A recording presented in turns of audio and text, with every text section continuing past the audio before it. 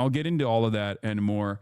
Actually, let's just blast off real quick because there's not really much else going on in my life because I'm a chud ass loser. So, that's it. My Twitter algorithm is nothing but Hassan hate. It's so fucking annoying. Yeah, because Twitter shows you things that you respond to. Okay, it shows you things that annoy you.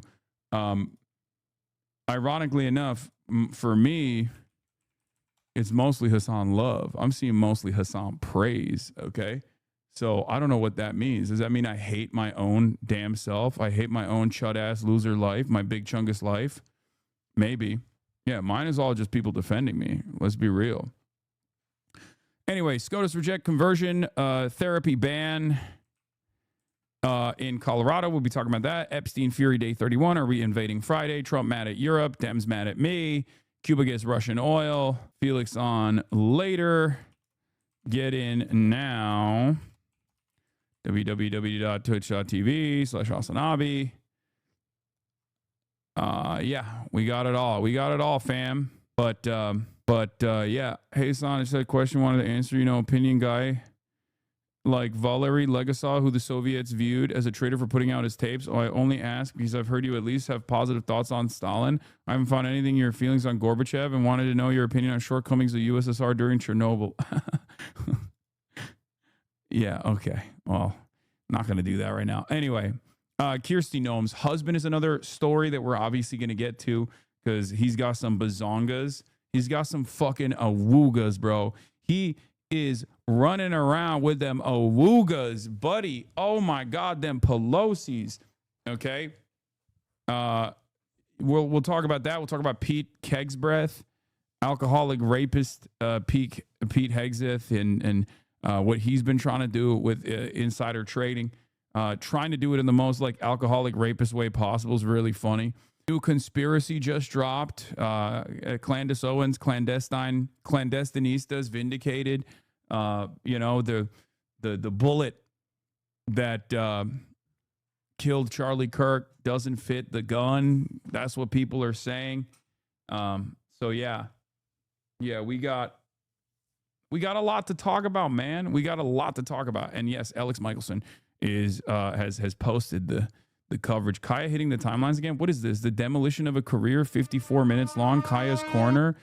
What the heliante is this? This is just the Ethan Klein video. I mean, you can go watch it on your own, but we got a lot going on. I don't think I'm gonna be watching an Ethan Klein video. No disrespect to Kaya's corner. That seems awesome. But maybe today might not be the day to do that. But all right. So we got a lot to talk about. We got a lot to cover. All right. We're going to get right into it. First of all, thank you for the playlist, Amacius. Will you do an event with Shaikot at the Bay Area? He needs it. I know I will. I will do something with Shaikot. The problem is like my Bay Area activities are fairly limited. It's a good video. Okay, well, before we get to the situation monitoring, let's start with two things. Number one, as you guys know, yesterday I was endlessly slandered by Jake Tapper, my number one op at CNN. Okay, and in the process of getting endlessly smeared and slandered by Jake Tapper, who called me an anti-Semite, I still turned around and was able to fire off a CNN segment only a couple hours later with my friend Alex Michelson, who had asked me to come on CNN a while back to talk about my Cuba trip. Okay. Now, what's really funny about that is this creates a very unique dynamic, right? Because on the one hand, Jake Tapper wants to say I'm a toxic person.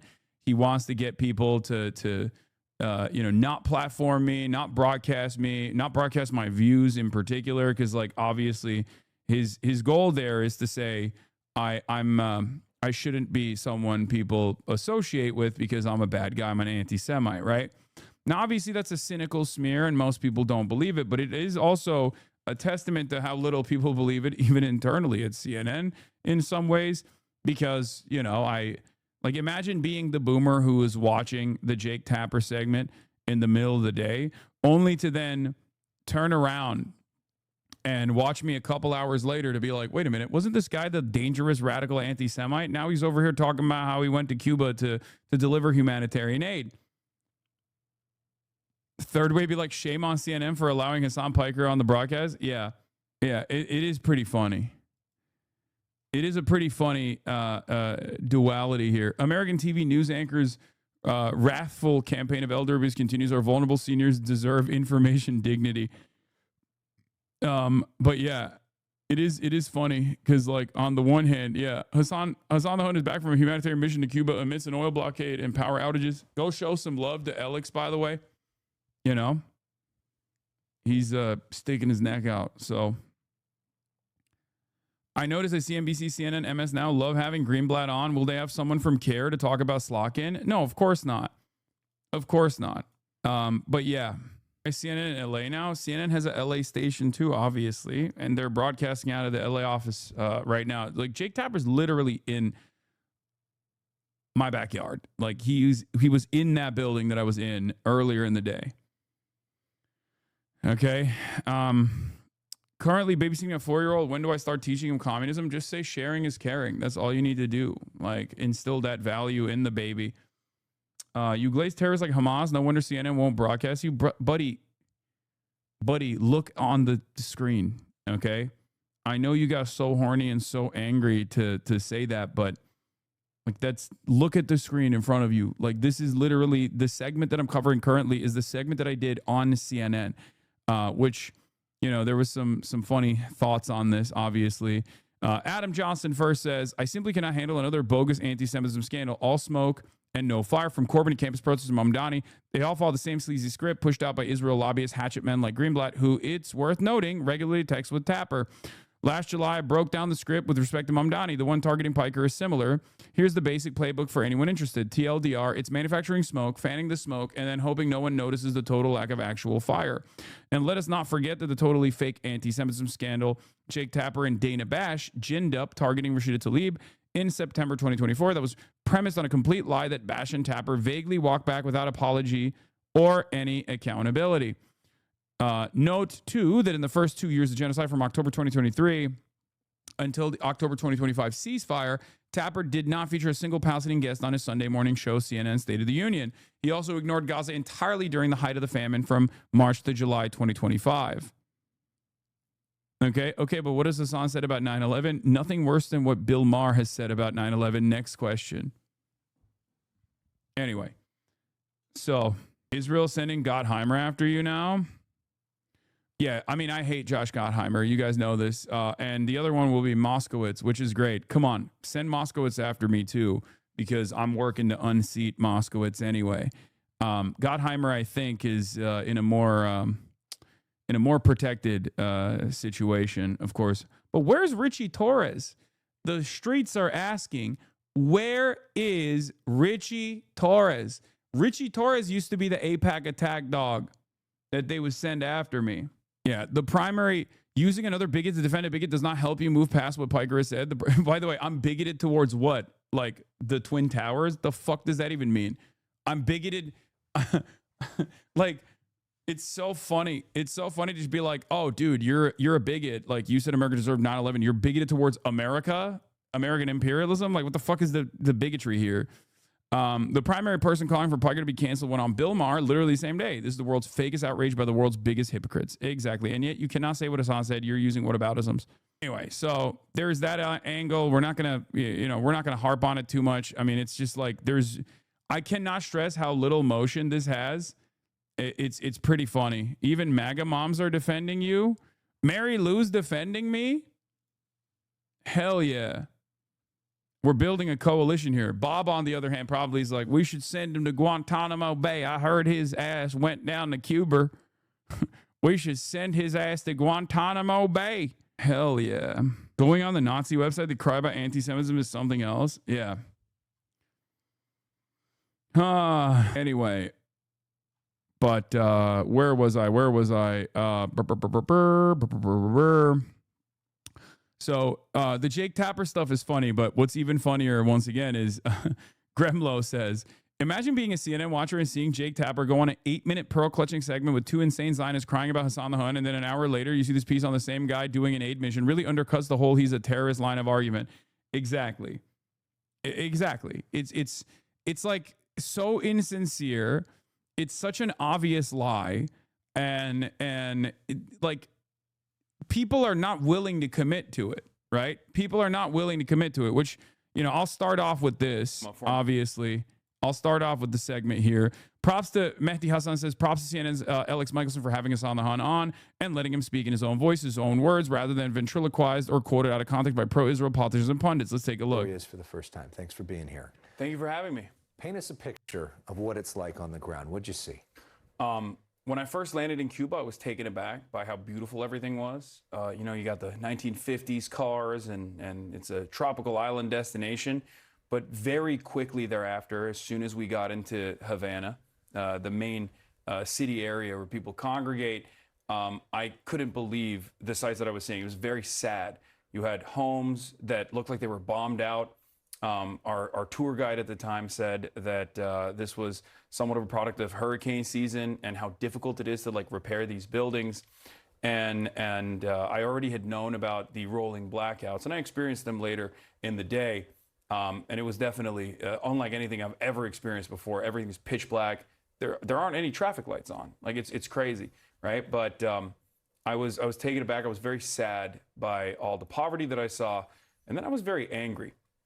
It was actually Ben Rhodes who told me that I would get very sad when I first went to Former Obama foreign policy advisor. Former Obama foreign policy advisor Ben Rhodes, who was formative in the previous normalization agreement with Cuba that Barack Obama had orchestrated, and he was right. It was very sad to see, but then it was very angering. It was very anger-inducing because I felt like. So Phil, Twitter video, bro. Twitter video, absolutely cooked. Now, who the fuck chose that tie, Unc? It's a good tie, bro. Shut up. Here, we'll continue off where we left off. It was very. Piker describes feeling sad and angry during Cuba trip. Very sad to see, but then it was very angering. It was very anger-inducing because I felt like, there was a lot of potential on this island that we were just robbing the people of, and it's totally cruel and totally unnecessary.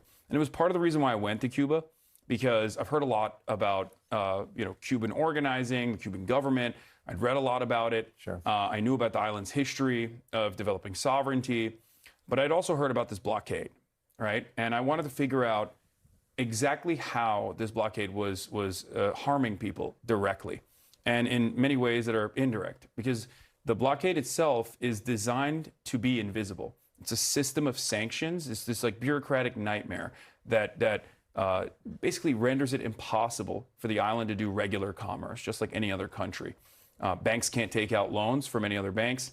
And you, as an American citizen, as a matter of fact, have a lot of restrictions on what you can and can't do, both on the island, or if you wanted to even send money, if you have relatives on the island. It's a very difficult process to like directly send cash payments to your relatives as well. It's totally unnecessary. These rules are so arbitrary, and yet they're so damaging to everyone, to everyday Cuban existence. What were you most surprised by actually seeing it up close and personal?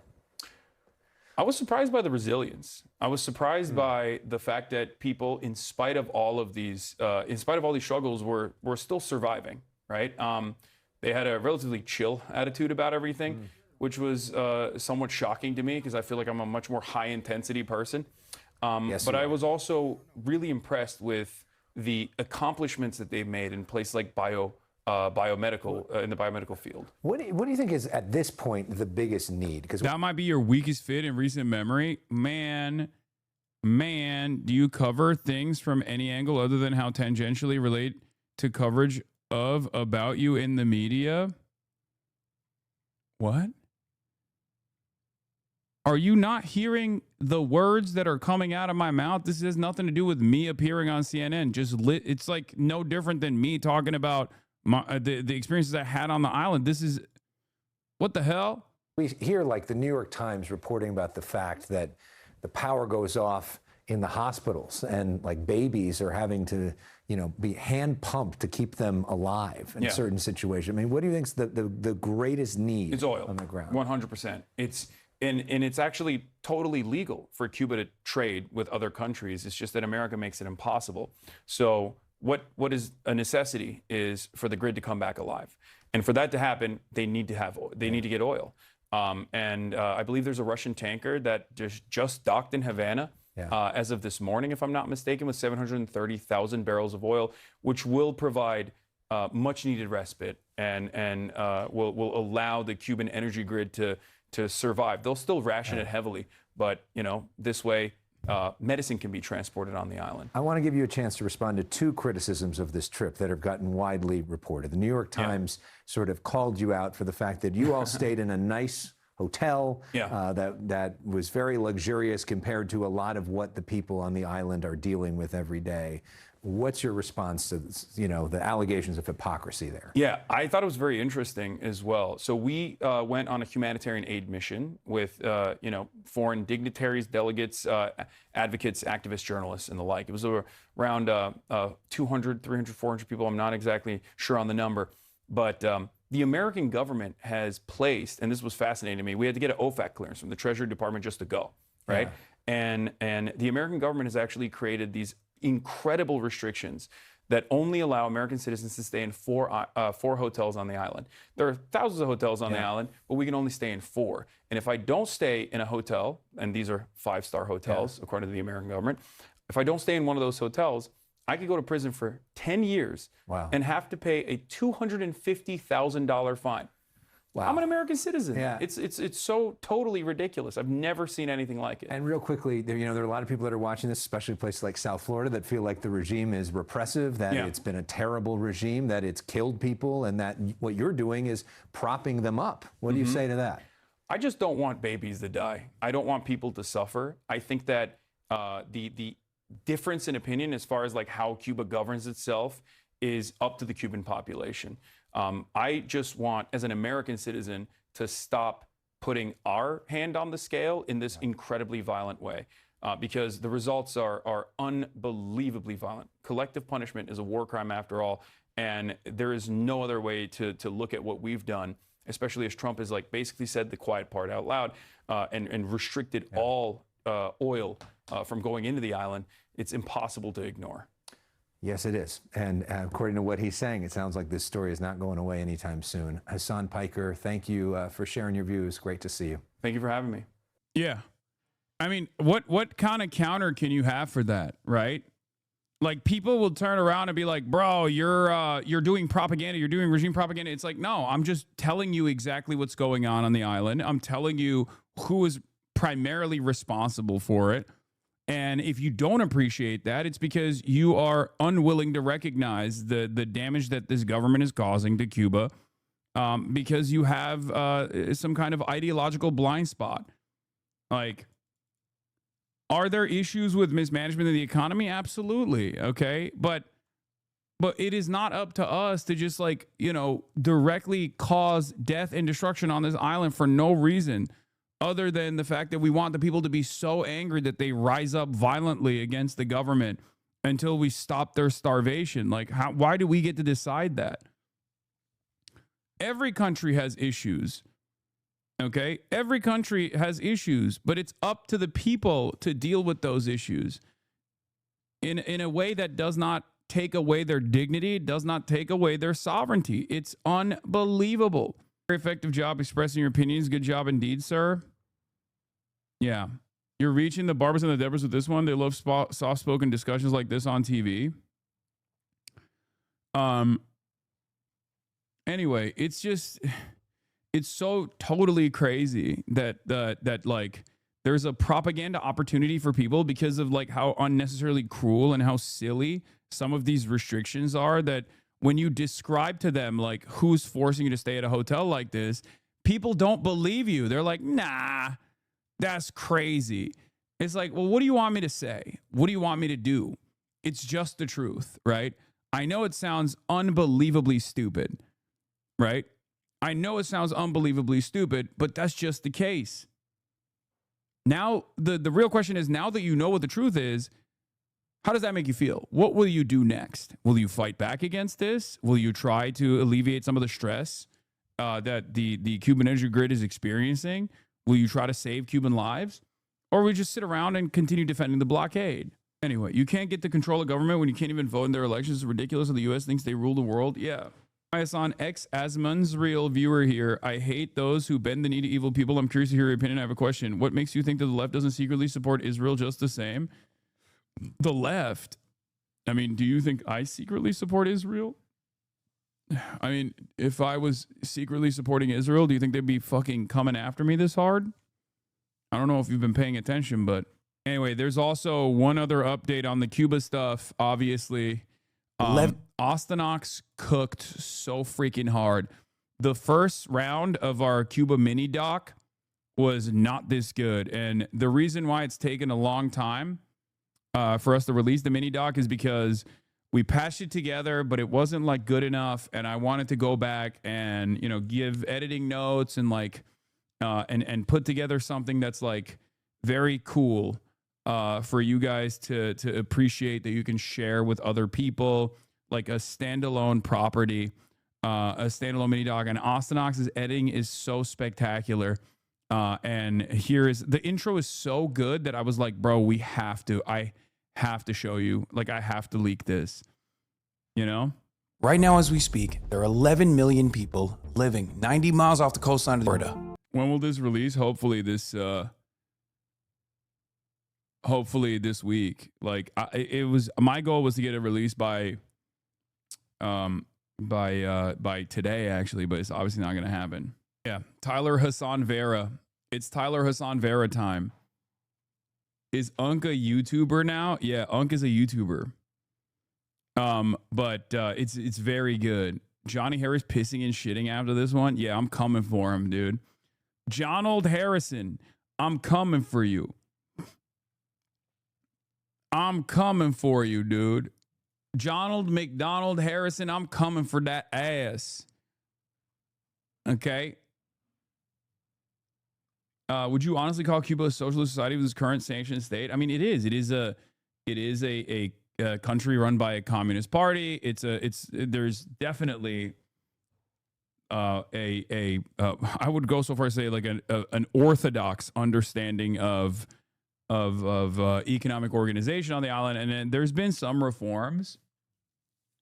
There's been some reforms in the economy. There's been some liberalization, some marketization that has taken place. However, and you'll see, I will, after this, I'll release my interview that I did with Cosio as well. After first we released the mini doc, and then I have almost like a 2-hour interview that I did with the foreign vice minister, and like one of the things that he was explaining to me was the fact that while internally there's a lot of there's differences in opinion within the party structure. People want reform. Some people are responsive to those demands. But the blockade system makes it virtually impossible for them to adequately apply this stuff, like adequately engage in any sort of economic reform whatsoever, because the American government has tried to, at every step, rip apart Cuban sovereignty.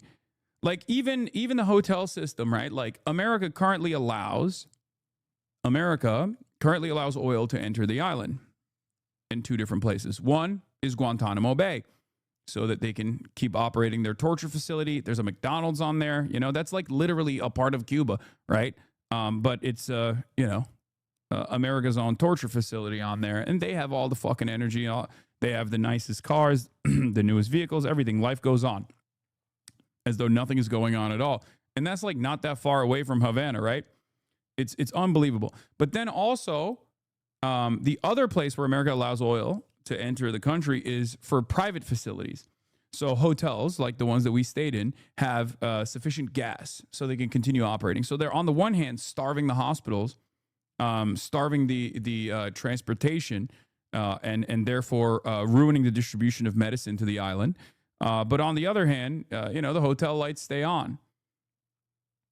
So they're tilting the scales in favor of like private businesses in an effort to in this very ham-fisted way, in an effort to elevate private businesses and keep them alive while directly causing tremendous suffering for regular Cuban society, ordinary Cubans.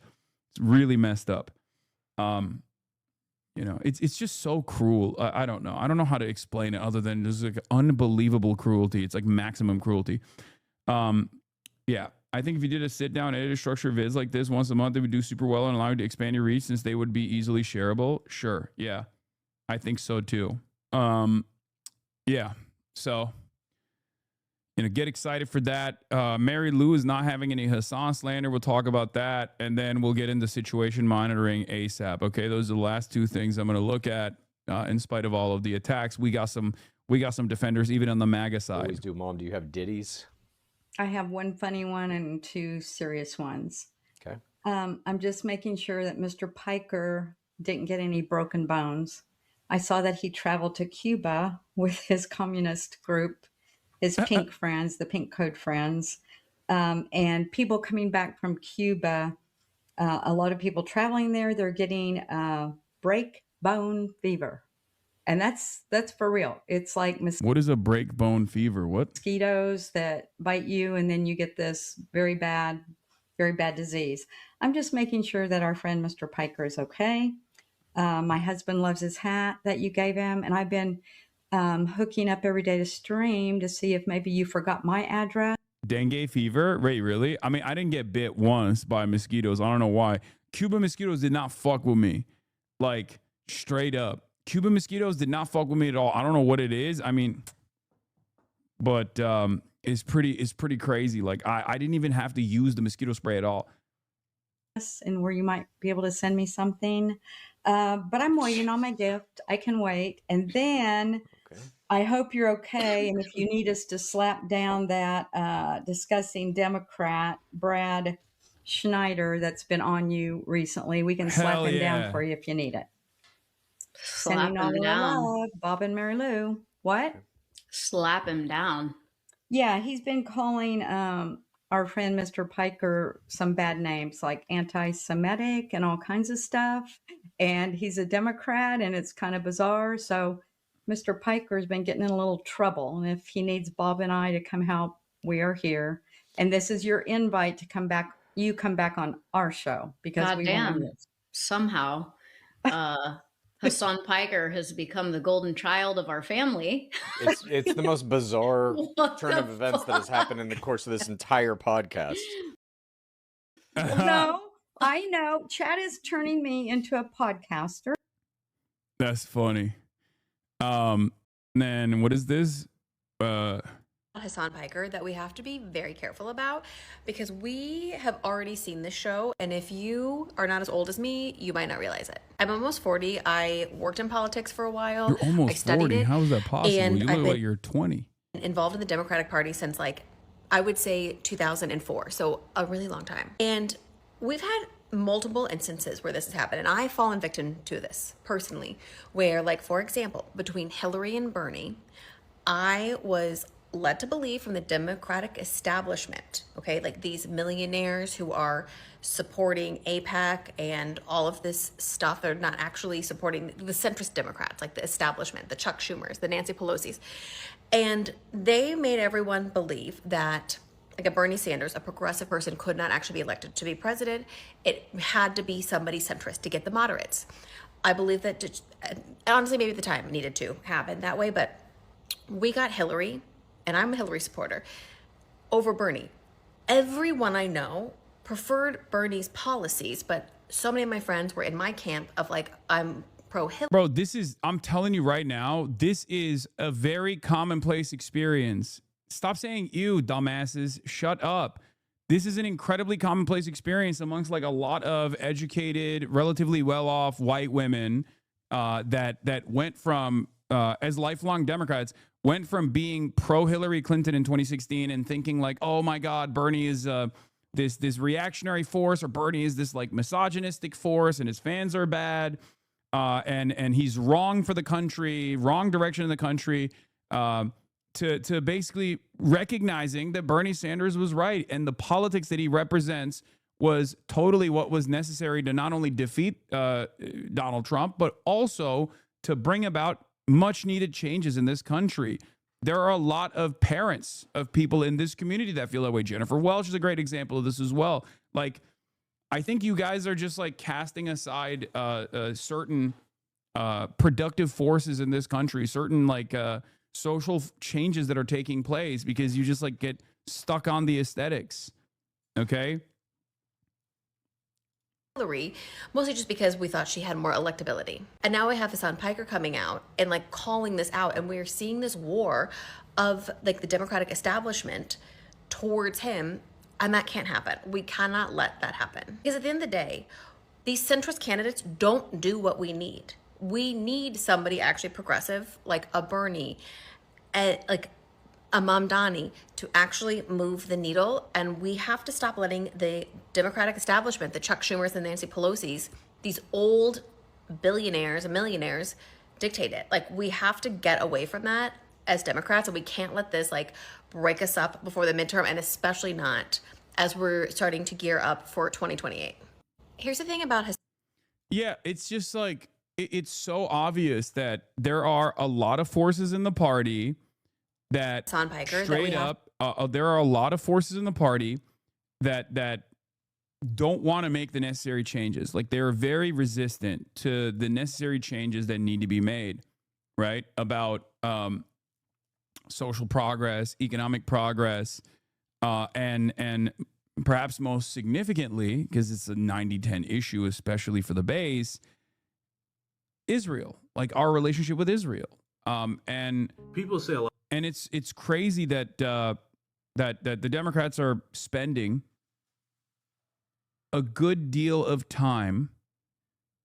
They're spending a good deal of time and effort attacking that need, like someone who's responsive to the needs of the base, someone who's responsive to the demands of the base. And they're doing so in this like organized manner in a way that they don't do towards, in a way that they don't actually have the same level of smoke for like Republicans.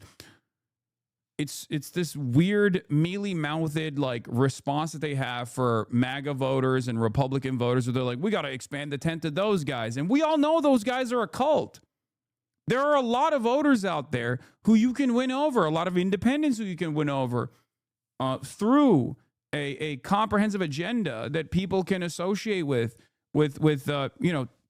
policy prescriptions that seek to address all of the economic pressures that everyday Americans, ordinary Americans experience, right? And instead of doing that, they're like, no, we got to get these MAGA cultists on board. And how do we get them on board? By being more moderate on social issues, leaning to the right on social issues. Well, that fucking fails every single time. So you're basically just saying like you want the Democrats to consistently lose to the Republicans because you don't care if the Republicans win. You might act like you care. You might act like it hurts you. It hurts your feelings or whatever. But like you clearly don't care, right? And I don't think people are putting up with this. Like, they're seeing the attack ads. They're seeing the organized initiatives. And they're thinking to themselves, like, people that don't even know me, I think, are encountering this information and going, this doesn't make any fucking sense. Why? I don't know about this guy. Why do I have to care about this guy? It seems like he embodies some of the ideals that I have as far as like, his opinion on Israel. And I've heard for the last 2.5 years over and over again, people who have the same feelings that I do about Israel are consistently getting smeared as anti-Semites. It's ridiculous. Also, what is this? Male voters ahead of 2028. Diving headfirst into the manosphere to woo male voters ahead of 2028. But they'll have to compete with the digital bro world's new rising star, far-left activist Hassan Piker. And what I really want is whether it's social media influencers on Twitch and YouTube like Hassan Piker or other kind of promoters of hate. What the hell is this? Okay, this is a new opening edit. What the hell is this, bro? What is that? Stop! Oh my God, Close Presence is back with 50 gifted You must always maintain revolutionary optimism. You must always continue to organize. You must always continue to agitate, because the quicker we can create enough pressure that causes the American state to recalculate its suicide pact with Israel, the quicker we can save as many Palestinian lives possible. Who made this, bro? This is a crazy. All right, new intro unlocked. New intro unlocked. New intro unlocked. New intro unlocked. It's not so easy being a streamer, is it?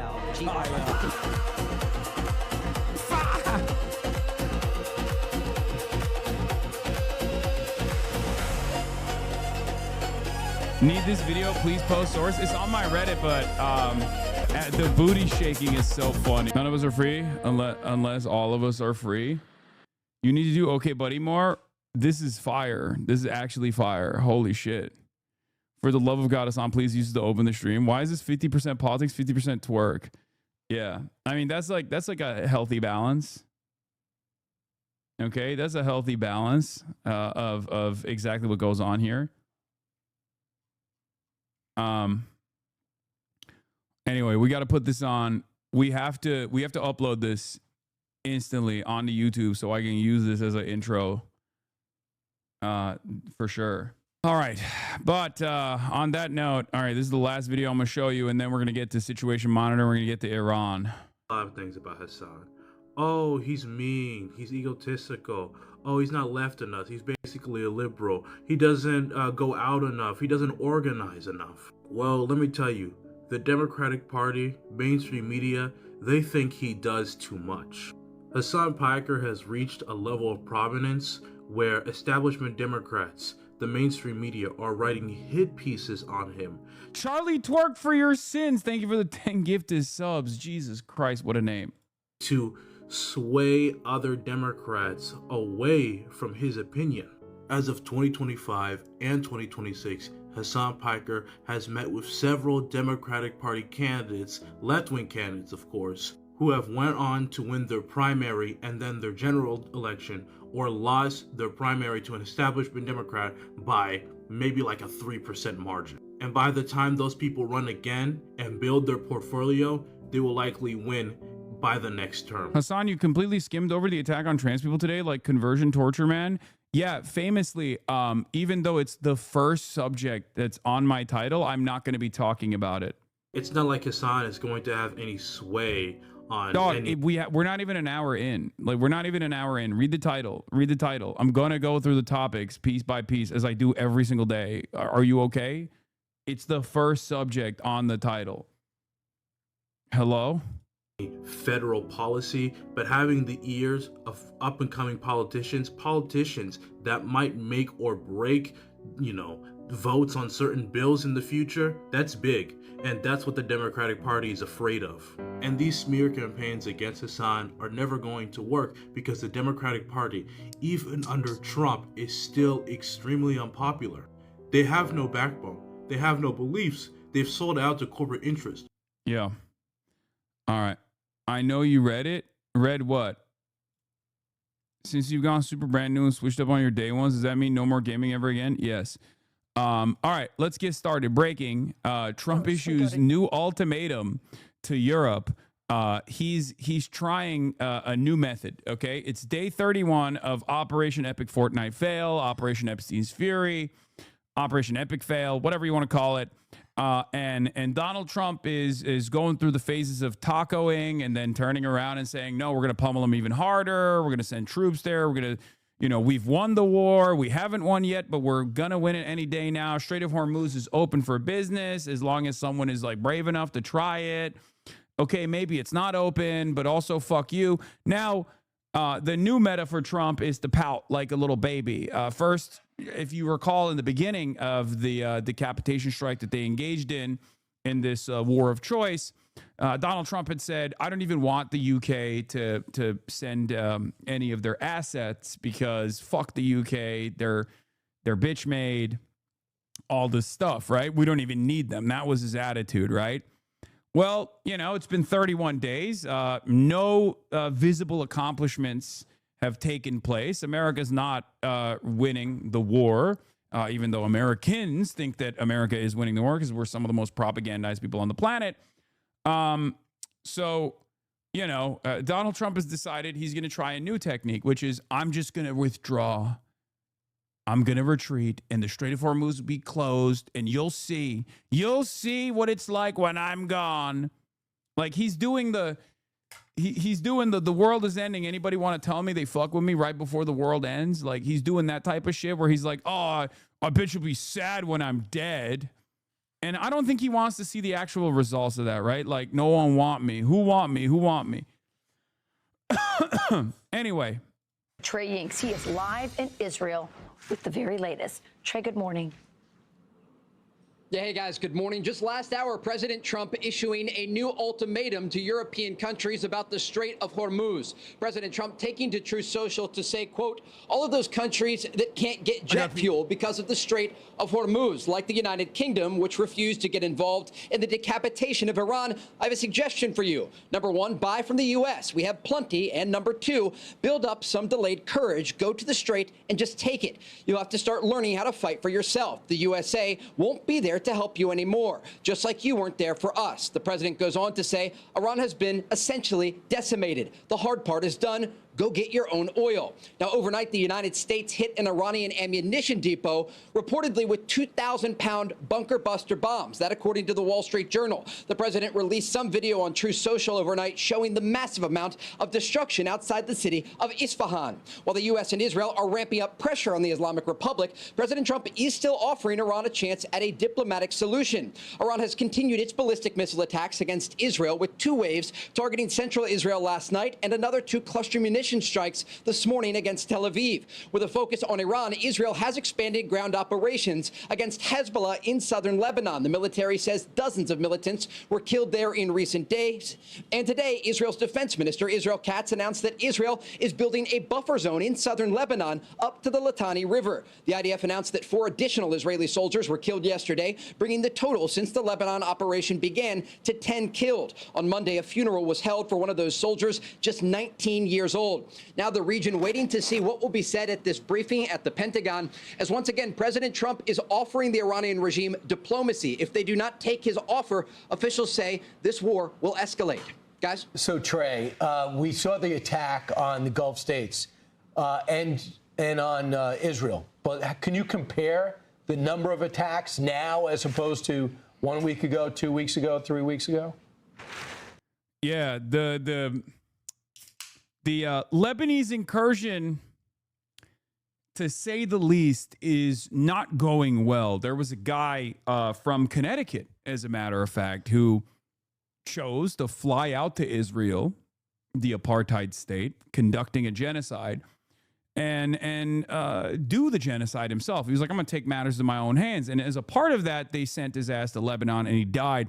And apparently, he was actually supposed to come back to the United States of America. And, you know, it's hard. It's really hard to look at that situation and be like, well, you brought this on yourself, you know? Like, it's just so difficult for me to look at that situation and be like, you were living in the fucking lap of luxury in the imperial court in the United States of America, and you chose to fucking put on the Nazi uniform to go and, like, kill people in Lebanon, to kill people in Gaza. And you know, you can't do that any longer because you were invading Lebanon. It's tough, real tough. Obviously, as you guys know, I am in favor of prosecuting all war criminals that go and adorn the garb of a foreign state's Nazi militia. You know, I think like there is functionally no difference than some American or Westerner literally joining Daesh, okay? It's just not different. Like, the only difference is we don't receive these people in the same way. We don't look at these people in the same way. We just think like, no, that's an ally, so it's totally appropriate for them to go and do fucking genocide. I don't think so. Like, how is that any different than a guy who's like Johnny Jihadi or whatever, who's like, oh, I'm going to go and join ISIS. I'm going to go and fight alongside ISIS. You're a psycho. You're a psychopath, okay?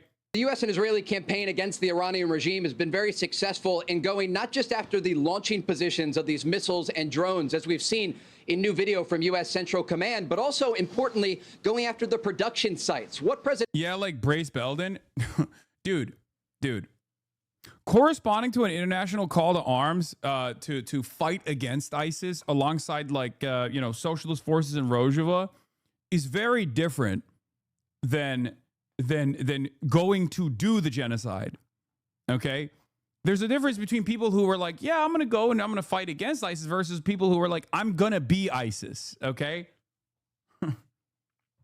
President Trump is ordering here is a decapitation not only of Iran's military leadership, but also of their production lines, so that in the future they're not able to threaten U.S. forces or allies across the region. And we have seen those videos of decimation to the Iranian regime. This is a very large country, though, and that is part of the reason that these strikes continue, often on an hourly basis. And despite the fact that the Iranians can still get off ballistic missile fire and drone attacks against Israel and Gulf countries, their ability to do so and to resupply has been destroyed. Be sure to like and subscribe for all the Fox News latest on YouTube and catch full. President Trump. Anyway, Trump slams U.S. allies again over their stance on the Strait of Hormuz. Now, you have to understand, their stance over the Strait of Hormuz is just, can you please not fuck around with the Strait of Hormuz so, we can get energy. We can get our oil and gas tankers out of there. Okay, that's their stance. The problem is America and Israel had very different opinions, and they followed through on their desires. And of course, now the Strait of Hormuz is closed. And it's ridiculous because they didn't have a say in this process at all, right? They had no say in this process. America and Israel decided the fate of mankind for everybody else, basically. And because they could not accomplish their military objectives, Israel's military objectives are total death and destruction regardless. America's military objectives are like regime decapitation and then like new regime implementation, right?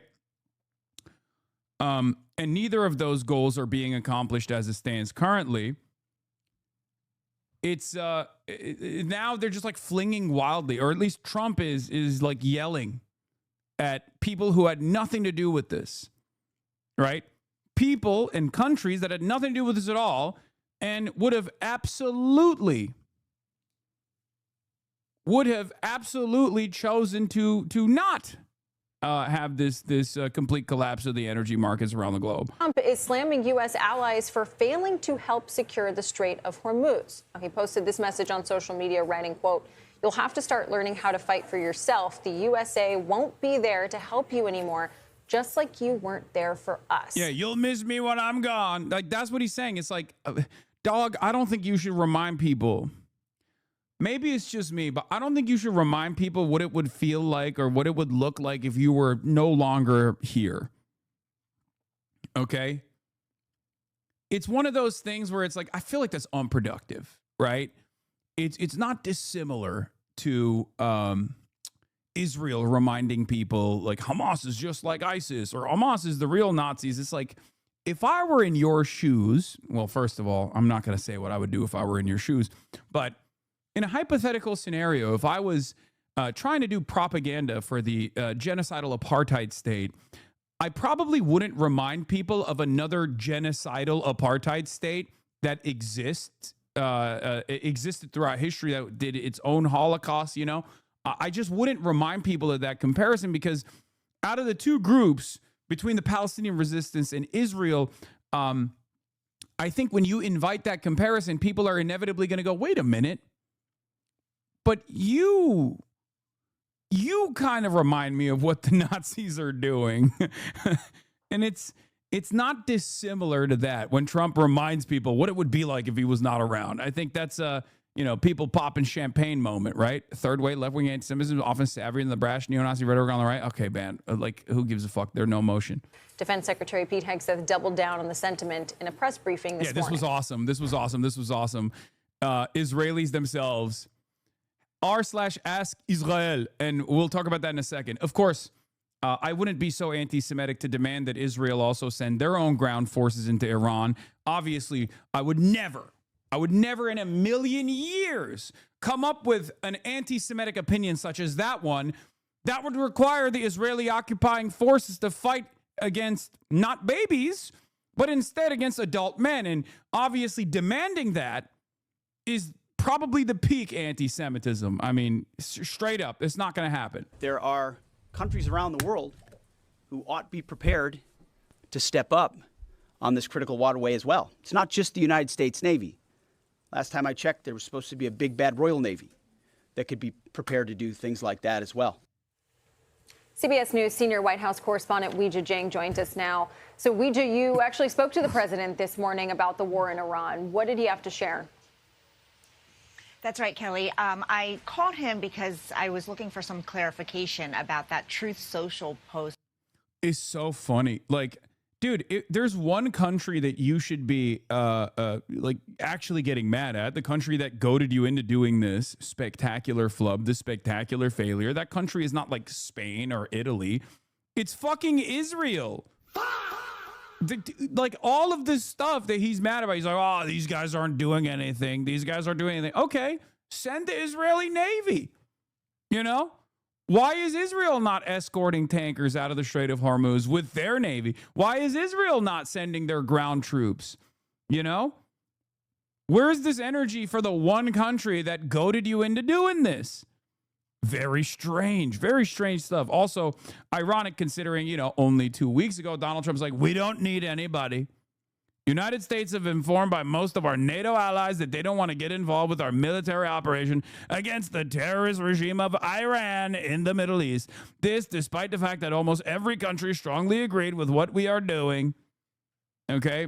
Did you see Steve Bannon said Yair Netanyahu should be sent to fight in Iran? Maybe not the best look for the Dems to be outflanked by pedo-Nazis. I agree. Also, Steve Bannon is like he's not a real anti-Israel voice, right? Like he's saying Steve Bannon is like anti-Israel is like saying Steve Bannon is anti-Jeffrey Epstein. You know what I mean? He's the opposite of both of those things, but he can present himself as that. And because Republicans are fucking cattle, most of them go, oh, I agree. He's kind of going beast mode, you know?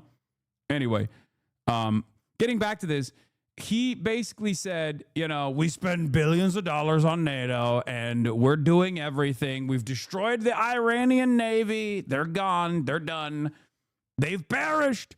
We don't need anybody else. 2 weeks ago, he was saying, you know, it's victory time. There have been approximately 20 additional victory announcements since then, and yet no victory is in sight for some weird reason. Apparently, Israeli news said they have a red line and will not be sending ground forces. They don't have ground forces. Their ground forces can only do genocide. They only know how to kill unarmed Palestinians. I cannot explain this enough. I'm not even joking. Look at what the fuck is going on in Lebanon. Okay? Look at what's happening in Lebanon. Hezbollah is melting their fucking Merkava tanks. $6 million a pop, $10 million a pop with the trophy systems and everything else included. They're losing like 10 tanks a day. Hezbollah is literally whipping them, okay? Belt to ass. And that is not the IRGC, my friend, because Hezbollah is still a paramilitary formation inside of Lebanon, one that was born out of Israel's initial incursion, Israel's initial violence. And it's still not a standing army of a sovereign state, okay? And even then, the Israeli occupying forces are eating unlimited bags of dick in Lebanon, okay?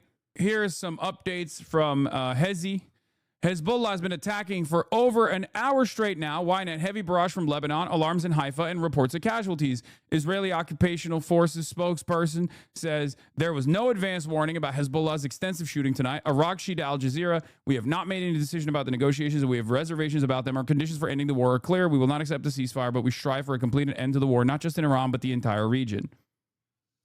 Okay?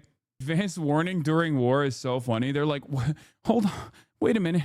But this doesn't make sense. This doesn't make sense. Why are they fighting back? Why won't they let us invade? Southern Lebanon is ours. Don't you know? It was promised to me 3,000 years ago. Like, that's literally the argument. America and Israel are such spoiled children in the way that they operate, where the American government's like, why is Iran attacking our military bases in the fucking region? Why won't they just like let us Why won't they let us deploy aerial campaigns from air bases that are slammed in the ass cheeks of Iran? Don't you know that's illegal? And Israel's doing the same fucking energy.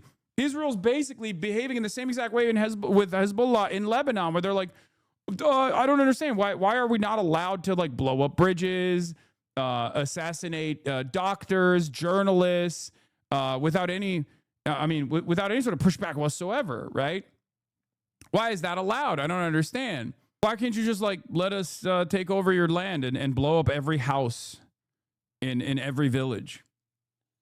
That he posted about the Strait of Hormuz, in which he, just like we heard from Secretary Hegseth, was really going after allies and expressing a fresh round of frustration. But it made it sound like the U.S. could leave, because he said, you'll have to start learning how to fight for yourself. The USA won't be there to help you anymore, just like you weren't there for us.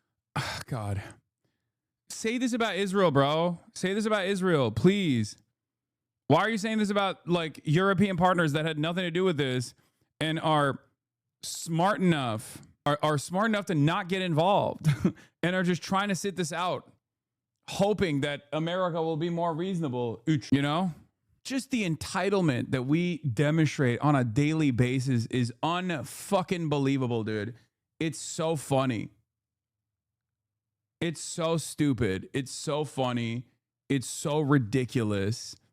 Like, how dare they? That's the attitude. It's always like, how dare they fight back? How dare the European allies don't immediately muster up the forces to fight our war? And it's not even our war, it's Israel's war, really.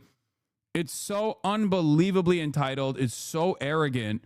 And in the absence of any sort of soft power initiative, America is going to lose out on what remains of the allegiances that they have with even the vassal states. Great job. So I asked him whether that meant that the U.S. would start pooling assets in and around the strait. And the president told me not yet.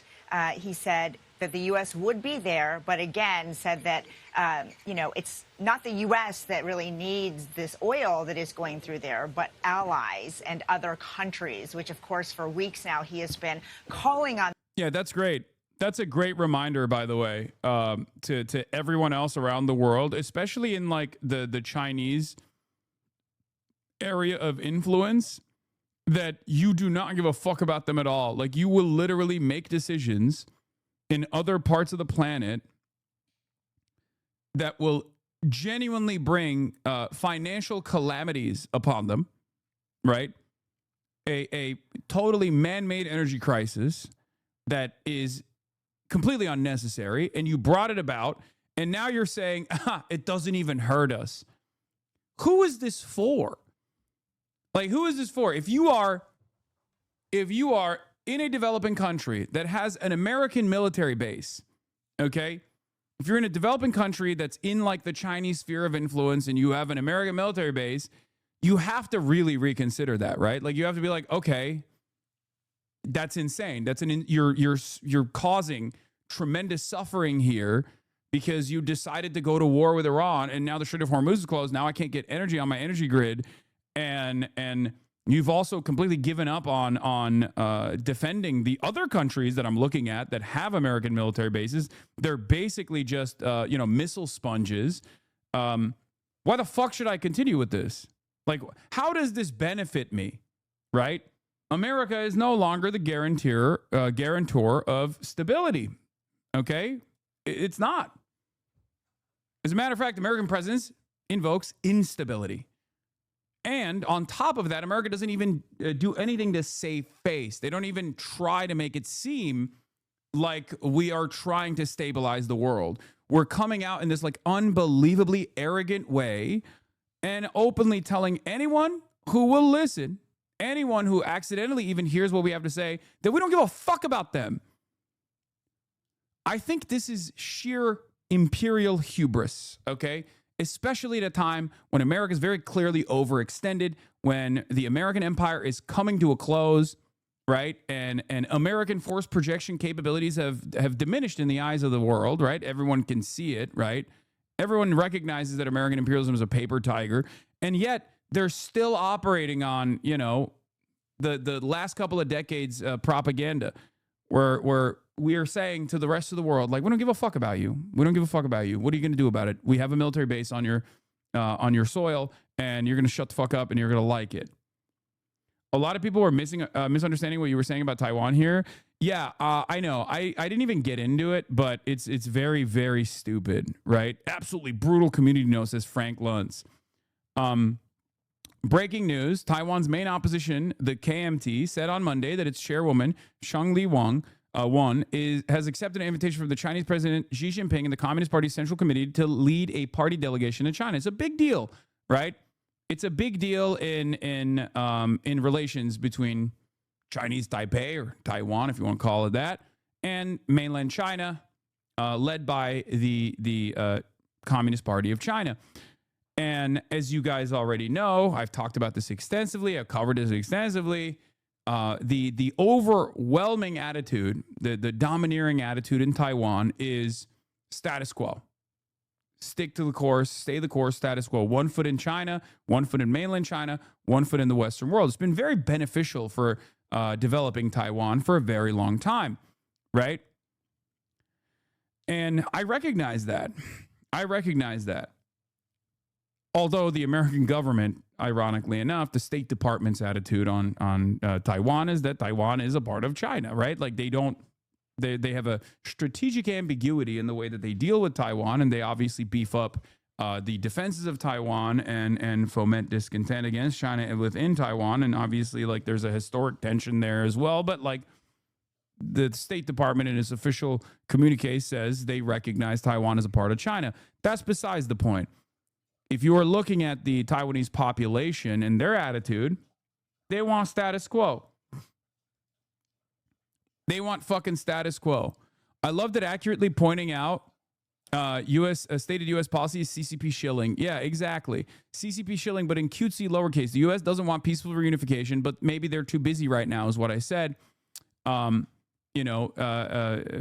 that there is like an opportunity, seeing that there's like clearly an opportunity there from the Chinese government's attitudes to move in the direction of peaceful reunification, right?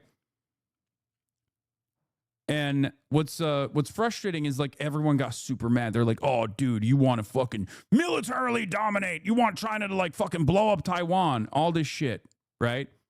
Very stupid.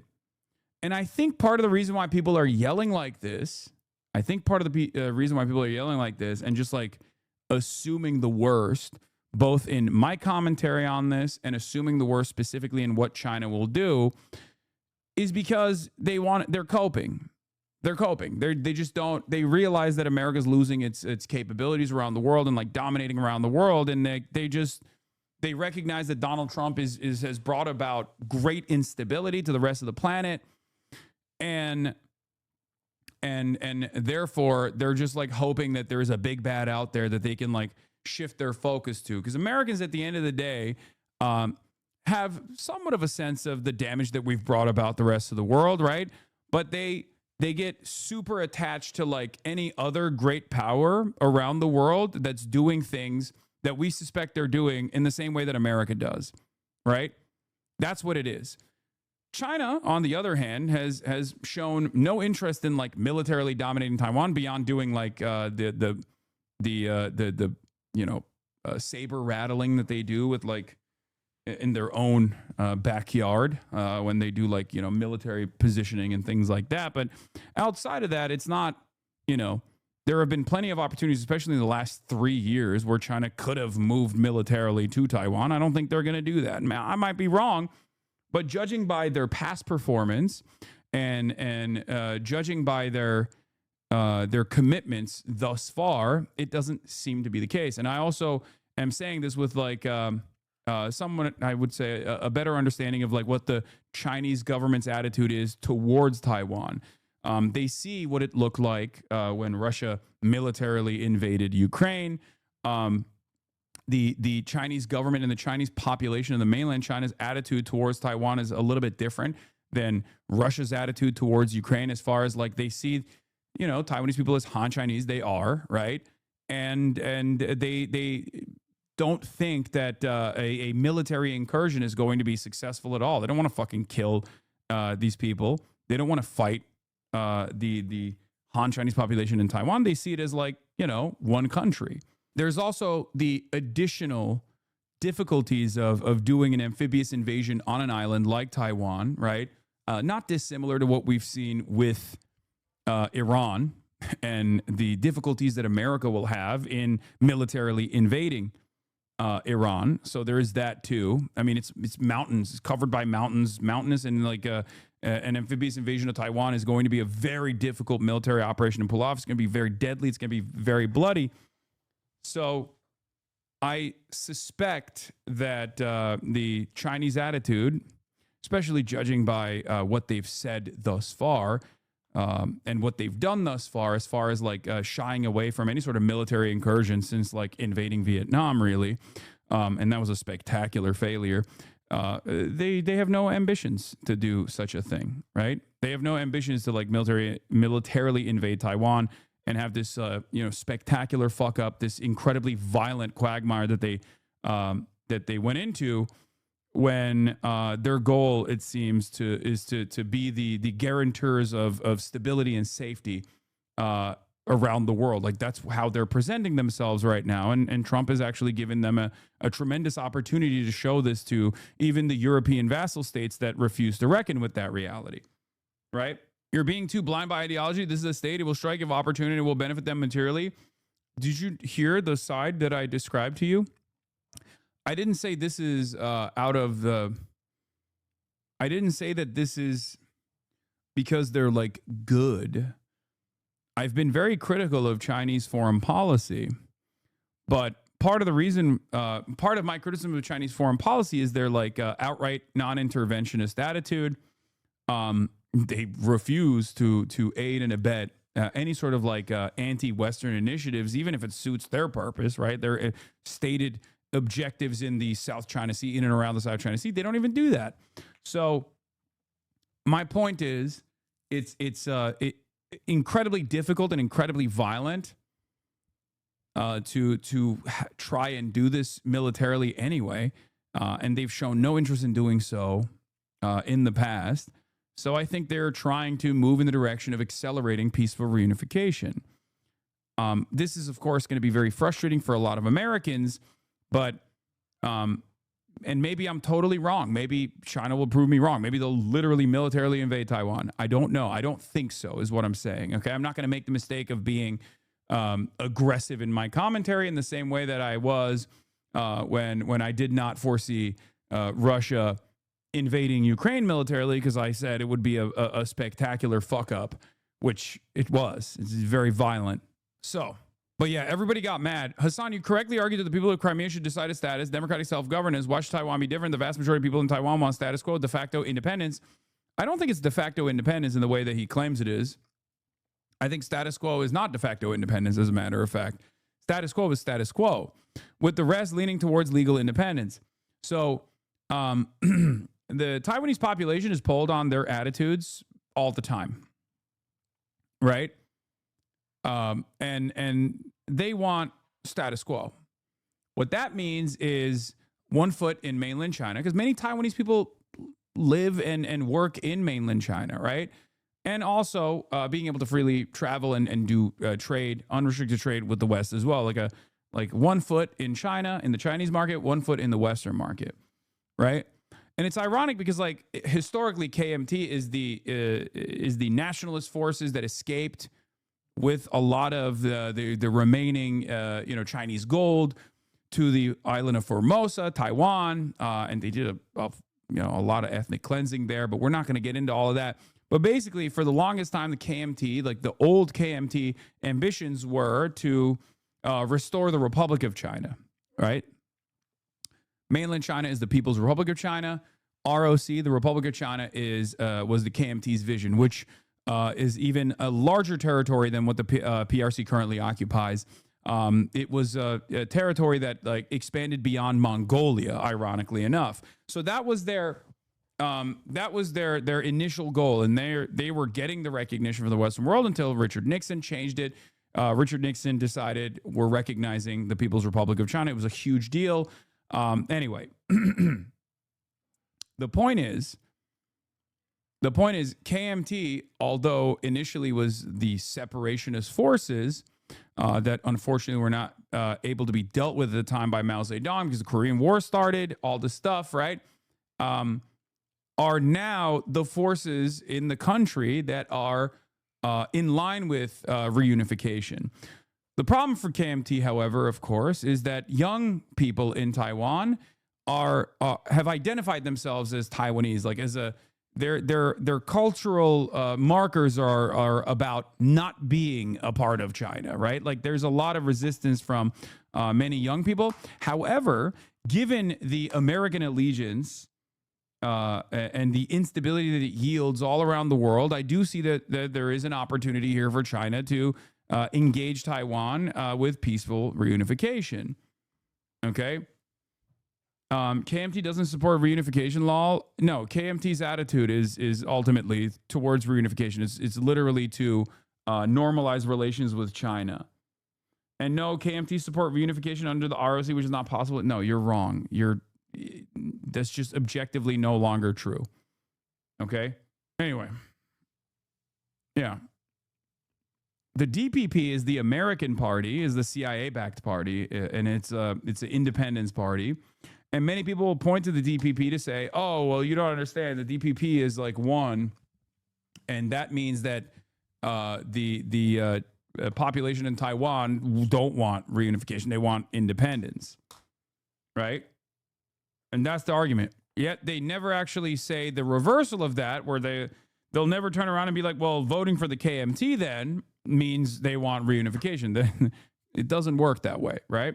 KMT doesn't officially advocate for reunification. This is literally illegal in Taiwan for a political party to advocate that. Yes, I'm just saying that, like, was the Hong Kong reunification considered peaceful? I mean, yeah. I mean, that's been happening since like the 90s, though. I do think that the one country, two systems attitude, however, is somewhat of a failure.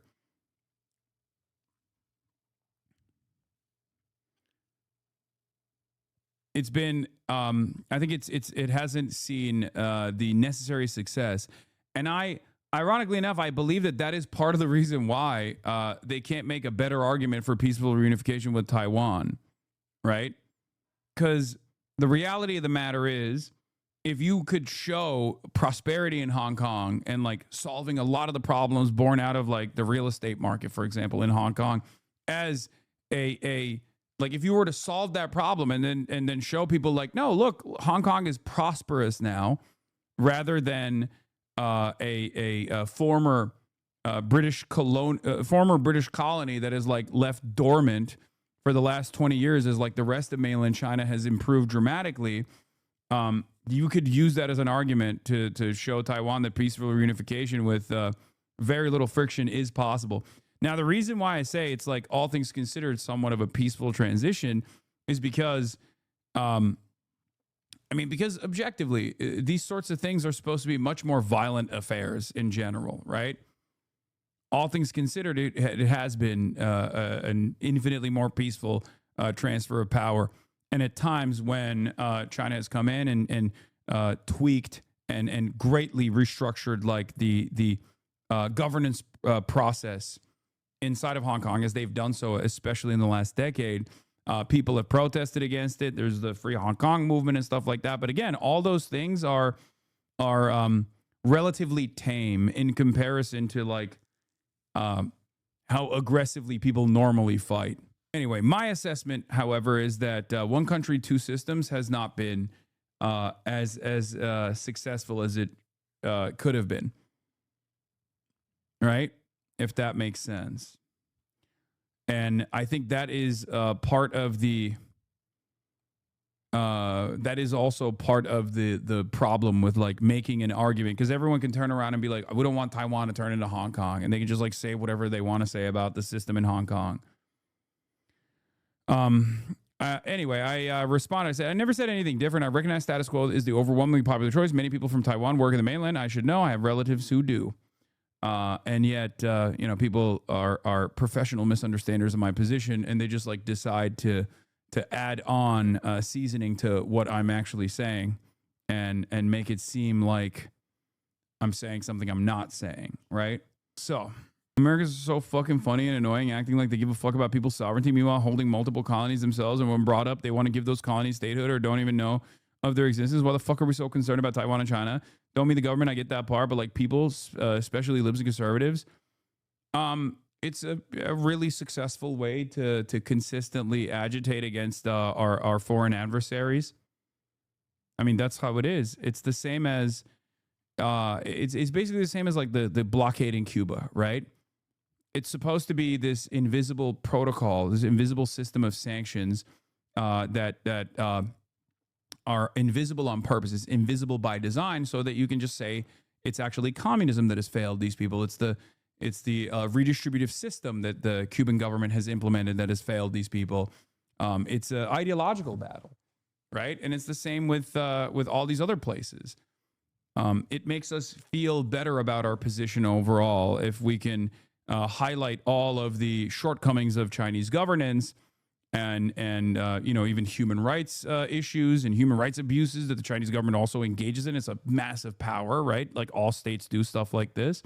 But it makes us feel better because like, oh, there's a scary foreign adversary out there, and they would be so much worse to us than we have been to everyone else if we are not the domineering power.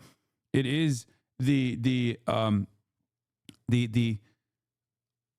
mentality that props up American exceptionalism, right? That's how you can prop it up, by constantly creating scary boogeymen. I think he was more focused on the anti-war.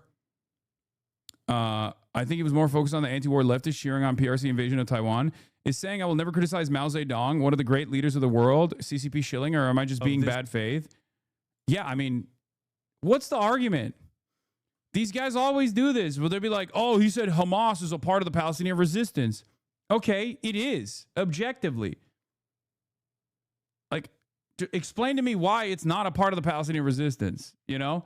These guys just rely on everybody else and their lack of knowledge to make a convincing case without actually having to convince anyone.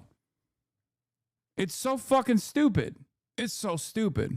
Anyway, let's continue with our failed government now. Them to apply more resources to try to secure the strait. But he said, I am not a gatekeeper for them. They weren't there for us. And added that at some point. Does China want Macau too? China already has Macau.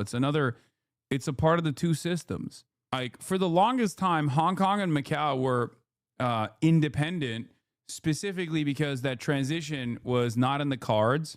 Like transitioning them into the Chinese system was something that they had the capabilities of doing.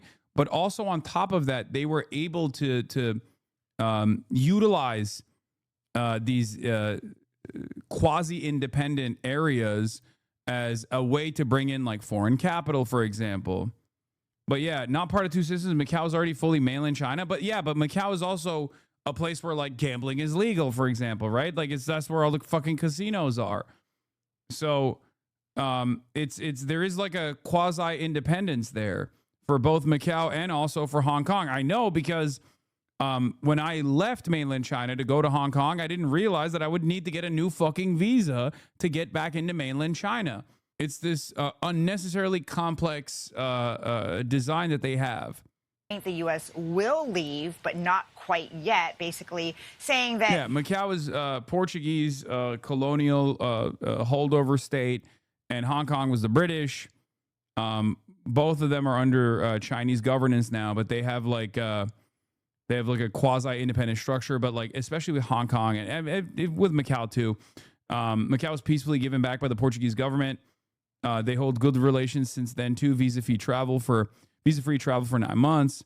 What do you call it? With Hong Kong, there was more friction, obviously.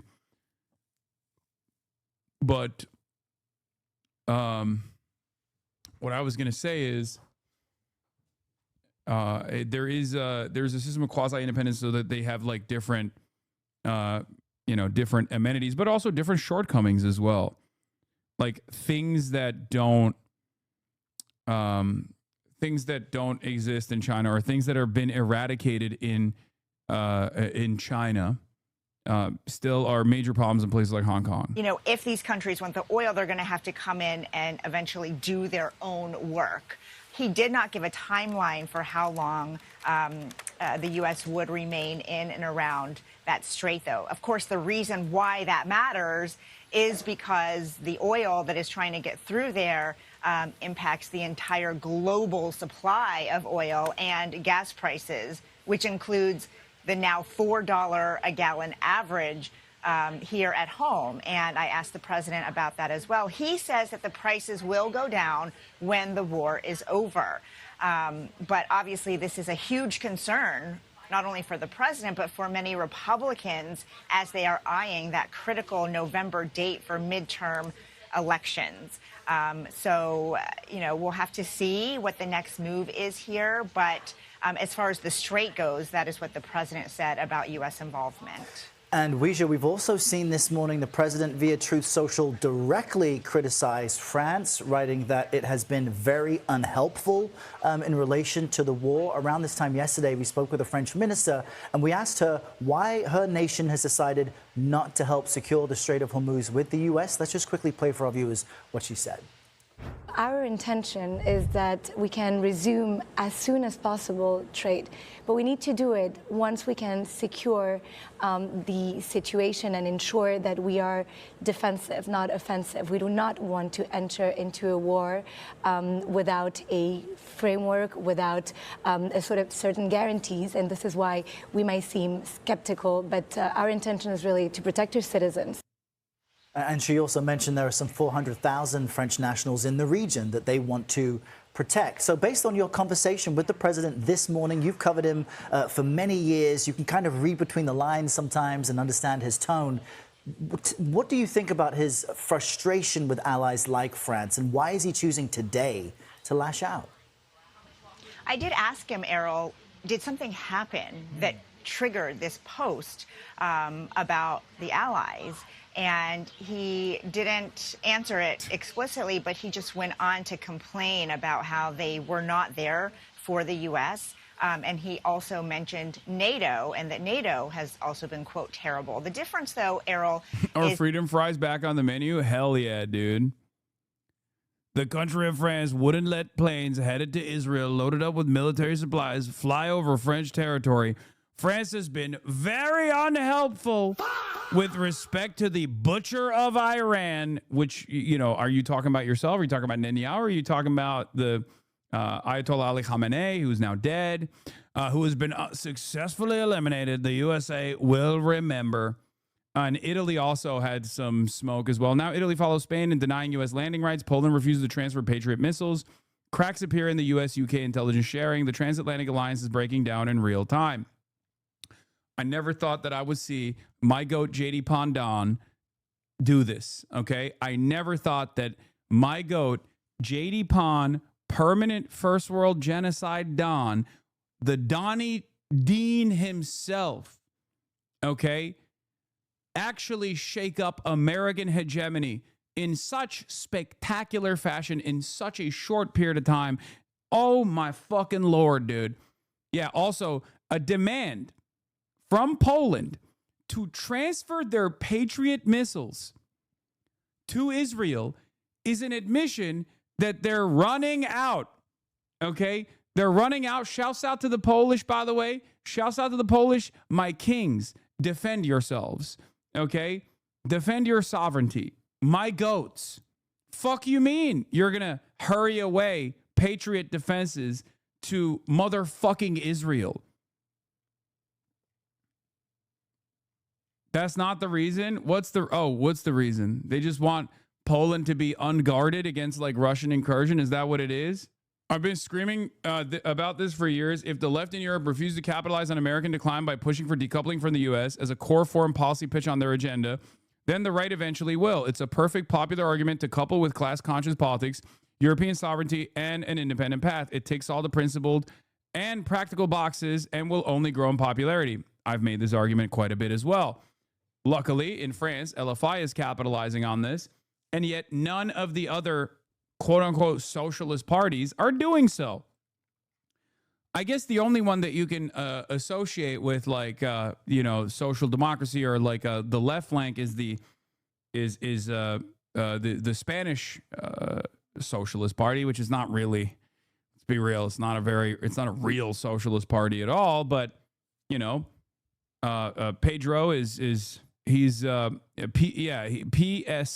PSOE is doing at least like he's moving in that direction, and he's winning a lot of favor for it as well.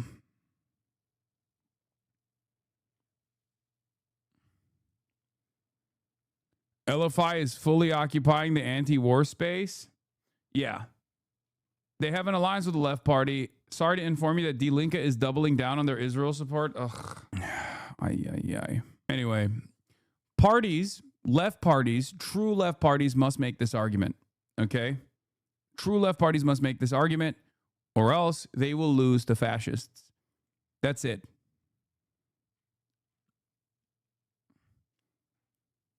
This is not true. From what I understand, Die Linke has quite a bit of problems internally about how to deal with the issue of Israel. Am I wrong about this assessment? From what I've seen, there is like a lot of internal back and forth about like, can we be anti-Zionist? Should we say that we're anti-Israel? Or are we allowed to even say that legally? That's what I've seen. And that creates bad messaging overall. This is not the time to have those internal conversations. This is the time to be bold. And if you don't do that, the AFD will fucking come in and occupy that space, occupy that lane, right? It's a spectacular flub. It's a fucking mess. So is all the right wing, and the center just wants more money for the old rich. So yeah, all good, I guess. Yeah. 1 minute in, this guy already on his anti-Semitism. Yeah, you already know, man. Yeah. I'm Mr. Anti-Semite. I'm Columbia Anti-Semite. Luckily, the Greens are doing a much better job, helmed by Hasanabi head Zach Polanski, and they're under fire, for the record. They are under attack for that reason. They are owning that space, and that's a good space to own. Anyway, I thought AFD supported Israel. AFD are a bunch of reactionary grifters. They're Nazis, so they'll say whatever they need to say to win elections. Okay? That's just the case. One unintentional byproduct of this instability in the global energy markets is also Europe very quickly realizing that energy independence comes from renewables and redoubling their efforts in purchasing as many Chinese products as they possibly can. So that's good. Donald Trump and his psychotic, bloodthirsty nature has unironically caused Europe to remember, oh shit, like we do need renewable energies for energy independence, as a matter of fact, and we do have to get them from China because they basically own that space. So that's cool. Good luck to everybody. Donald Trump obviously had a response to that. He said, just buy the gas and oil from us. We have gas and oil. Buy it from us. And that's what he said. Fucking idiot. That, and this is something that the Secretary of State has brought up as well, which is, look, we were there for the Ukraine-Russia war, and that's not our war. The difference is that the U.S. is a member of NATO. And so that is why it is involved with that war, because obviously there are interests there to ensure or try to ensure Russia does not strike a NATO ally, because that would pull the U.S. into that conflict. What we're hearing from the French here and from other allies with regard to the Iran war is that we didn't start this. We didn't have anything to do with this war. In fact, we were not even given a heads up that the U.S. was going to strike. So that's why they say now they shouldn't have to be involved with the cleanup and with getting potentially, pulled in to that conflict. I think the ones that get fucked over here will always be the ones that don't demonstrate any sovereignty against America. And I'm, of course, referencing Japan. Takaichi is even more pro-America than previous formations in Japan, even though, obviously there's been practically uniparty rule since America wrote the Constitution. Japanese politics are so stupid. I'm sorry. I'm not going to get into it. The population does not give a shit about anything. I've never seen a more disillusioned country, a more disillusioned voter base that just goes, oh, I don't know, I guess I'll just vote for this person. They're omega cucked. But Takaichi has been aggressively posturing against China and was sucking up to Donald Trump as recently as last month, even though America's initiatives in Iran have been devastating for Japan. Okay? Devastating for Japan. There are Japanese nationals that are in Iran. Japan relies on the Strait of Hormuz for all of its energy. And America did not even inform Japan that they were going to bomb Iran, which would lead to the closure of the Strait of Hormuz. That's an unbelievable mistake. It's not even a mistake. It's just an unbelievable way to show the Japanese people that, we don't give a fuck about them. And yet Takaichi is so slammed so far up the ass cheeks of Donald Trump. It's incredible. But the president clearly views it differently because, he says this does impact those countries and therefore they should be helping to try to secure the strait. What I got overall, Errol, was just a sense of readiness from the president to find a way out of this thing because he understands that time is ticking. I asked him for a fresh date about when the war might end, and he said that the administration was 2 weeks ahead of schedule. But remember, he set the schedule of 4 to 6 weeks from the very beginning of how long this could go on, and we are now in week 5, Errol. It appears the U.S. is looking for some kind of off-ramp. Weijia Zhang with the latest on her conversation with President Trump. Weijia, thank you. Some lines from Truth Social on Donald Trump saying that countries should buy oil from the United States, urging... I love that. That was so... God, he is the GOAT. Things are going exceptionally well, okay? After berating and bullying every single European partner, he turns around and says, just buy the oil from us. Come on. Fucking incredible, dude. Countries to go to the Hormuz and take it, according to Donald Trump on Truth Social, and that countries should go and take the oil themselves and learn how to fight themselves. Let me just open up his Truth Social because I can assure you that it will be more verbose than the few lines that we're getting from the Reuters news agency. So just bear with me whilst I open up Truth Social. It's just verifying, but let's bring you the full transcript of what he had to say. So Donald Trump in the last 2 minutes saying this: all those countries that can't get jet fuel because of the Strait of Hormuz, like the United Kingdom, which refuse to get involved in the decapitation of Iran, I have a suggestion for you. Number one, buy from the US, we have plenty. And number two, build up some delayed courage. Go to the Strait and just take it. You have to start learning how to fight for yourself. The US won't be there to help you anymore, just like you weren't there for us. Iran has been essentially decimated. The hard part is done. Go get your own oil. So the breaking news in the past 2 minutes, Donald Trump posting on Truth Social the following. It's such a funny thing to demand. We fucked it up. We couldn't fix it. And you should now do something that we are incapable of doing with the greatest military force on the planet. Like, I can't read this as anything but a total surrender. I just don't know if this is real or not. You know what I mean? I just don't think this is real because, like, everything that he's doing, first of all, everything he's done is up to this point is so inconsistent, right? One day he says he's doing total victory, unconditional surrender. The next day he's literally doing the unconditional surrender himself and trying to sidestep the blame over to Europe, which had nothing to do with this at all. And they're just simply suffering as vassal states. But then also he's simultaneously deploying more and more troops into the region. So I can't read this as him trying to find an off-ramp, but instead just a way to conduct his favorite activity, perfidy, right? Perfidy is done. He loves that shit. He loves doing a pump fake, right? Oh, we're going to do negotiations. Oops, we blew up your Ayatollah. So he's, who knows? Who knows which direction he's flailing in. There is still, what is this? Let me make this. Come on, man. Come on. Enough like Hasanabi takes, please. Like SGA drawing fouls. True. Yusuf Manayar says U.S. stock markets are in the midst of a major rally on indicators that Trump may finally stop digging and start ending this stupid war. Oil markets, however, are showing no such optimism yet. Even if we wake up to a magical peace agreement tomorrow, the economic impacts will be with us for some time. A lot of people are refusing to recognize that, by the way.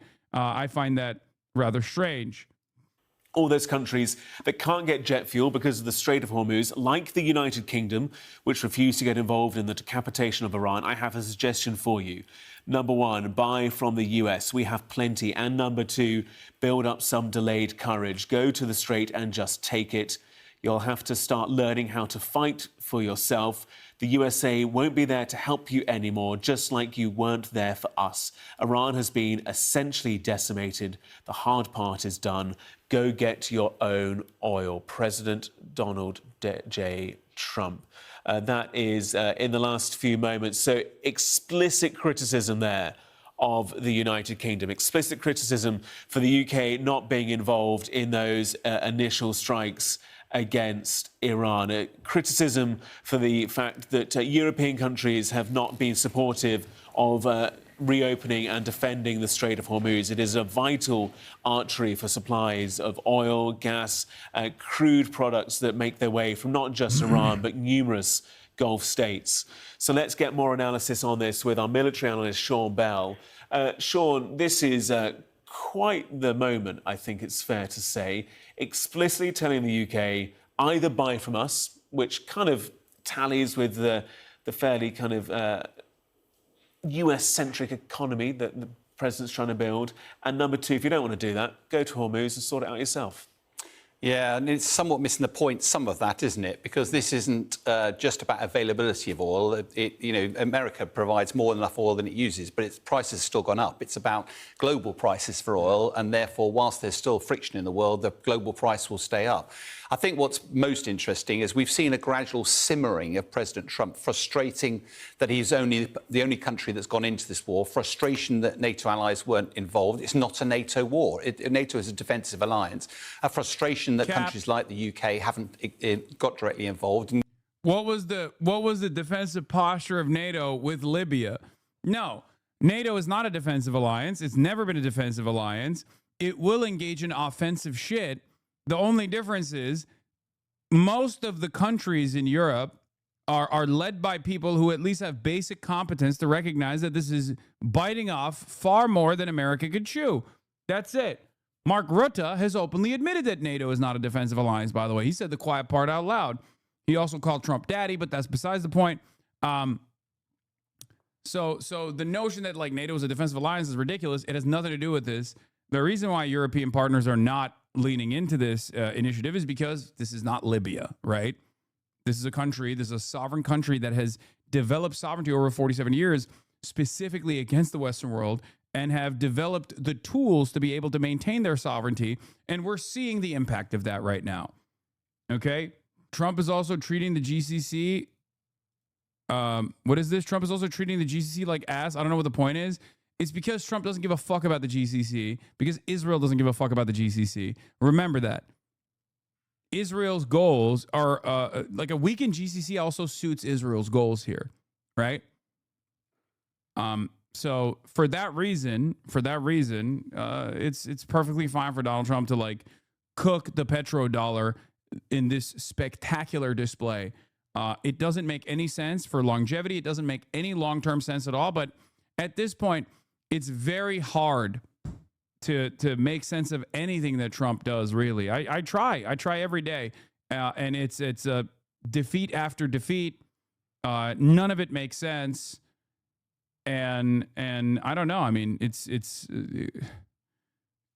totally antagonistic to any kind of like hegemony needs that America might have. It's unbelievable. Yet it's not been clear what the legal justification for the war is, and quite rightly, I think, in most people's view, the British Prime Minister has been somewhat circumspect to getting dragged into it. But now you're seeing that despite the military dominance of America, Iran is still fighting. It's still able to launch counterattacks. And the Straits of Hormuz is now a real thorn in the side of Trump. And as we were talking about earlier, many of my military colleagues are saying that the most elegant way for America to extract itself is to celebrate that it's actually achieved its strategic objectives. It's left a few fires blazing, metaphorically. Straits of Hormuz is one of them. And actually gone, right, Europe, you're more reliant on the Straits of Hormuz than I am. Deal with it. I'll disappear. I'm the only president who could actually deal with this threat. The president there taking real issue with the fact that there wasn't the courage, as he says, to have got involved earlier, and that the UK needs to start learning to fight for yourself. The UK won't be there to help you anymore. With the greatest respect to those involved in the British Armed Forces, would it not have been fairly tokenistic if the UK would have got involved? Because the US military is just so much bigger by magnitudes that actually whatever the UK did send wouldn't really have shifted the dial all that much, certainly not beyond what the US could have. So this is correct. And I've repeatedly brought this point up. The real reason why America wants European partners to get involved actively is not because they are desperate for additional military presence.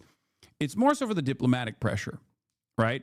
Because Iran is a sovereign nation that wants to develop bilateral, unilateral, or like commitments with all these other countries. They want to be treated like a normal sovereign state, right? For many, many years, this has been denied of Iran because America is the hegemonic superpower and is in control of the ambitions of Western empire, right? So that's the major goal here, right? No, it's not ground troop fodder, dude. No, you think the American military is going to benefit tremendously from like 10,000 additional units coming from fucking Europe? No, of course not. It's the same with Afghanistan and Iraq. It's more so to say, look, the whole world is against you. Okay? And with Afghanistan and Iraq, to a limited degree, many of these countries were dogs of empire, and they said yes, right? Because it was a very different dynamic. Iran is not like Iraq. It's not like Afghanistan. And that's precisely the reason why these guys are now saying, no, we're going to stay back on this one. You know, you got this. Okay? That's it. They can't develop a coalition of the willing here because most of these countries don't want to suffer the consequences. They don't want to suffer the domestic consequences because there is a tremendous anger against America, right? There is. They don't want to have to deal with like popular uprisings. They don't want to lose their power. And on top of that, they don't want the smoke. They would much rather deal with Iran diplomatically and cut side deals with Iran. It's not that's why I also laugh when like the GCC states will be like, we're going to join the battle. It's like, with what army? Like, you already have just more American tools, right? So if Iran is fighting against America, it's basically fighting against the entire world anyway. So what are you going to do? Like, what are you going to do? You're Saudi Arabia. What are you going to do? The United Arab Emirates. What are you going to fucking do? I mean, you have nothing. So your theory, first of all, is that Cricket walked on Byron Nome and the axe saw too much, and that's why Cricket had to meet with his unfortunate tragic ending. Dogs know all our secrets. Cricket knew. What is this fucking conversation, man? Ugh. Marco Rubio, if Europe won't allow us to use the bases we man and fund for their defenses when we need them, when we ought to close them down and remove our troops from Europe. If they get attacked by Russia, we can discuss whether or not we have time to help. I mean, that's spectacular. I mean, just straight up. Again, I wouldn't be saying this shit, especially right now. Okay? I wouldn't be saying this shit. Like, this is the worst time to say this. Okay? In the entire global design, post-World War II, New World Order, this is perhaps one of the worst times to make this threat a potential promise, okay? And I've been a big supporter of NATO.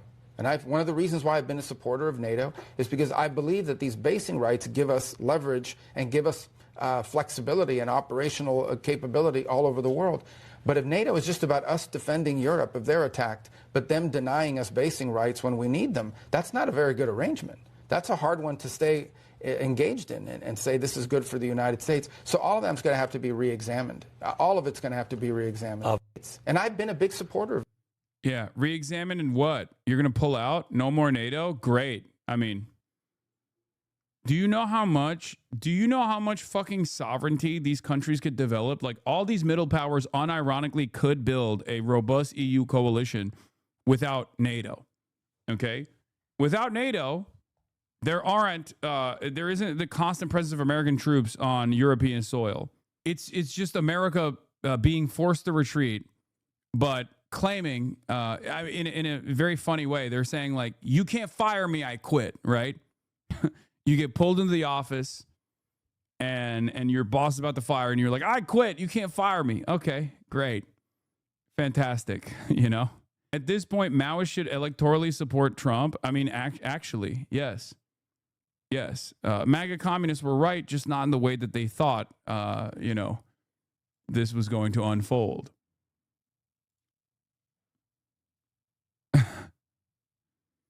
Donald Trump has been the most successful anti-imperialist force that the Western world has ever seen. Okay? If you're a third worldist, Donald Trump is your guy. Done and could still do by itself unilaterally. You're absolutely right, but I think this is less about what militarily could be done and more the symbolism that rather than it being President Trump's war, it suddenly becomes an alliance war. Give justification to it? Yeah, and therefore also means that actually the alliance is sort of stepping in and having to deal with the fallout from this. By making it purely America's war, there's long been a belief that Trump sort of went in there, a bit like he went into Venezuela, plucked out Maduro, operation over, success. And it looks likely he believed he could go in, decapitate the leadership of Tehran, there'd be an uprising, he'd be able to celebrate that I'm the only American president that had the chutzpah to do this. The harsh reality, of course, is that's not the way it's played out. He's got his hands firmly in the mangle, trying to find a way of extracting himself. And we always felt that he was going to start threatening all sorts of other people. I wouldn't be at all surprised still, though, that he will extract himself in some way. He'll celebrate success. We're the only nation that could have done this. Europe try and deal with it. I think the fallout, though, from this for NATO, the fallout for our national security in the future, is some of the damage being done by President Trump irretrievable? Is this actually him expressing his honest view that actually I'm going to look after America first?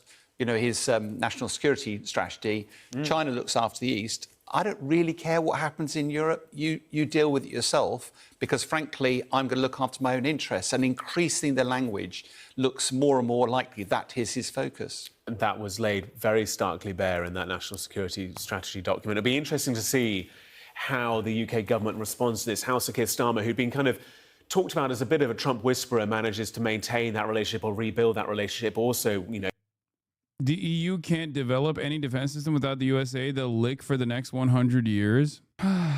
Yeah, American defenses have been fantastic for the European Union thus far.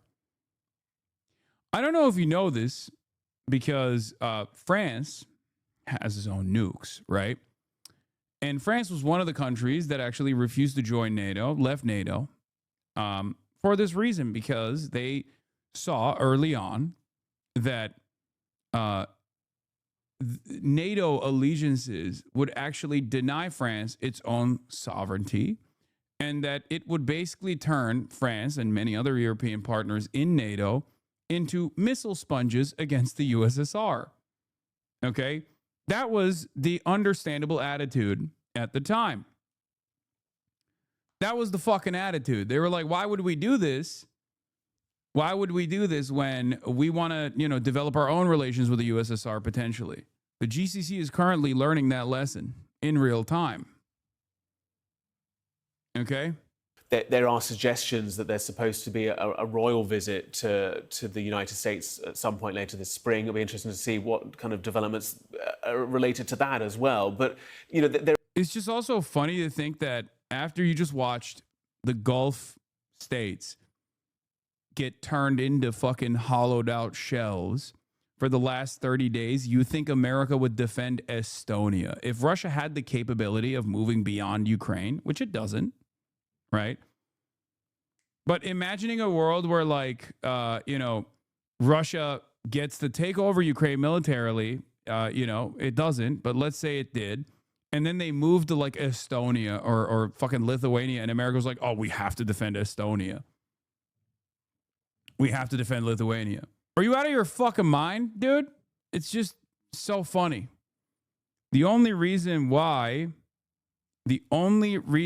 America would ever defend a NATO nation is to defend its sovereignty. Okay? That's it. That's the only ambition there. And if that was too high a cost to bear, America would just drop it. Okay. There's an awful lot of diplomacy interweaved amongst the military and also the economy aspects of this story. I wonder what your view is of the grasp that civilian leaders have on prosecuting acts of war and conflict and strikes such as this.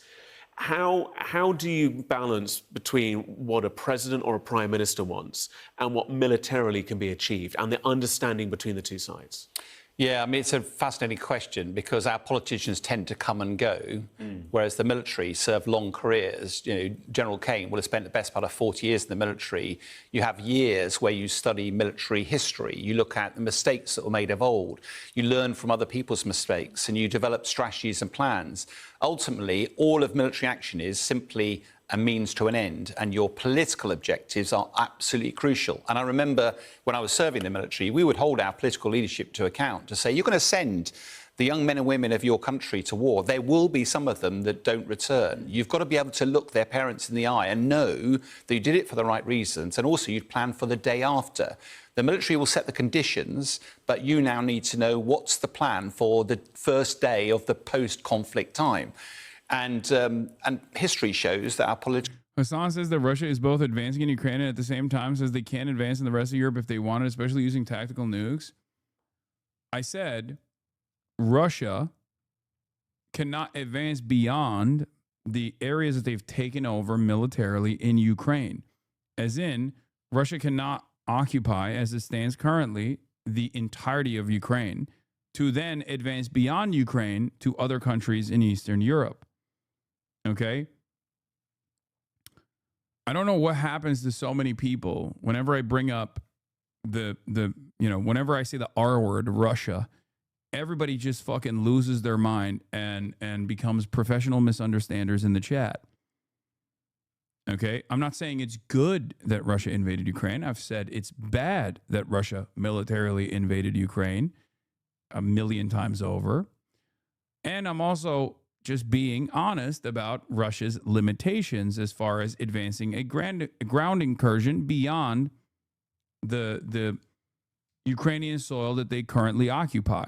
Masters don't always get that right. On this particular occasion, the very fact that Trump is shooting from the hip all the time, we haven't got time now, but certainly one of my military colleagues, when he started saying NATO's never been there for us and people were frivolously, a long way from the front line in Afghanistan, I served 3 tours, 2 years of my life in Afghanistan. I was backwards and forwards in airplanes, packed full of young men largely that would lost a limb or two. The huge price we paid. We had double the rate of casualties in that conflict per 1,000 folks involved. And for a president to dismiss all of that, I think it's very troubling. And going back to your first point, is what's Prime Minister Starmer going to do? I think he's very wisely tried to play the long game here. You know, President Trump will come and go. It's possible the midterms will stifle President Trump's ambitions. In 3 years' time, he'll not be there. Do you completely destroy the relationship of America and Europe, America's relationship with NATO, or do you just try and keep... Yes. President Epstein, the real president. Keep a distance, be moderate, be diplomatic, let this flurry blow over, because it's evident that President Trump is embattled somewhat at the moment, and just try and play it long rather than reacting to every knee-jerk that we see through his Truth Social announcements. You ready for another one? Uh-oh. The country of France wouldn't let planes headed to Israel loaded up with military supplies fly over French territory. France has been very unhelpful with respect to the butcher of Iran, who has been... Guys, it's going so well. It's going unbelievably well, dude. I need you guys to understand, this is W after W, okay? When the president is crying on Truth Social like this about all of our most valuable strategic allies that we have security cooperative agreements with, refusing to go along with our endless bombing campaigns in Iran and putting their foot down in spite of their vassalized status, that's obviously a sign that things are going so well, okay? Fantastic.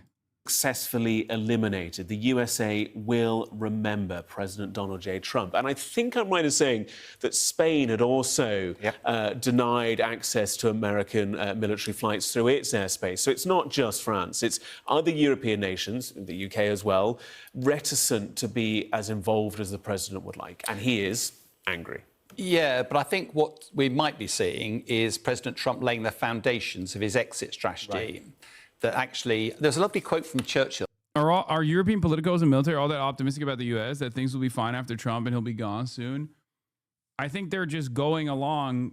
They're taking it step by step, day by day.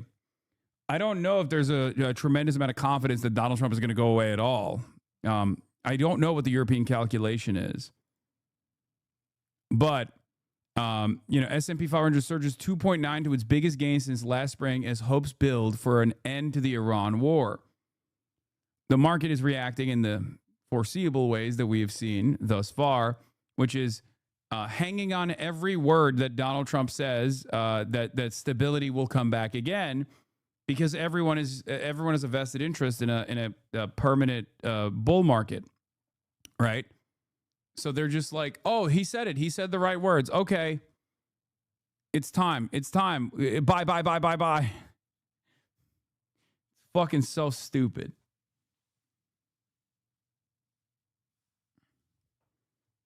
What is this? I'd like to remind everyone, because many European rightoids called the attack on Iran by the U.S. and Israel a brilliant move when it happened, and explained that the rest of us were just pussies who didn't understand Trump's genius, that if Israel and the U.S. had not attacked Iran, absolutely nothing would have happened to us. It's almost physically painful to think about the stupidity of those people. Yeah. If there's a thing, I don't even want to call a human, that I have even less respect for than the American MAGA, it is the Euroid MAGA. Okay? You are not even cattle. American MAGA is cattle. You are not even a sentient being. Okay? Genuinely, you are the dumbest, most servile thing. You're a totally separate thing. You're not even cattle, okay? You're not alive. It's crazy. They won't hear any of this because they're probably too busy watching Asmongold currently, but it's unbelievable, the servile nature of the Euroid MAGA. Oh my God, I feel so bad for the European Hasanabi, because you have to fucking exist in the same space as some of these fucking morons that literally have no self-respect whatsoever. where they're just at the mercy of whatever the fuck the dumbest person on the planet, Donald Trump, says and does. And they have to sit there and be like, yeah, yes, this is so based, yeah. Yeah, it's so based. Oh, you don't understand, yeah. Oh, Donald Trump is so good. God, it's so fucking stupid. It's so stupid. Ugh, how do you live like that? I'm always mindful of that. He said, history will be kind to me because I intend to write it. And it feels like President Trump is writing this chapter of history. He's writing already, he's laying the foundations of how he was the only president prepared to do this, despite a lack of help from international allies, that he was prepared to put his military in, take the risk, deal with a long-term problem that was Iran. And actually, therefore, based on that narrative, Europe, you're going to have to pick up the pieces. And by throwing spears all over the place, you know, Europe is concerned about the Middle East. I was chatting to Tara just offset our Iran expert, and she said one of the things that America's sort of trying to withdraw itself from this, but some of the tech dollars that actually emanate from the Middle East countries, if the Middle East now needs to rebuild some of the damage that's been. Do you think Asman will change his tune about this war because the majority of his European audience is being affected by this war, sort of like how he changed his stance around Greenland? Probably. Not that it matters, because, again, this is the beauty of farming the lowest common denominator. Okay? If you farm an audience of morons, if you farm an audience of stupids, which, sorry, guys, right-wingers are objectively dumber on average than liberals and leftists are. It's just the case. They are much more susceptible to changes in your commentary, and they won't punish you for it. They won't think you're being indecent. They won't think you're grifting. And they'll just they'll reward you endlessly. That's it. Yeah, if you want to sell to people, if you want to sell something to people with ease, sell to stupid people. And there is no group as stupid as European MAGA. Okay? None. They are dumber than the American MAGA. You know, when you think about the dumbest guy you know in the American MAGA movement, now times that by 10. Because at least the American MAGA guy thinks like, oh, American prosperity, American force projection, it makes me feel powerful. It's like when you're a European MAGoid, okay, when you are a fascist in Europe, because now the international fascist movement has basically just become MAGA, right? You unironically are just saying, like, I don't want any national sovereignty at all, right? I don't want any national sovereignty whatsoever. I just want whatever America wants me to do. I'm so servile. I'm so cucked to America. Even if American actions that I had no control over directly ruins my life in much more meaningful ways than, in much more significant and much more meaningful ways than like the American MAGA movement has their lives ruined. And you still advocate for it. You're no longer in the cuck seat. You're in the hotel room next door. Your wife is getting fucked and you couldn't even get the cuck seat. You put a cup to the wall to hear your wife getting plowed from the other room. At least MAGA is sitting in the cuck seat. You're getting double cucked. Unbelievable. Breaking. Germany's Chancellor Merz says the effect of the Iran war in Germany and Europe will be as serious as the COVID-19 pandemic if it expands. Previously, he couldn't hide his glee at this war, and the 12-day war last year, he's practically rubbing his hands when he said Israel was doing our dirty work. Yep. What is this analogy, big dog? I'm just saying, you're double cucked. Done on friendly, then that money won't be flowing into tech industries. And Tara was very clear. The long-term implications of this could be profound for President Trump. But if he writes his own narrative, which he appears to be doing, sometimes it's difficult to put a counter to that. And therefore, it's really important. People are literally clutching their pearls like you aren't, right? I mean, it's just, they can say whatever they want, but enjoy blackouts. You know what I mean? Like, do you see what I mean? You can say whatever the fuck you want to me. I'm an American citizen, right? I'm against this stuff because I understand that this is not helpful for anybody other than like maybe a couple people. Many of them are in Israel, right? and their ridiculous ambitions, their ridiculous regional ambitions. But even that is like running its course currently as Israel keeps getting steadily pummeled by Iranian munitions. And Israeli society's attitude is shifting on this now that they're actually receiving some consequences for their endless militarism in the region, for their endless destabilization initiatives in the region, both in the northern territories that they're trying to occupy in southern Lebanon. They are receiving deadly retaliation where their troops are getting packed up. They're entering vertically and leaving horizontally, as Hassan Nasrallah used to say. And then also on top of that, like regular Israeli society is stuck in bomb shelters. Okay. And they're watching building after building get taken out. At a certain point, they're going to say, this is no way to live. Okay. Nope, I live in Israel. Most of the people are all in for ending Iran. No, I know. The overwhelming majorities of the Israeli Jewish population, right, their designation, their demographic designation, not mine, are fully invested in continuing to punish Iran. However, attitudes are shifting a little bit for the first time ever. It went from 70 or 85% support to now 60% support. That's a big drop off for a country as bloodthirsty normally as Israel. And you have to recognize that that drop off is coming from the fact that there are now, for the first time ever, in Israel, some consequences for ordinary Israelis, right? They're seeing that. They're seeing that the IDF generals are saying we can't continue waging war in Lebanon. Our reservists are literally on the brink of collapse. They want to fucking kill themselves. And we're just like basically forcing them at gunpoint to go wage war in Lebanon. It's not working out for us. They keep melting our Merkava tanks. They don't care for what is going for them. They stand next to their ruined homes and calling for the continuing of the war. I'm telling you right now, I follow Israeli polls closely. Okay, they went from 85% to 60%. That's a noticeable drop off, especially for a country like Israel, because Israel, in many respects, is not dissimilar to MAGA. Right? If you saw the Iran war attitudes within the MAGA movement shift from 85% support to 60% support, that would be a noticeable drop off.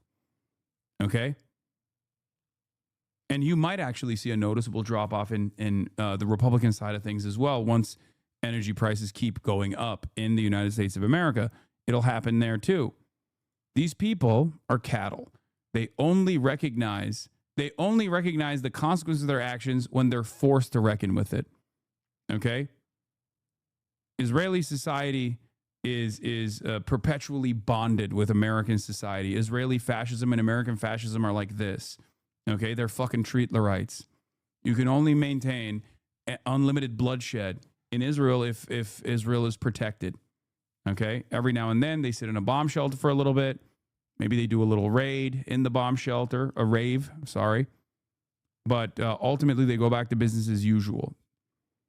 Once you take away that, once you take the Amerifat dream, the Israfat dream away from the regular Israeli Treatlerites, all of a sudden they're going to start feeling the pain. And they're going to have to recalculate how much appetite they have for unlimited death and destruction in the region.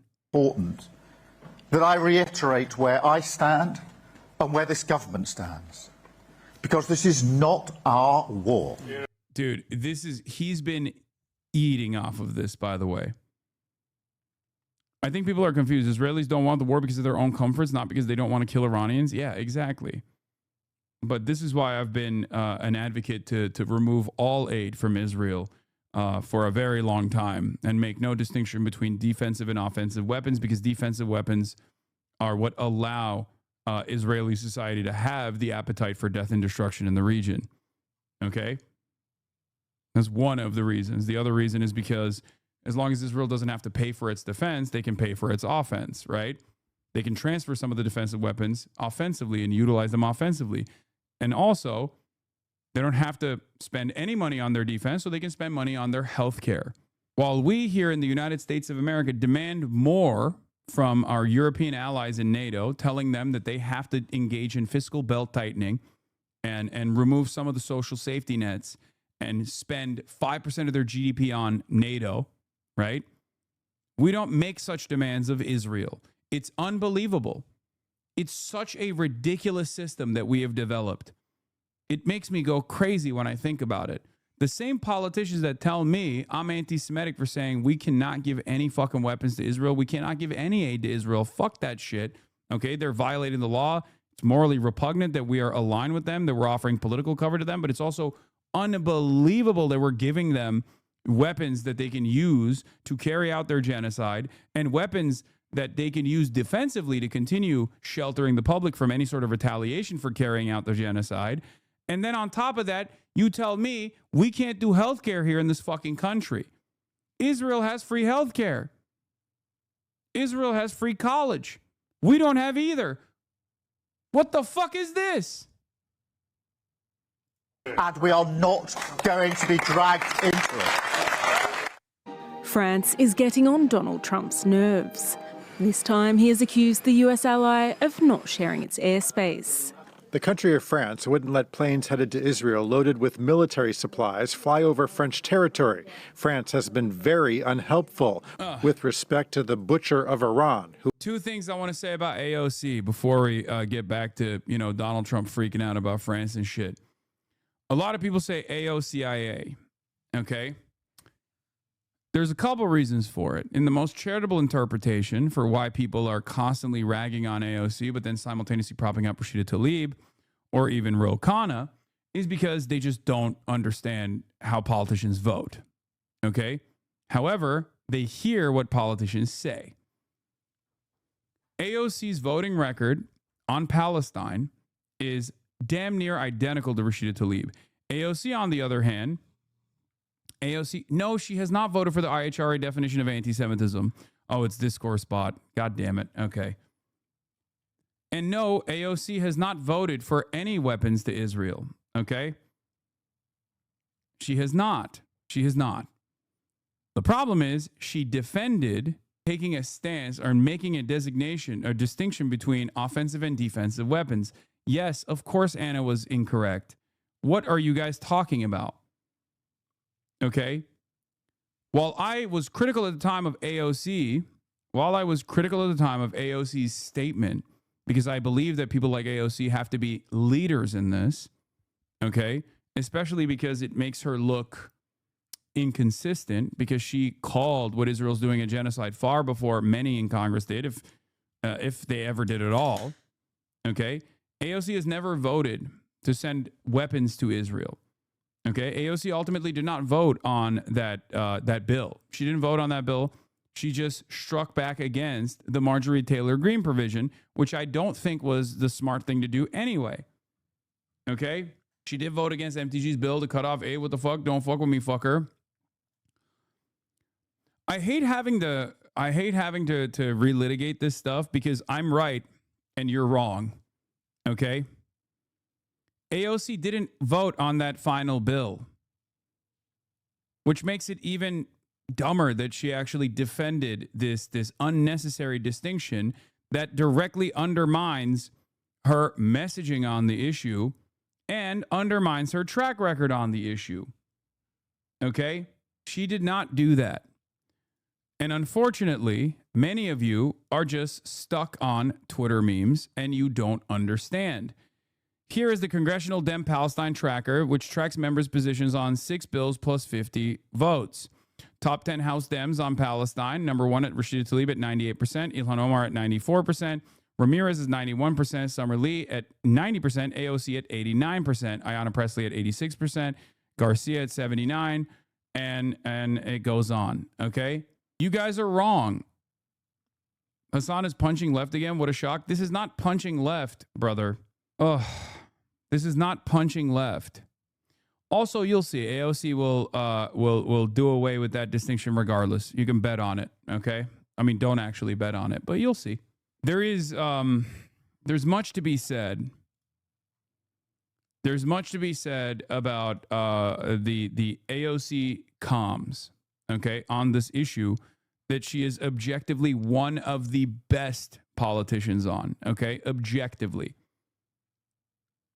And I was upset, like I've said, on the whole defensive weapons distinction. It's ridiculous. It undermines your stance that you claim Israel is doing a genocide. You can't fucking say that Israel's doing a genocide and then be like, but we have to give them defensive weapons, right? It's totally ridiculous. But there is, I don't know what it is. I don't know why people do this. I mean, like I said, the most charitable interpretation is because people, one, are the most critical of people who are closest to them ideologically, and also because AOC herself is not the best at communicating this stuff. And she will, at times, put herself out there and defend the indefensible. Charitable? You think she's being charitable? No, I'm saying I'm being charitable to people who are just objectively wrong, okay? That's it. You're just wrong. If you say AOC is like voted to give weapons to Israel, you're just wrong. That's not the case. I don't know what you want me to say.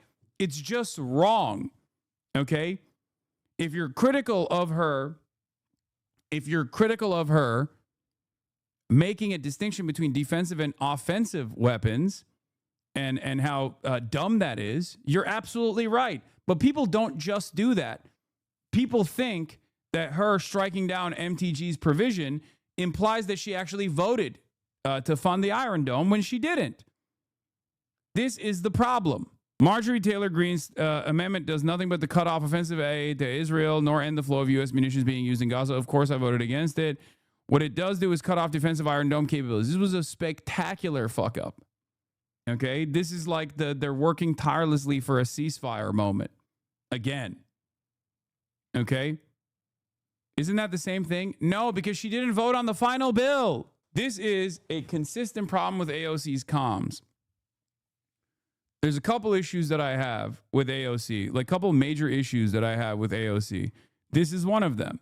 Because if you're not even going to vote at the end, first of all, you should be unconditionally in support of this. You should be the one who is actually pushing for this, right? Not Marjorie Taylor Greene. That's number one. Okay? That's number one. AOC, Rashida Tlaib, Ilhan Omar, and the other congresspersons that I showed you at the top of the House Democrat Palestine tracker abso-fucking-lutely should be at the forefront of messaging when it comes to being anti-Zionist voices. That's number one. And at times, AOC has done that, right? Calling what Israel's doing a genocide, for example, long before many others did. Okay? Please stop saying she didn't vote for the bill. She voted no. Okay. She voted on the amendment to the bill, but in the final bill, she did not vote to send weapons to Israel. Okay? She has never voted. Anyway, I don't understand. There are final bills that you vote for, and there are amendments that you can vote against, amendments that you strike down. AOC foolishly voted to strike down the Marjorie Taylor Greene amendment that would do away with the distinctions between defensive and offensive weapons. But what matters is what you vote on the final bill. And on the final bill, she did not vote to send weapons to Israel. No defensive weapons, no offensive weapons. She just did not vote to send weapons to Israel. Okay? The second chatter was right. You're saying it wrong. What? No. I don't know how to explain this to you. Stick to criticizing her now. It's on her to explain herself and apologize for her fuck-ups. Oh, I am criticizing her, but you guys are fucking black and white on this. And you can't hear anything that I say beyond AOC fucking sucks. She's the worst person in Congress. That's what you want me to say. And that is not the truth. So what do you want me to do? You want me to fucking lie to you to soothe your fucking interest because you saw a bunch of shit on Twitter and it made you lose your fucking mind. It's one of the most annoying parts about leftists online. Like they make up their minds about certain things and don't want to look at it. They don't have a consistent principle that they apply. Okay? It's so fucking frustrating. You were saying she didn't vote, which means she abstained, not voted no. That's confusing, chat. Yes, she voted present. She did not vote. She did not vote yes. They're complaining that you're saying she did not vote. They'd be dumb as shit and want you to say she voted no for it. They think you're saying she didn't vote at all. Okay? It reminds me of how much more people place the emphasis on politicians and the way they communicate on Twitter and the way they communicate in general without taking into consideration their voting record. Okay? That's what it is. People only remember what you said on the timeline, especially leftists, and they offer no consideration whatsoever to the way you fucking voted. It's unfucking believable. Okay? Regardless, the reason why I'm critical of AOC is, one, first and foremost, that she even voted no on that provision, or perhaps even more importantly, that she wasn't the one advancing that provision, right? That amendment should have been the AOC Ilhan Omar Rashida Tlaib amendment, right? She should have been, under normal circumstances, the person that is leading the charge, not Marjorie Taylor Greene. That's number one. Number two, she should have never voted no on it. And number three, she should have definitely not tried to defend why she voted no on it. These are the reasons why a lot of people see that and they remember that. And then they think that AOC went and not only defended this like defensive offensive weapons distinction, but also on top of that voted to give Israel weapons. It's not the case at all. Do you understand? AOC's foreign policies just asked, bro. MTG and Ro Khanna outflanking Justice Democrats on this is embarrassing. She deserves the flame. Brother, buddy, I like Ro Khanna. Ro Khanna did actually end up voting for weapons to Israel. Okay, there's one person that you mentioned in this process. I like him. He comes on my stream. I think he communicates very well on this issue now. He literally did vote.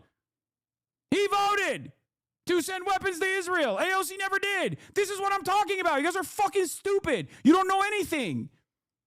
Oh my God. He said it was an accident. He didn't realize what he was voting for. That's one thing, okay? But the reality of the matter is, you don't have this fucking appropriate, you don't have the appropriate metrics here. And then you fucking yell at me. You yell at me and you tell me I'm wrong when I'm not the wrong one. You're the wrong one. You just want me to say the wrong things. I'm not going to fucking do that. Jesus Christ. Is this all about communication? Ro Khanna has been outspoken and going on all the platforms. Yes, it is. It is about comms. Something that AOC should learn from 100%. With these types of idiot leftists, we're so fucking cooked, can't even be bothered to look at voting records. It ultimately doesn't matter. I mean, it ultimately does not matter, okay? The reason why it doesn't matter is because of, like, I think AOC would be similar to a galvanizing force as Bernie Sanders if she actually did come out and decide to run and would muster up the forces, and many people would just, like, shut the fuck up. And the ones that don't and constantly attack her from her left flank would be seen as, like, insane people regardless by the large majorities, because she is actually very well liked by liberals in general, and not because of this shit, for the record. She's just well liked on the aesthetics front, okay? And on top of that, many clear-eyed people would recognize her voting track record. The major issue here, unfortunately, is the way AOC communicates, okay? That's a huge problem, because a lot of the people only see the comms. They don't actually see what she's doing. They only see the comms that look terrible, okay? And are objectively terrible. She should not be doing that, like I've said, even back then. Unfortunately, one of the things that I consistently repeat to politicians that are listening, right, both in private and in public, is to be bold and to be brave and to be unafraid to lead, okay? AOC, unfortunately, sometimes is very afraid to lead, okay? She leads the pack on an issue. Everybody yells at her, especially the groups yell at her, and she's so hyper responsive to those groups that she will back away.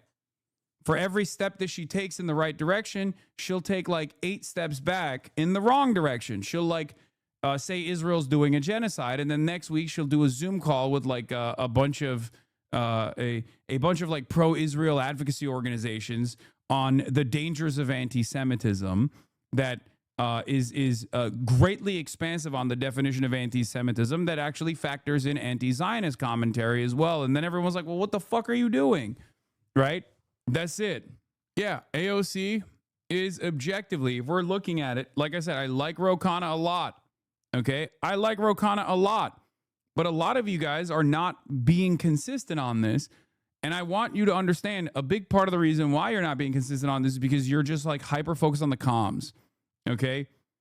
He proved y'all wrong on the actual substantive issue. And instead of just admitting you were wrong, you were retreating to meaningless shit like she seems fake. Exactly. Hassan, AOC has the same problem that you do. She over-explains. It can be vague sometimes. A lot of people misunderstand you because the context needed to understand you is like half a decade of being a Hasanabi head. No, I think there's a major distinction between myself and AOC, and that is I am fucking bold, perhaps a little too bold and very vulgar too at times. I stand on my principles and I will be loud and proud about them. I do not fucking shelter you from what my actual opinion is, even at times when it's a danger. Even at times if it's like, even if at times it makes people very mad. AOC, I wish she had a little bit more of that attitude as well. Anyway, Ro Khanna has voted for aid to Israel multiple times to condemn from the river to the sea and pro-Palestine students, and for a resolution declaring Israel is neither a racist or an apartheid state. AOC voted the correct way on all those bills. He did not. Her record is far better.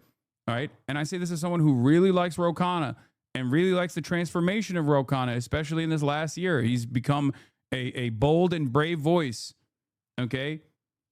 Absolutely, he has. We need to be more, we need to give more grace to people. You hide how much you hate Jews. Oh my God. I can't. Wait, what? 2-month subscriber. Ain't no fucking way. I hate because you suck. Shut up. My wife has to get stuff off the top shelf. I'm a Jewish convert and I hate Israel. What? JK. Okay, good one, chatter. It's Tony DeCoppel in the chat. Anyway. Like I said, you just have to be more consistent. You have to be more consistent with your criticisms. Okay? That's it. You have to be more consistent. You have to be more principled. And if you're going to grade politics on a curve, make sure that the grade is the same. The curve is the same for all politicians. Okay? Some of you hyper-focus on the comm side, which is objectively AOC's weakest front, for sure. And she can't be that way if she wants to, you know, run for office beyond what she has currently. She has ambitions for higher office. But if you're going to come in here and you're going to make you're going to apply inconsistent standards and you're being rose tinted glasses. Oh my fucking God. Anyway, now that I've said this, I'm sure I'll get a million, like a barrage of hate from people that will say I'm a Zionist. Bro's making himself sad reading comments. I know I am. All right, let's get back to the country of France now. Who has been successfully eliminated. The USA will remember. However, the US president's social media post came as a surprise to France. President Emmanuel Macron's office assured Tuesday that it had not changed its position on US military overflights. Namely, that it does not allow aircraft used for military purposes to use its airspace to reach Israel. It comes, however, a day after Spain decided to reject all flights involved in actions related to the operations in Iran, with President Pedro Sanchez saying he did not want his country to take part in what he called illegal wars. And as Italy recently refused to allow US fighter jets engaged with the war in the Middle East to land at its Sigonella base in Sicily. The pushback from US allies and NATO members has Washington clearly riled. When we ask for additional assistance or simple access basing overflight, we get questions or roadblocks or hesitations.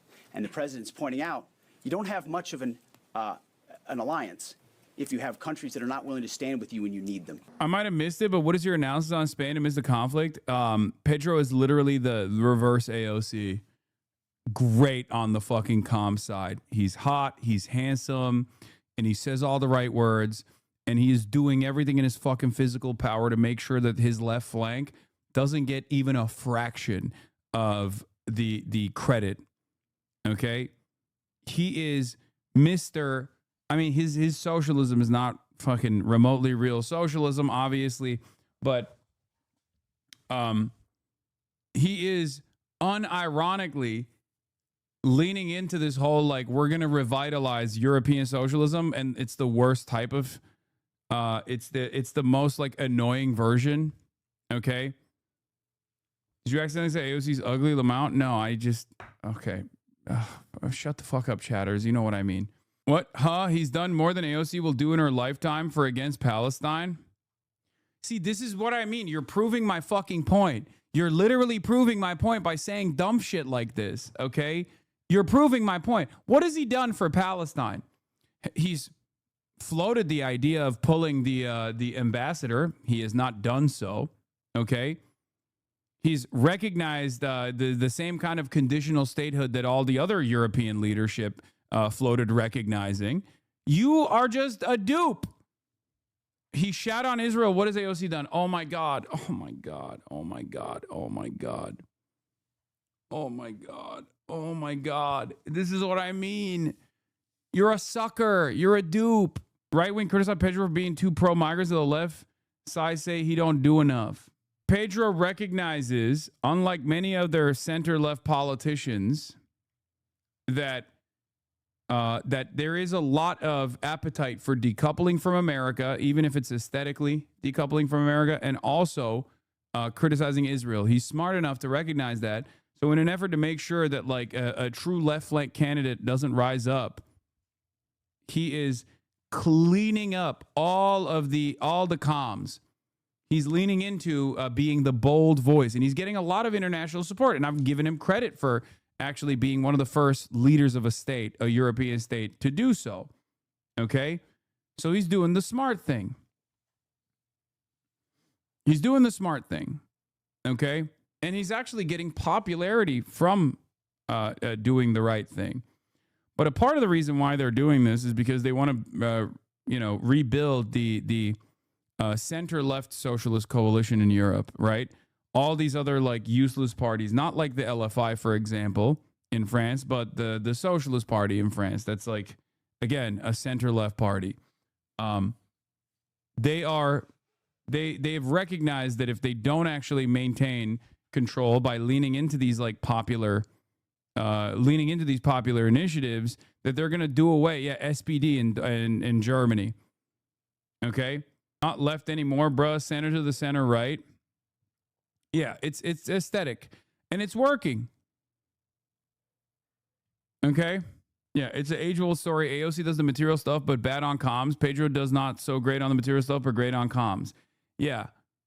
There's a reason why all the Spanish chatters in here will say, oh, you just got PSO'd. Okay? Like, have you not paid attention to the Spanish Hasanabi heads in the chat? Anytime I say something positive about Pedro, they'll be like, oh, you're getting PSO'd, you're getting PSO'd, you're getting PSO'd, or PSO'd. Okay? It's like a classic. It's a...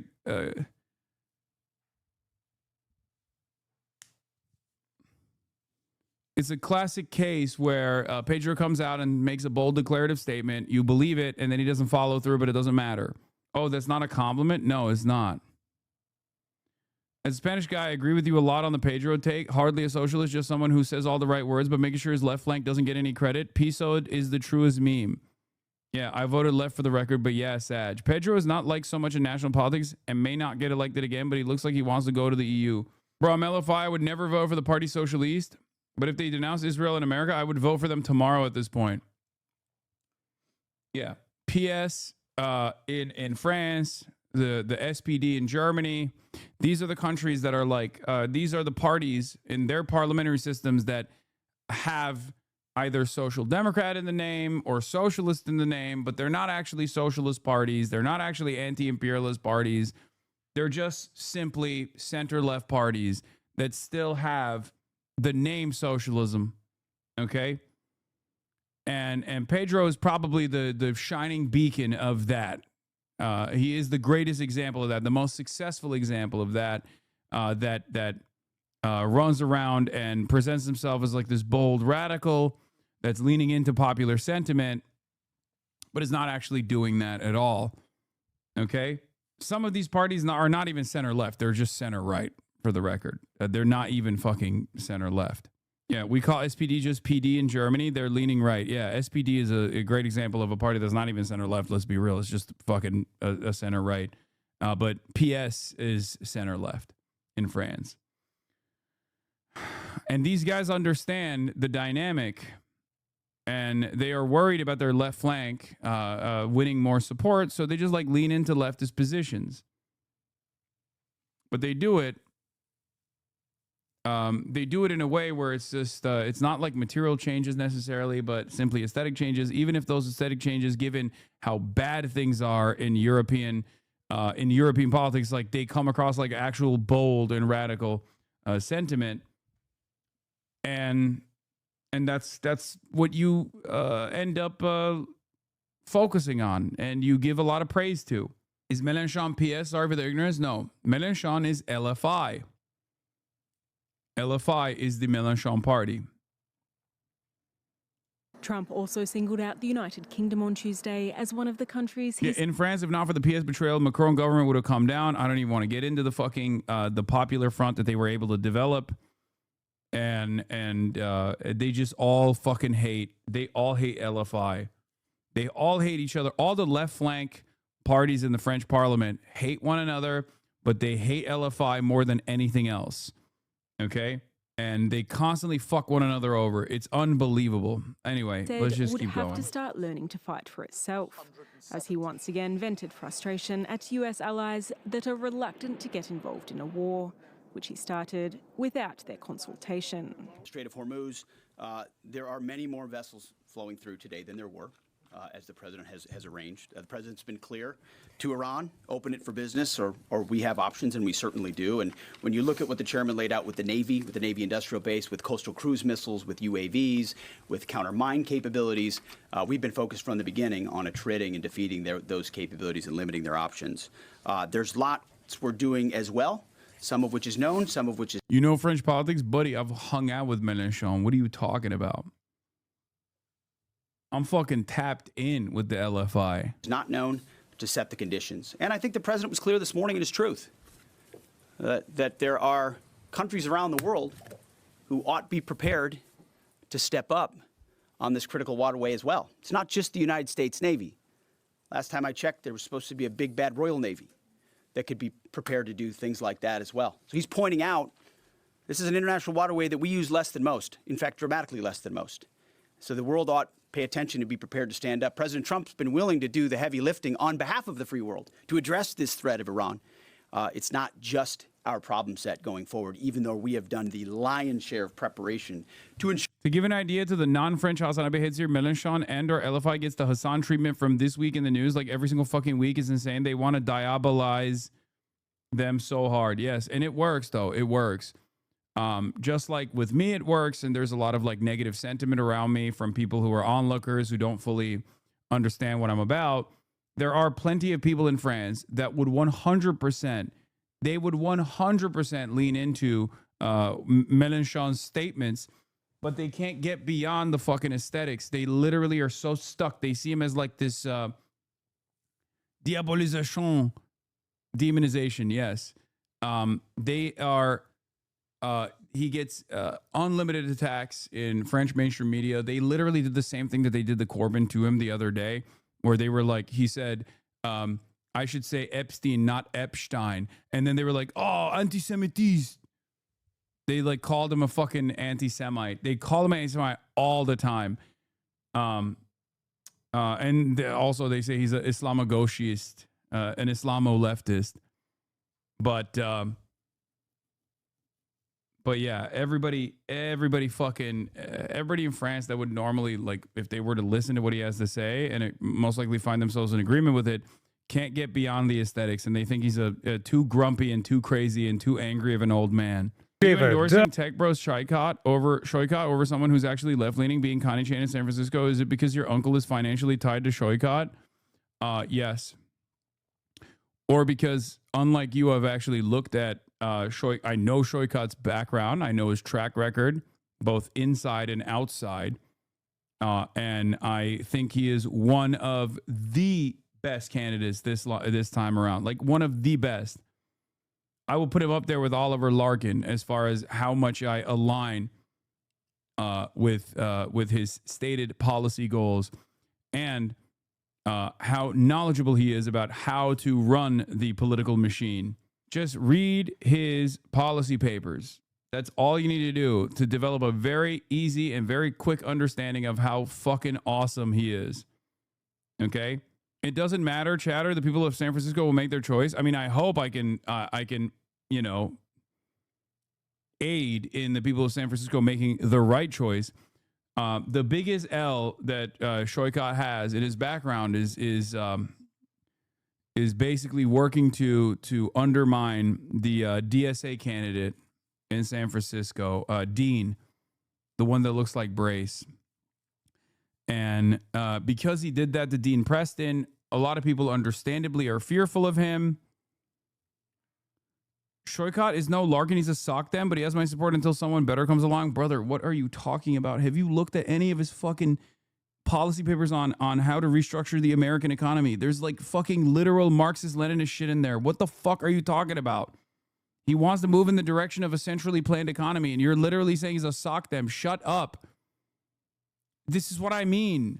Oh my fucking God. It doesn't matter. He just doesn't say what his ideology is because he's smart to not do that anyway. Are you asking chatter to read? Yes. It's one thing to accuse him of lying, but if you aren't doing that, then I guess you just don't know what Marxist-Leninism is. Wait, what? Oh, you're talking to the other chatter. Okay. My understanding, admittedly, as a transplant, is that Dean Preston was kind of an odd demsock, though. Like, he was pretty NIMBY-ish. Yes. Yeah, he doesn't like labels. It's an opportunity to get, like, unnecessarily smeared or attacked, and that's fine. But just look at his fucking stated policy positions, and you will very quickly understand that he is... it's just that you are totally delusional or totally oblivious to what his actual fucking takes are, okay? What his actual stated policy objectives are. And he also has a clear-eyed vision on how to accomplish those goals as well. So you're totally wrong. Please go back and watch the interview that I did with him, okay? It was unbelievably impressive.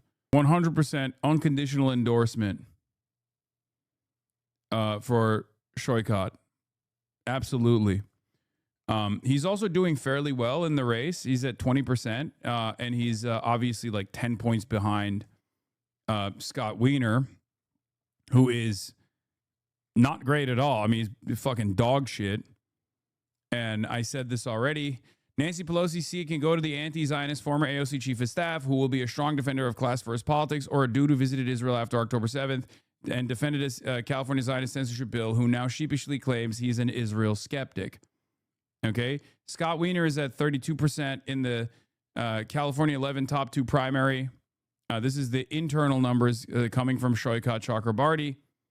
Okay, so take that with a grain of salt. Obviously, there's going to be more favorable to Shoykot Chakrabarty, but the fact that he's in 20% in top 2 with Connie Chan at 17% is good. I mean, he's like gaining momentum in the polls.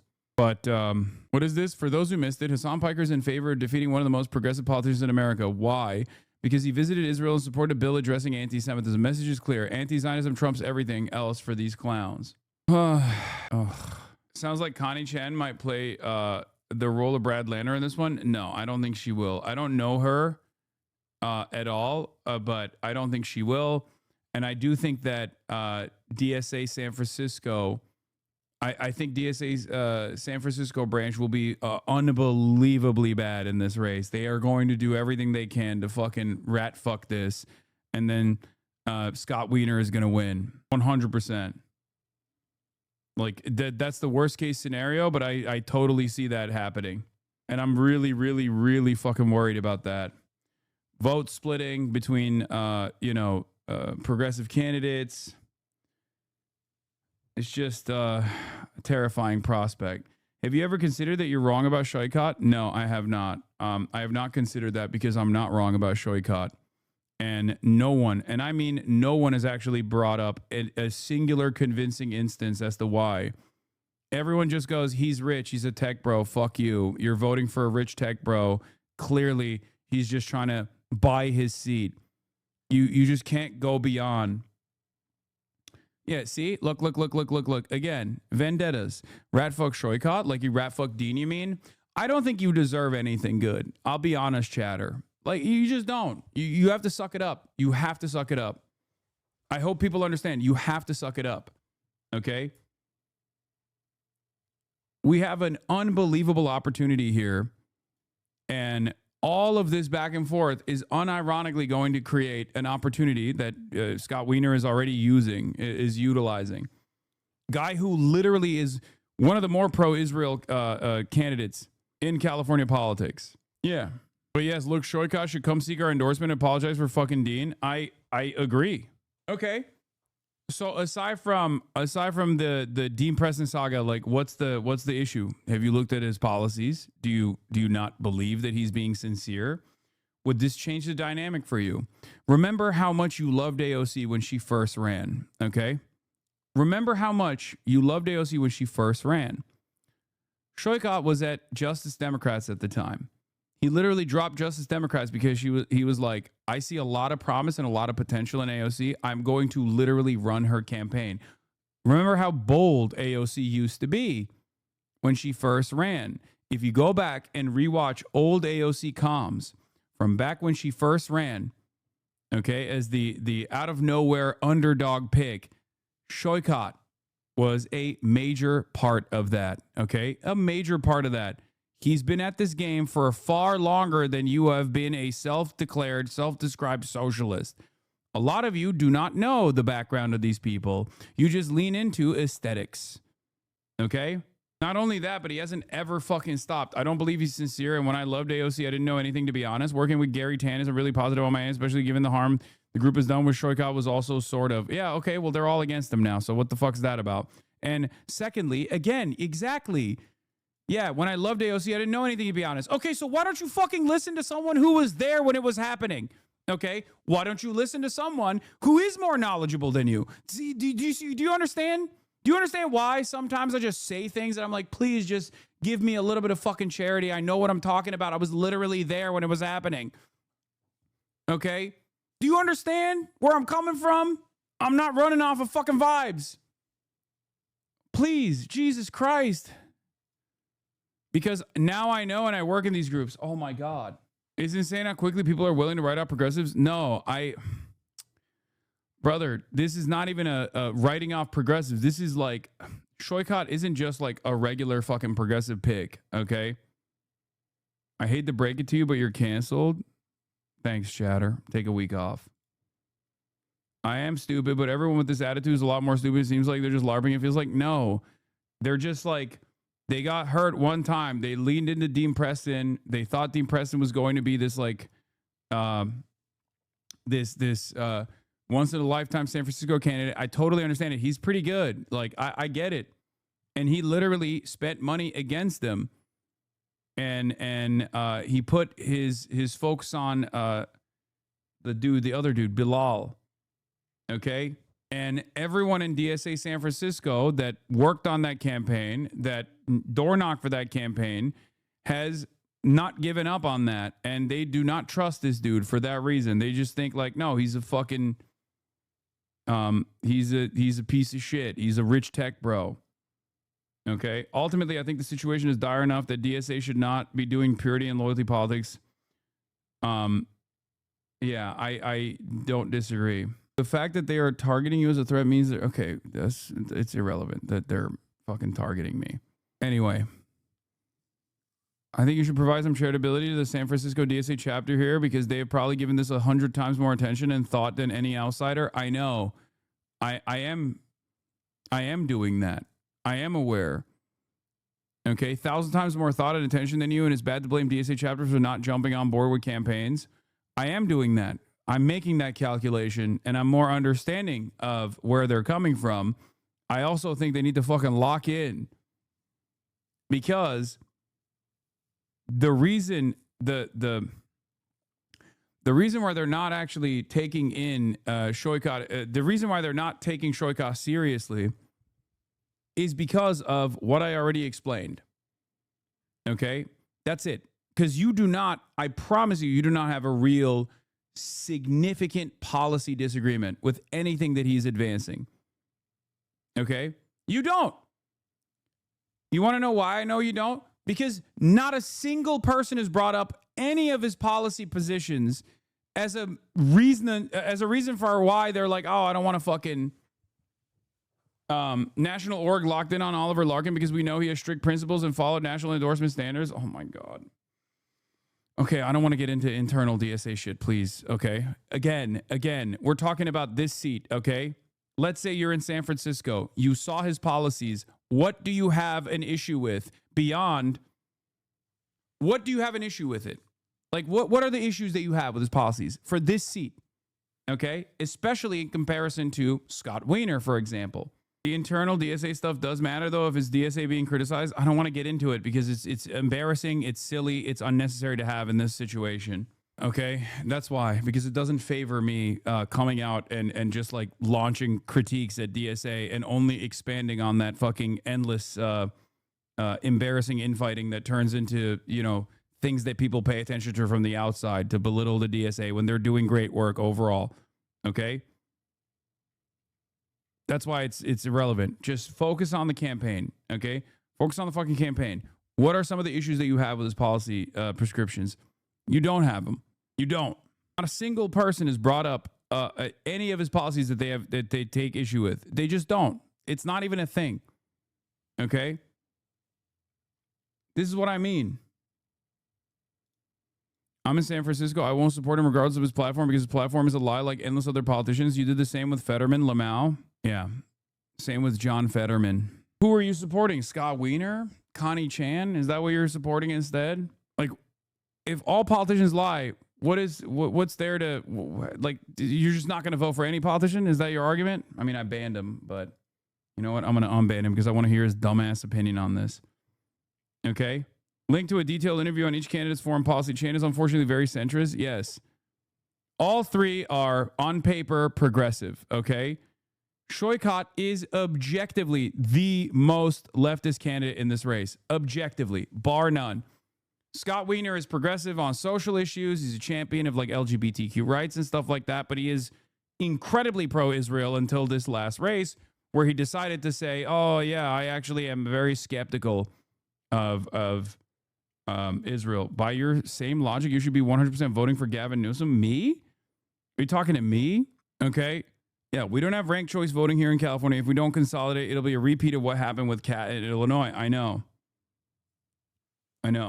Fetterman really broke a lot of brains. I know. It's very toxic. Yes, you're on people about who you're going to vote for then, lol. Yes, and wait, what? By your same logic, we should 100%. Dude, what is the fucking comparison? You think Gavin Newsom is trying to move in the direction of a centrally planned economy? Is Gavin Newsom advocating for a nationalized healthcare system? Do you have a stroke? Are you stroked out? What the fuck is this leftist critique? I can't deal with it, dude. Unbelievably stupid fucking people. Holy shit. You guys are fucking morons, okay? Many of you are unironically moronic babies. You don't look at people's actual policy prescriptions and you just make blanket declarative fucking statements. Holy fuck. Oh my God. Look at the fucking policies that they're advancing. Are they earnest? Do they have a track record of defending said policies? Shoykot has it all. I'm not saying vote blue no matter who. This is a fucking Democratic primary. This is, you know what the saddest thing is? This is one of the most tapped in communities in the United States of America. This is the peak of high propensity voters and highly educated voters, okay? A lot of you are unironically a million times more intelligent in the way that you make these sorts of decisions, in the way that you care about the primaries and a fucking midterms, okay? And yet, a lot of you are fucking morons. It's unbelievable. The CIA doesn't have to do anything. It blows my fucking mind. We just do it to ourselves. It is so black pilling, dude. It's so black pilling. It's just like every day I have to hold on to like nuggets of hope so I don't succumb to fucking nihilism. Holy fuck. Yeah, Shoykot is not the least bad candidate. He's objectively a very good candidate. You're not lowering your fucking standards at all. You're increasing your standards, unironically. It's unbelievable. Every single person that is criticizing it, the reason why I ask you, like, what are some of the issues that you have with his platform? Okay, the reason why I ask you that is because if you were to go through his platform, if you were to watch the interview that we did, for example, you would very quickly understand that he has one of the boldest platforms of all the candidates that I've interviewed, and also the inside and outside experience to advance this agenda. It's crazy. It's really disappointing that my union, SEIU, dual endorsed Shannon Weiner, then endorsed Eric Swalwell. I know. Anyway, if you're listening and if you liked what Shoykot was saying and it's like frustrating you to hear all this fucking idiotic back and forth, go volunteer for his fucking campaign. Okay? Seriously. Isn't the point of the primary to find the shittiest milquetoast candidate? Yeah, exactly. The most moderate. The primary structure is designed so we find the most moderate person we possibly can. And of course, for that reason, you should vote for Shoykot, the most moderate.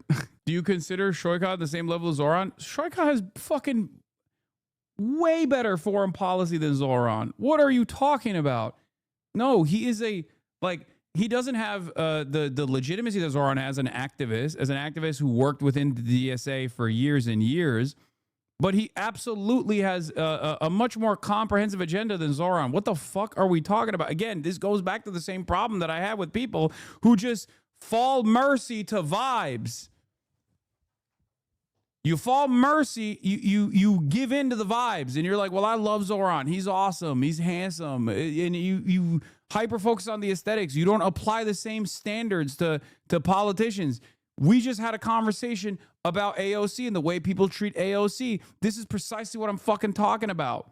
Look to the policies of each individual candidate. Do you like it? Do you not like it? And then make up your own mind. And yeah, Zoran was running for mayor. This is not for Senate. No, it's for House of Representatives. Nancy Pelosi's seat. Yeah, Adam Schiff endorsed Connie Chan. Think about that. Think about what that says. Connie Chan is like the Mallory McMurrow in this race, okay? And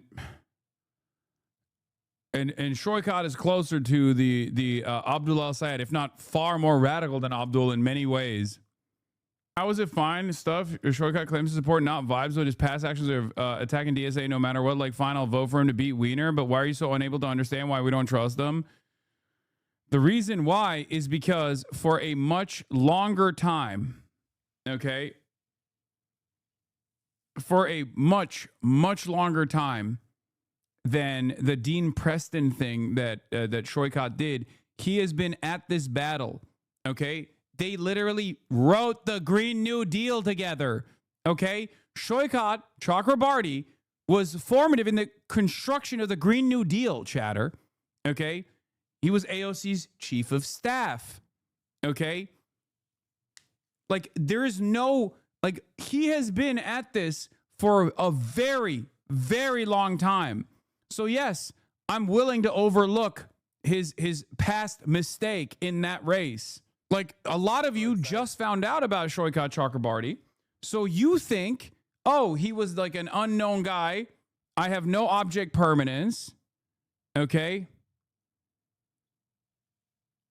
Wait, hold on 1 second. Shoykot Chakrabarti has been working behind the scenes for years and years. He is a part of the Justice Democrats. He's been at this game for quite a while, trying to fucking build a coalition of like left flank candidates. Okay. He co-founded the organization Justice Democrats that created the squad. He played a formative role in the architecture of the Green New Deal. He was AOC's chief of staff at a time when AOC was very bold, very radical, as a matter of fact. Yeah, he lobbied the primary Hakeem Jeffries. He wanted to. He was very much in favor of that too. Unironically, for the leftist purity guys that literally were critical of Zoran, undercutting Chiyose's potential primary attempt against Hakeem Jeffries, you know who was in favor of that? Shoikat Chakrabarti. Okay, it's so funny that the people that are like, well, I don't know, I can't trust them, are. Yeah, Ryan Grimm's book on this is so good. Shoikat is a star in it. Yeah. I don't understand how Shoikat's agenda is, ML, if there's no proletarian dictatorship and we're in social democracy in the current bourgeois state. Here, take an hour off and really reconsider why an American politician running for a congressional seat wouldn't write proletarian dictatorship in their policy papers. Hopefully, after that hour is over and you come back, you will have developed a fucking consciousness and a brain. And you know, you'll be a little bit more intelligent, and everyone else will be a little bit more intelligent for that reason. Okay, please engage in a little bit of self-criticism and engage in a little bit of self-reflection. Okay, I don't understand. Why doesn't he have 10 treaties that he wrote specifically defending Stalin and the collectivization initiatives in the USSR? Is he truly an ML? I don't understand. What is Shoikat Chakrabarti's assessment on what to do with the kulaks? What if they are hoarding grain? How should he deal with that? Will he punish the kulaks? Will he throw them in jail? Because if not, he is not a real follower of the doctrine of Marxist-Leninism. For the fucking San Francisco Nancy Pelosi seat. I just got the Justice Democrats endorsement. That's what I'm talking about, baby. Let's do it. That's what we want. Bringing the gang back together. Amazing to see like the thing that we created to try to change power. You know, we got a little bit of way there with the squad in 2018, and then it has grown. And now they've got... Folks know Shoikat Chakrabarti got let go by AOC for bullying moderate Dems, right? I mean, there's some... I don't know... I'm just not going to say anything one way or another about that, but he's good, okay? Just know that he's good. All these people running all over the country. That's right. And that's what it's going to take, because we want to change the system. It's got to be a group of us. It can't just be any one of us. It's got to be a movement of candidates working with a movement of people. Absolutely. And that's possible this time. The Justice Democrats are part of the new American Revolution. We're talking about organizers from the Bernie campaign who come together to say, F this, we need to do something different. We need to challenge the status quo. We need to build a new system. 2020, me and Cory Bush get in. Right. Right? And so now we're in 2026, and now they're endorsing you, the co-founder, one of the co-founders of JD, to make it happen, man. It's full circle moment for you, brother.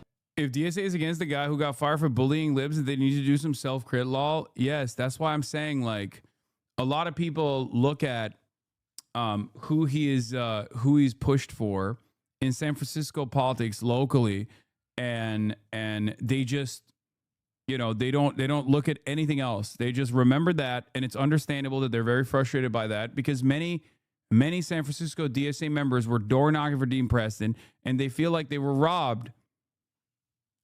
Okay, so I do understand the resentment, and I do think that you know.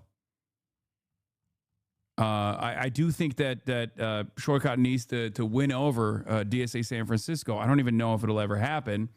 I certainly want to make that a reality, because I understand that he is the best in this race. Like, not even a fucking question, bar none. His policies and his background and his experience in putting forth the most left flank candidates out there all around the country. Like, this is a person who has a shit ton of money, and he's put his money where his fucking mouth is. Okay? Not just like with Justice Democrats in general. He's like propped up candidates all around the country over and over and over again. Okay?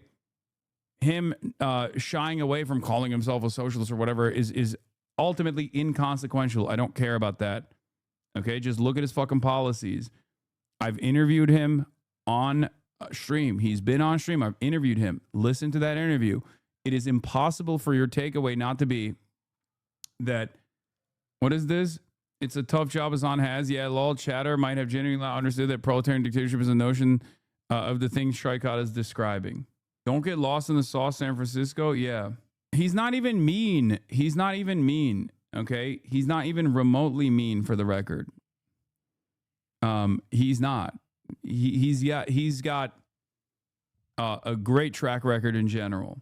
Not gonna lie, you got a lot of work to get him over because I'm asking a lot of people here in the Bay Area. He's not even a consideration, but good luck. Yeah, I know. He's not as well known, I guess, as part of it. And ultimately, I don't know. I don't know what the issue is really. I mean, I can't even get my fucking chat to take a serious look at what his policies look like, what his vision represents. And it's literally the closest association that you can have to many people that self-identify as MLs in this community. So it's very frustrating. And not only does he have the good policies, he also has the expertise of how to implement it. He has a clear vision on how to implement these policies. That's why I'm saying it's very good. Anyway, you should go over his campaign platform on stream real quick. Yes, he wants to build millions of homes. He wants to save Mooney and Bart. He wants to kick out PG&E. He has universal pre-K and daycare, monthly child stipend, Medicare for all, paid parental leave, tuition-free public universities and trade schools, build high-speed rail, prevent housing displacement.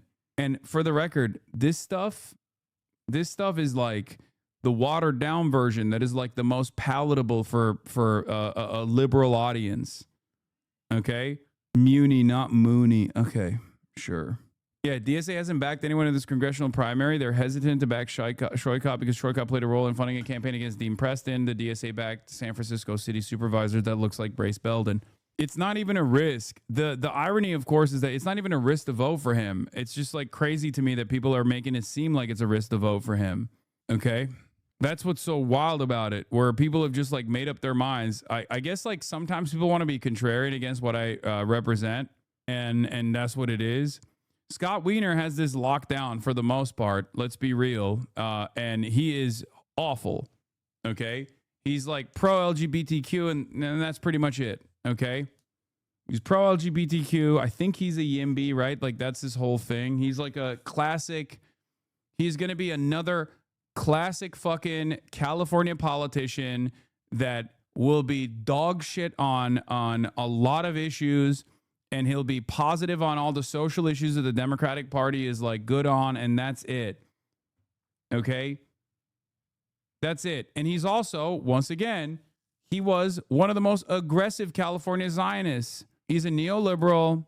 He was super pro-Israel. And I say was, he still is.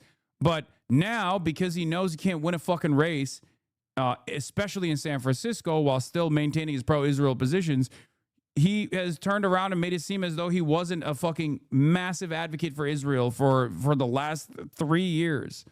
Okay? He flew to Israel, like literally. He met with Israeli politicians. He flew to Israel. He pushed for a bill that censors pro-Palestinian speech in schools. Like, that's the guy who's going to fucking win if you don't actually act. If you don't act. Yeah, he authored AB 715. Got a pro-Palestine doctor fired. Still taking AIPAC donor money. It's incredible. Anyway, I don't know. It just like breaks my heart to see people in this chat behave like silly children. And they get mad when I say you're behaving like a silly child, and that causes people to be even more mad. What? You're telling me this guy likes Zionism? What the fuck does this have to do with anything? Yeah, he's also insanely tall. Zoran spoke about the Iran war today. Zoran on Iran is a war that should be opposed on every single ground, not just procedural, but also moral, and also a war that should be opposed on the grounds that is being financed by the very money that can make it easier to keep Khan, the city, this country home. Seeing the fact that in the face of Americans facing a historic affordability crisis, that we have the pursuit of something that has already cost $23 billion thus far, the kind of money that could transform working class Americans' lives, whether through investments in Medicare or teachers or even elimination of student debt for tens of thousands of Americans, and all of that being thrown aside for the pursuit of yet another regime change war. And it's a war that should be opposed on every single ground, not just procedural, but also moral, but also political. and also a war that should be opposed on the grounds of the fact that it is being financed by the very money that could make it easier to keep calling this city, this country home. And yet there is a blindness to that fact, all while we're being told that this is not what we're seeing with our own eyes. I think we're seeing one of the main peddlers of Hassangate now calls it a distraction. See, this was their plan all along. The Hassan stuff was a distraction and an attempt to gin up chaos in the party. Democrats are flipping seats all across the country in red, pink, and purple districts. Media elites are terrified. Democrats stay focused. We're winning. Ignore them. Dog, you were the one doing that. Oh my God. It's because he realized that this fucking totally backfired and only boosted my profile. So now he's trying to put the cat back in the fucking bag. Oh my God. Literally, this was a spectacular flub. It only fucking boosted my profile on the national front. So now he's like, oh, guys, don't.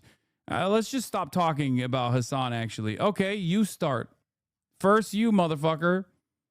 Dumbass. I see that Ulster University All right, I gotta pee. have given an honorary degree to no less than Arnold Schwarzenegger. The Terminator. The very one, yeah, but he's not the most impressive name to be given an honorary degree from that place, is he? Come on, be honest. Well, 4 years ago, for some reason, they considered me worthy of an honorary degree, but I'm not the only person with one, because James Matthews has an honorary degree too. So there's you, me, and Arnie, 3 doctors in the house, and not a cure between us.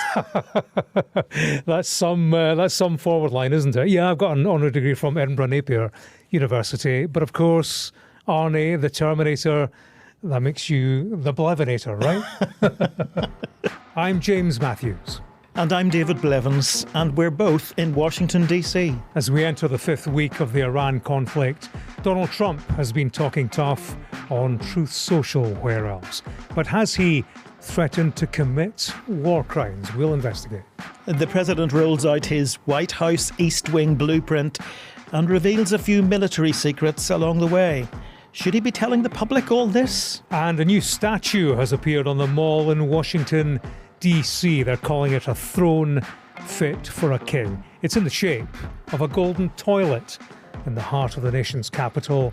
The metaphors are writing themselves. David, we're into week 5 of the conflict in Iran, and the US build-up continues. 2,500 Marines arrived in the Middle East over the weekend, several thousand from the Army's 82nd Airborne Division also heading to the region.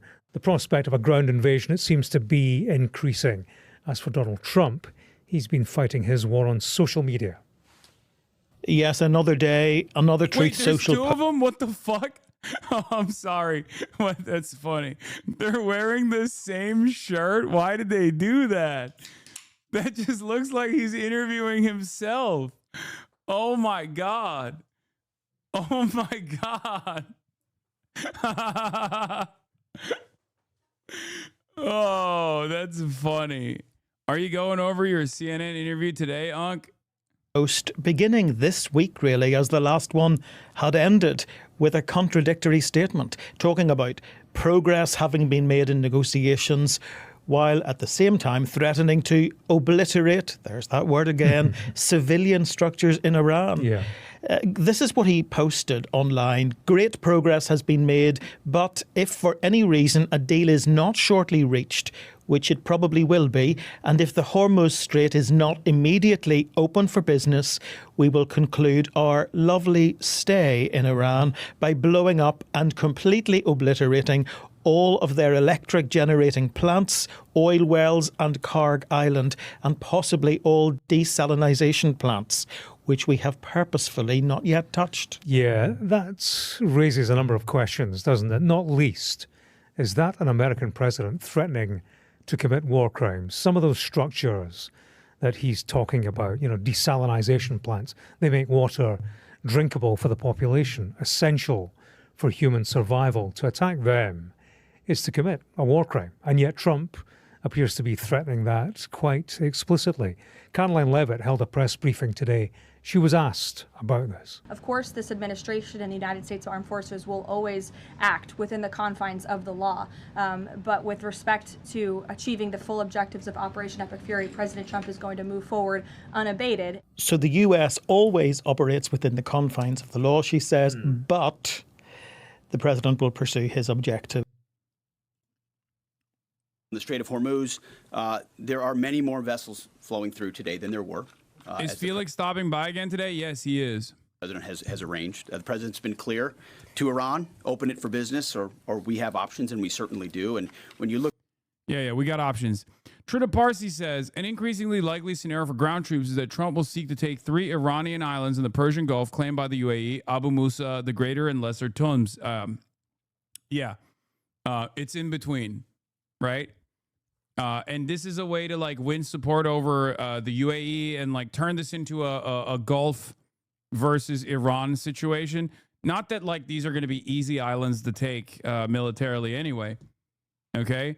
Both pro-Israeli voices in the U.S. and prominent Emirati accounts have been pushing this idea publicly for the past 10 days. Several motivations and objectives may lie behind this potential move. Abu Musa in particular is a strategic island situated in the middle of the Straits, but it may no longer be critical given the manner in which Iran controls the Straits via missiles. It would have been 20 years ago if the Straits had been blocked solely through mines, so controlling it will likely not be the silver bullet Trump is hoping for. 2, is the idea to trade the control of these islands for the opening of the Straits. Assuming that such a trade is even possible, it would depend on the cost of not seizing the island, but keeping it. The U.S. Navy has kept itself 3,000 kilometers away from Iran to avoid being hit by Iranian missiles. Abu Musa is only 70 kilometers from the Iranian shorelines. The Tums are even closer. Iran would rain down missiles and drones, likely killing a large number of U.S. troops. As a result, Iran would likely not have to trade the island. The U.S. would simply abandon it because keeping it would be too costly. Okay?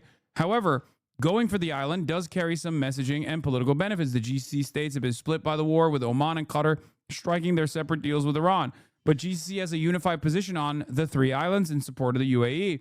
Making the war about the islands may be motivated by an attempt to push Oman and Qatar to support the U.S.-Israeli war, but under the false rubric that it is now about liberating the islands.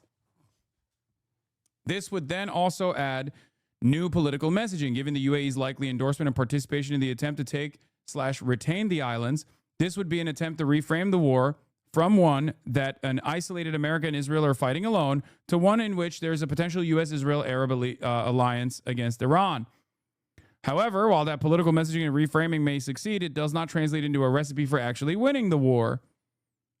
That problem will not only remain unresolved, but it will become even more challenging based on point 2 above. In sum, it appears that an increasingly desperate Trump is lowering his ambition. Instead of winning the war, he hopes to expand the number of stakeholders, and by that, spread out blame for this debacle. Daily Mail Journal.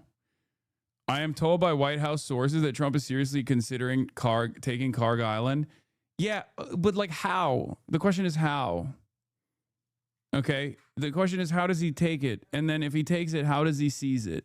Oh, I misclicked on the fucking playlist. Is that what it is? Oh, it was Marco Rubio was talking and talking about U.S. war objectives will be achieved within weeks. They're giving it to Al Jazeera.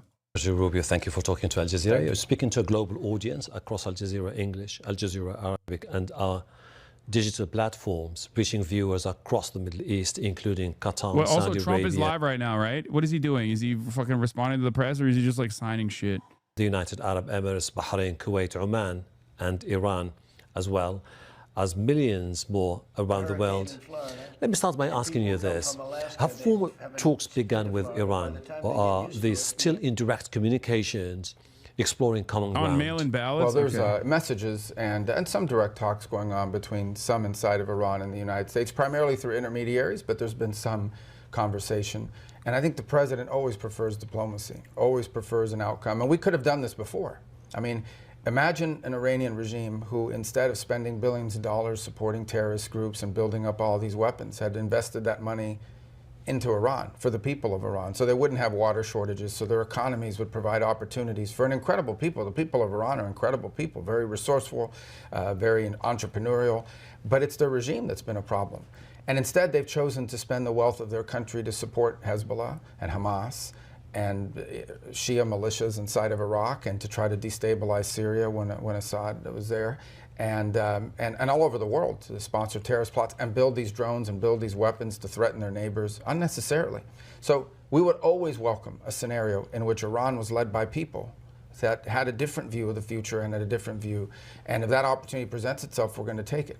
What are your main demands for Iran at this particular stage of the war? Iran can never, the Iranian regime can never have nuclear weapons, and they need to stop sponsoring terrorism, and they need to stop building weapons that can threaten their neighbors. These short-range missiles that they're launching, they only have one purpose, and that is to attack Saudi Arabia and the UAE and Qatar and Kuwait and Bahrain. That is the range of these weapons. And they have thousands of them. They've built extraordinary numbers of them, and not to mention, you know, their desire to have this nuclear weapon to threaten and blackmail the world with. That will never be allowed to happen. It's too great a risk. What would you consider to be the minimum concession from Tehran to bring this conflict to an end? I think they have to take demonstrable steps towards ending any ambition of having nuclear weapons. If what they want is nuclear energy, there are multiple countries in the region that have or will soon have nuclear energy, and they're going to do it through a well-established mechanism that everyone else has agreed to, and that is that you allow imported fuel you import the fuel, and that fuel is used to power up your power grid and provide energy resources for your people. What they cannot have is a system that allows them to quickly weaponize it. They have to stop making all of these drones and all of these missiles. We saw recently where they've lied. They said they didn't have long-range missiles, and then they fired 2 that extended well beyond the range of what their own foreign minister just a few days earlier said they didn't have the range to reach. So they have to abandon all these weapon programs and all of their nuclear ambitions. And if they do that, then Iran's future can be bright. But they have to choose that path, and for 47 years they've refused that path. Iran said it rejects the US demands and is setting its own conditions, such as the financial compensation and also recognition of its sovereignty over the Strait of Hormuz. Are those demands acceptable from an American perspective? Not only is the sovereignty over the Strait of Hormuz not acceptable to us, it won't be acceptable to the world. No one in the world can accept it. Number one, it sets an incredible precedent. So this means that nations can now take over international waterways and claim them as their own. The United States could do that now. The Chinese could do it in the South China Sea. No one in the world is going to accept that or should accept that. Now, let me be frank, very little of American energy comes through the Straits of Hormuz in terms of the energy we rely on, but we recognize the impact that it has on global markets and on our neighbors, especially our allies in the region who produce energy and have to get it out to market. So no country in the world should accept it. The regional countries in the world should accept it. The United States will not accept that condition. It's an illegal condition that they're demanding. That's just not going to happen. As the US-Israeli campaign continues, there's no clear indication that the Strait of Hormuz is secure enough to restart the flow of oil and gas into global markets. Are you consider a plan to ensure full control over the entire strait? Well, the Straits of Hormuz will be open. When this operation is over, it will be open. Yeah. It's just a wish and a dream, dude. Trump is currently talking about his ballroom. Oh my God, dude. I mean, at least he gives like some catnip for the libs to pay attention to. I know that's like the most devastating thing that has happened in America in this last week. Lindsey Graham now encouraging Trump to wind down the Iran war and facilitate peace efforts in a drastic shift from earlier messaging. Oh, it's so good. Oh, it's so fucking good. Oh, God. Where are we at now? And it'll be open one way or another. It will be open because Iran agrees to abide by international law and not block the commercial waterway, or a coalition of nations from around the world and the region with the participation of the United States will make sure that it's open. One way or the other, it's going to be open. But we have very clear objectives that we're trying to achieve here. Those objectives are the destruction of their Air Force, which has been achieved, the destruction of their Navy, which has largely been achieved, a significant reduction in the number of missile launchers that they have, which we're well on our way to achieving, and we are going to destroy the factories that make those missiles and those drones that they are using to attack their neighbors and the United States and our presence in the region. We will achieve those objectives. We are well on our way, or ahead of schedule. We will achieve them in weeks, not months. And then we'll be confronted with this issue of the Straits of Hormuz, and it'll be up to Iran to decide. And if they choose to try to block the Straits, then they will have to face real consequences, not just from the United States, but from regional countries and from the world. Your regional allies in the region, they're critical energy installations are being bombed, their cities bombed almost on a daily basis, and they're looking for a clear path back to stability. What would be your message to them? Well, I think the best way to stability, given the people who are in charge in Iran, is to destroy the ability of Iran in the future to launch these missiles and these drones against their infrastructure and civilian populations. If you think about what they've struck in the region, what has Iran gone after? It's been energy infrastructure against countries that were not waging war against them, but yet they went after these countries nonetheless. This is why they built these missiles and drones in the first place. But they've also attacked embassies, diplomatic facilities, which is unheard of. They've attacked airports, which is unheard of. This is what they've done. And this is a weakened Iran. This is an Iran that's weaker than it's been in 10 years. Imagine 5 years from now or 3 years from now, when they had more missiles, more drones, what they would have been willing to do to their neighbors and to us. That was intolerable. That's why this needed to be done now. The United States is committed to finishing the job. We're working very closely with all of our allies, work very closely in defensive. Yes, unfortunately, drones and missiles get through from time to time, but the overwhelming majority of these launches are defeated. They're shot down before they reach their intended target, or the destruction would be far worse. These are strong, stable countries in the region. These are our allies. These are our friends, and we are going to continue to be there and support them as they face this onslaught. And by the way, they're not the ones.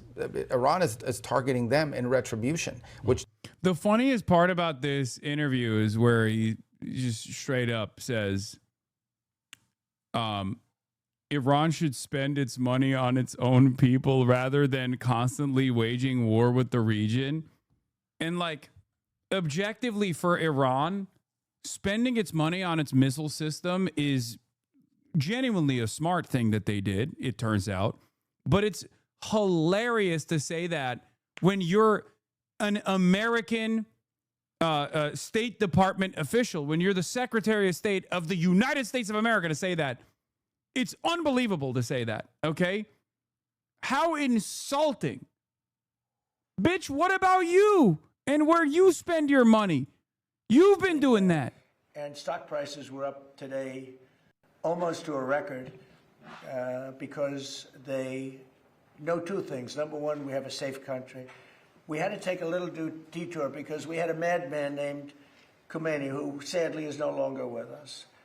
And we had regime change already. We've knocked out one regime, then we knocked out the second regime. Now we have a group of people that are very different. They're much more reasonable. I think much less radicalized. We have had regime change.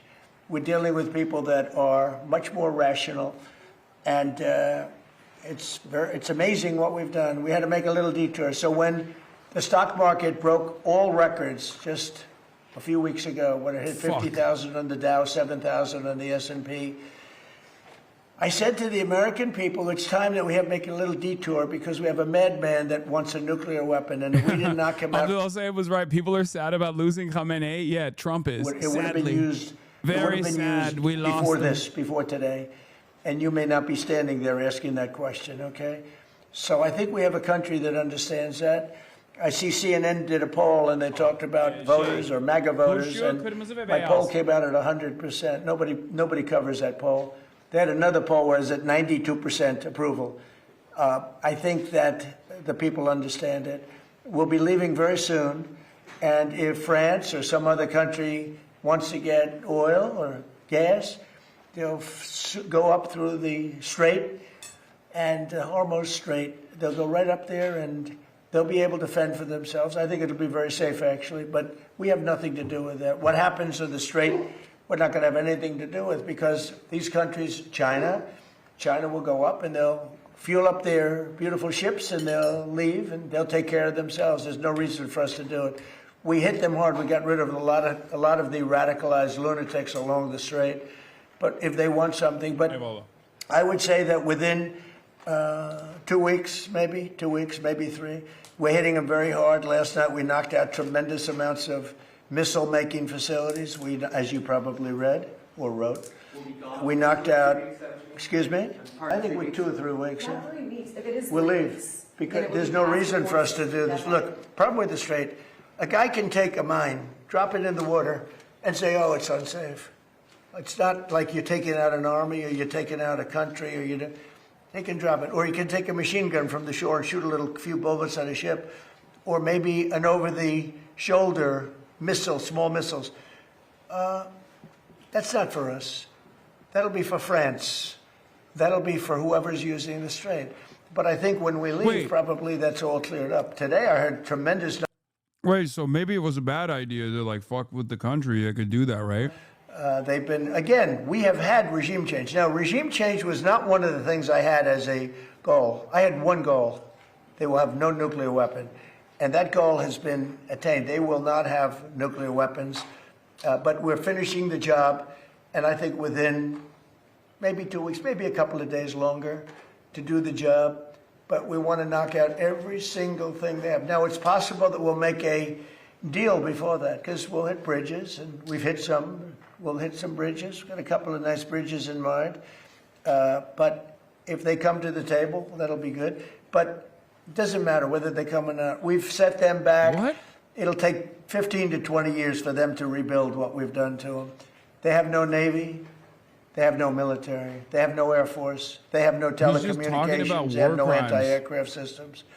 They have no leaders. You know, their leaders are all gone. That's why we have regime change. We have nice new leaders. Peter? Thank you, President Trump. You talked about how the ballroom needs to have a drone-proof roof. Right. There have been drone swarms flying over sensitive military installations in the U.S. over the last couple of weeks. The reports are they don't look commercial and they can't be jammed. Is this another country's military? I don't think so. We have a great system of... Do you notice that over the last 4 or 5 days you haven't seen very many drone hits, right? We have some unbelievable anti-drone weaponry that's incredible. But you want to have, like, for instance, the ballroom. We have a very powerful very steel the roof ballroom. Things in it.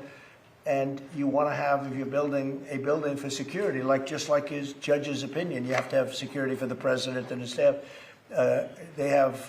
You need heavy, strong ceilings. You need seriously thick, bulletproof, ballistic glass. And we have that. Other buildings don't. You know, fairly modern buildings don't have that. They have roofs that are weak and they have regular glass windows. There was this incident down at Barksdale, though, where apparently a whole swarm of drones for a couple hours was over the flight line. There's a lot of really important planes down there. Yeah.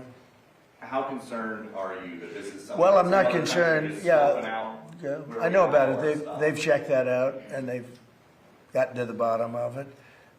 You know, you have a lot of people now that fly these things all over the place, and we're coming down very hard on them.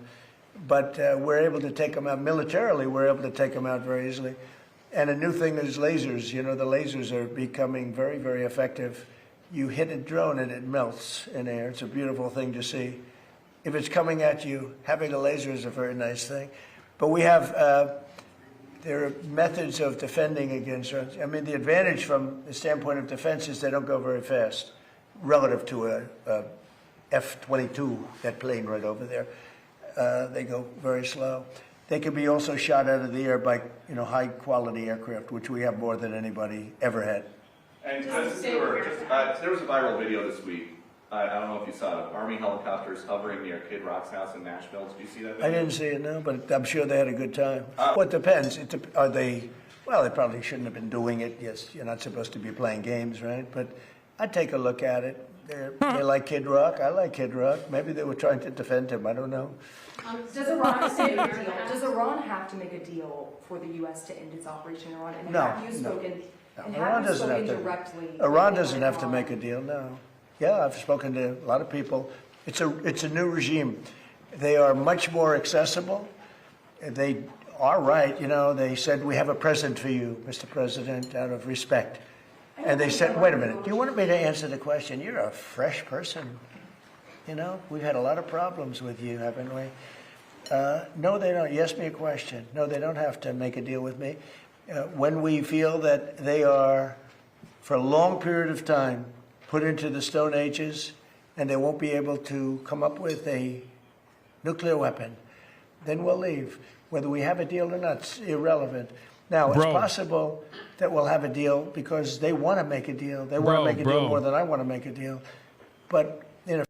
This argument is like literally flipping the script on what Iran is saying. He's just like repeating what Iran is saying, but American style. Already, maybe in a long time from now, able to do a nuclear weapon. You'll have a president that will be like me in that he will go there and he'll knock the hell out of The them. real again. question is someone lying to Donald Trump in his orbit and he's just repeating it with the whole Iran gave us a good president, or did he come up with that on his own? And the new regime is much better than the past, yeah.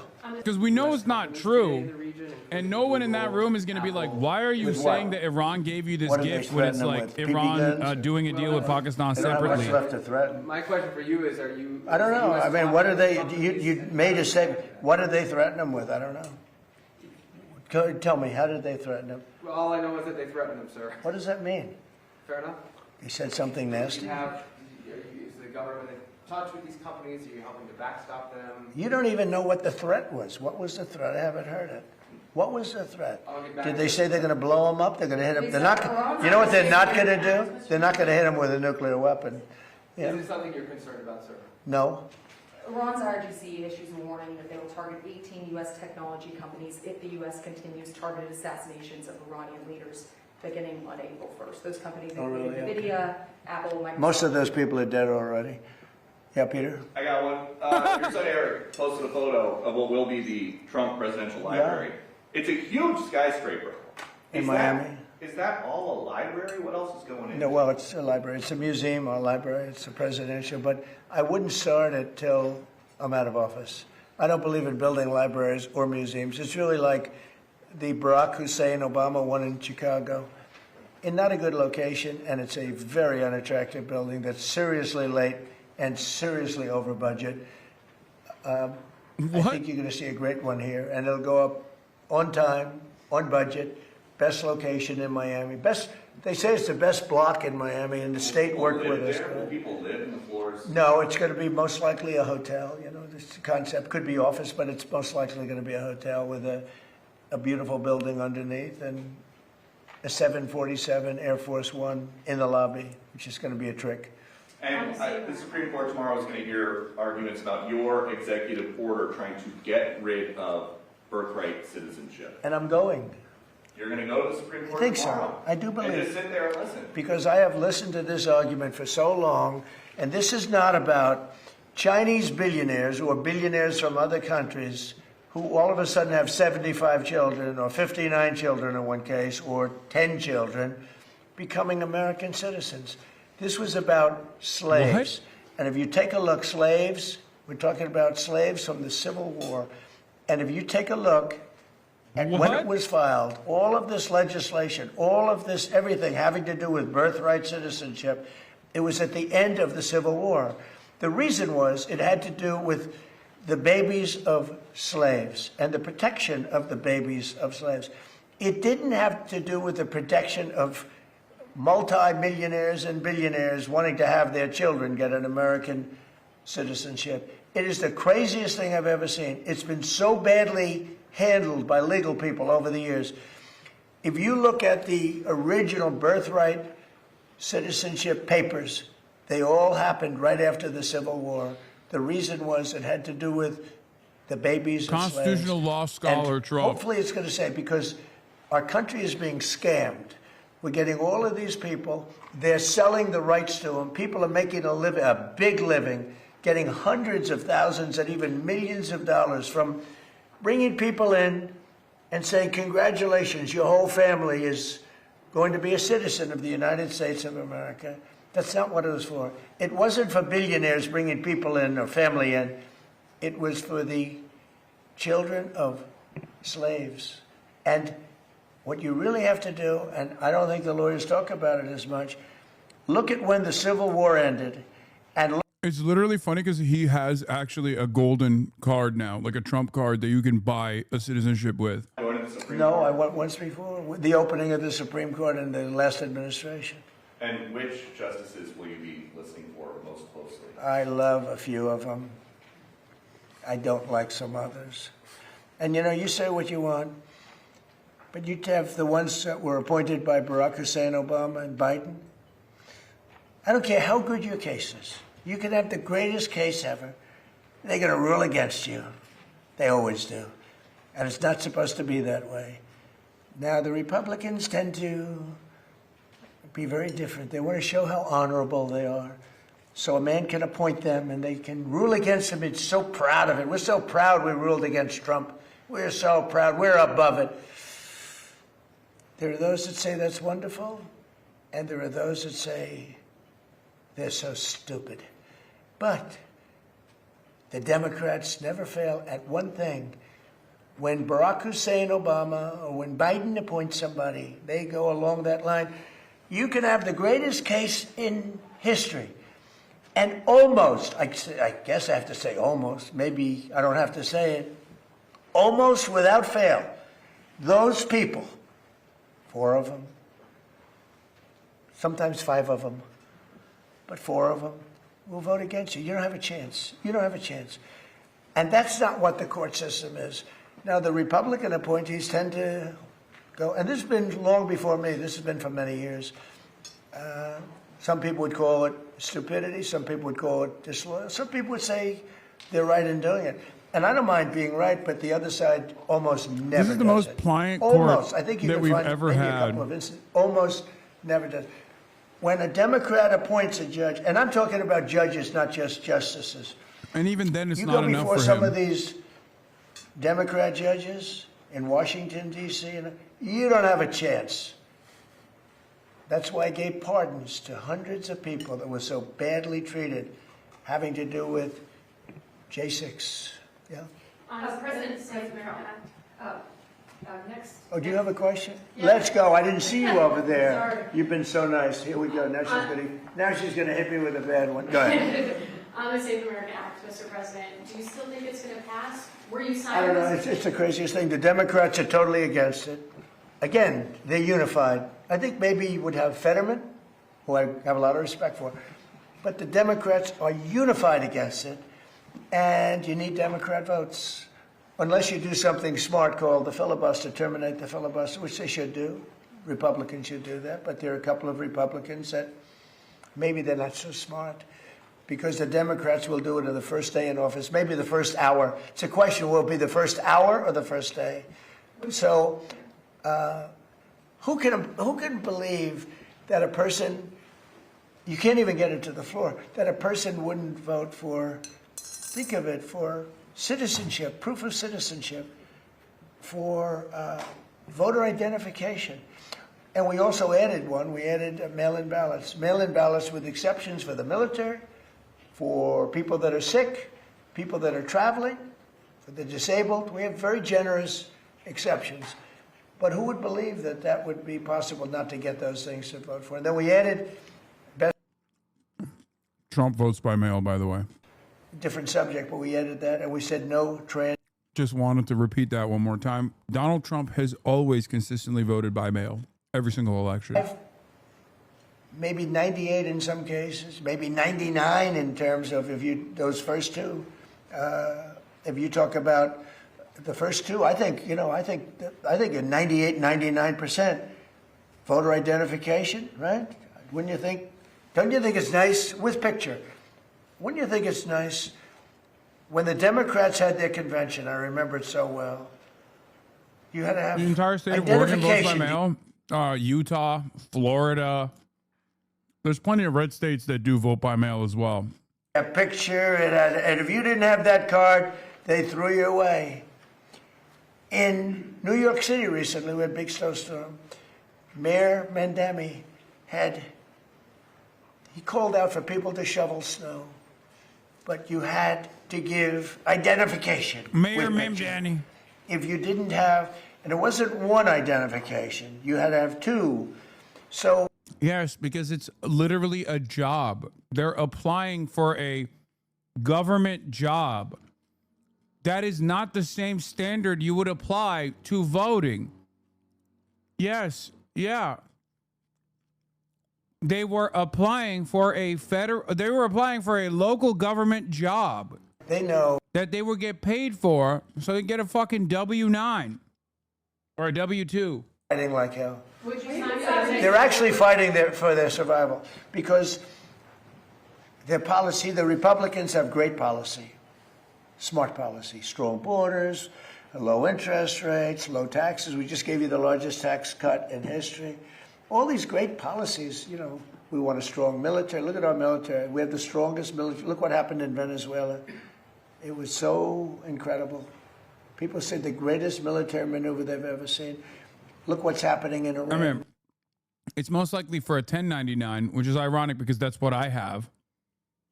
I no longer am an employee as I used to be with a fucking salary like that. I get a 1099. When I read the fake New York Times, you take a look at it, it's like, oh, they're putting up a good fight. They're not putting up a fight. They're not even shooting at us, okay? We have planes are just ruling the sky. We have airplanes. Those two. We have airplanes. Nice, right? Lincoln with a little modern touch. The great Benjamin Franklin with a little modern touch. But think of it. They are roaming the skies over Tehran. They're not even being shot at because their equipment's been totally decimated. They have nothing to shoot. They have no Navy, they have no anything. And just think about this. They have no Navy. They have no military. They have no nothing. They're losing. They admit they're losing. They're begging to make a deal. And if you read the fake New York Times, a corrupt newspaper, where I'm suing them and I think I should do very well, but you would almost think, who's winning? It's so fraudulent. But just to finish up with the New York Times, if you read the New York Times prior to my election victory... Question once again. Is someone actually giving him fake data to make it seem like they're actually winning? Or is he completely aware that they're losing and he's frustrated, but he just hates that the New York Times is covering it like that? New York Times, you would say, oh, Trump's going to lose. But I won in a landslide. I won the popular vote. I won the Electoral College in a massive number, right? Massive. I won the counties, 86% of the counties I won. All of these different things. Winning the popular vote for a Republican is, you know, pretty amazing. But if you read the New York Times for months and months and months, you were hearing, oh, Trump is doing so badly. We have to straighten out our media. The reason their circulation is way down, the New York Times circulation, you know, has gone way down. Washington Post is almost extinct. The papers that are being dishonest, the papers generally, people don't believe the media. And to finish, I got 90. The irony is the Washington Post is basically extinct because Jeff Bezos literally pledged fealty to Donald Trump and totally dropped impartiality. And that frustrated, obviously, the only people in this country who read, which happen to not be Republicans because Republicans are fucking illiterate. And they, you know, stopped subscribing to the paper.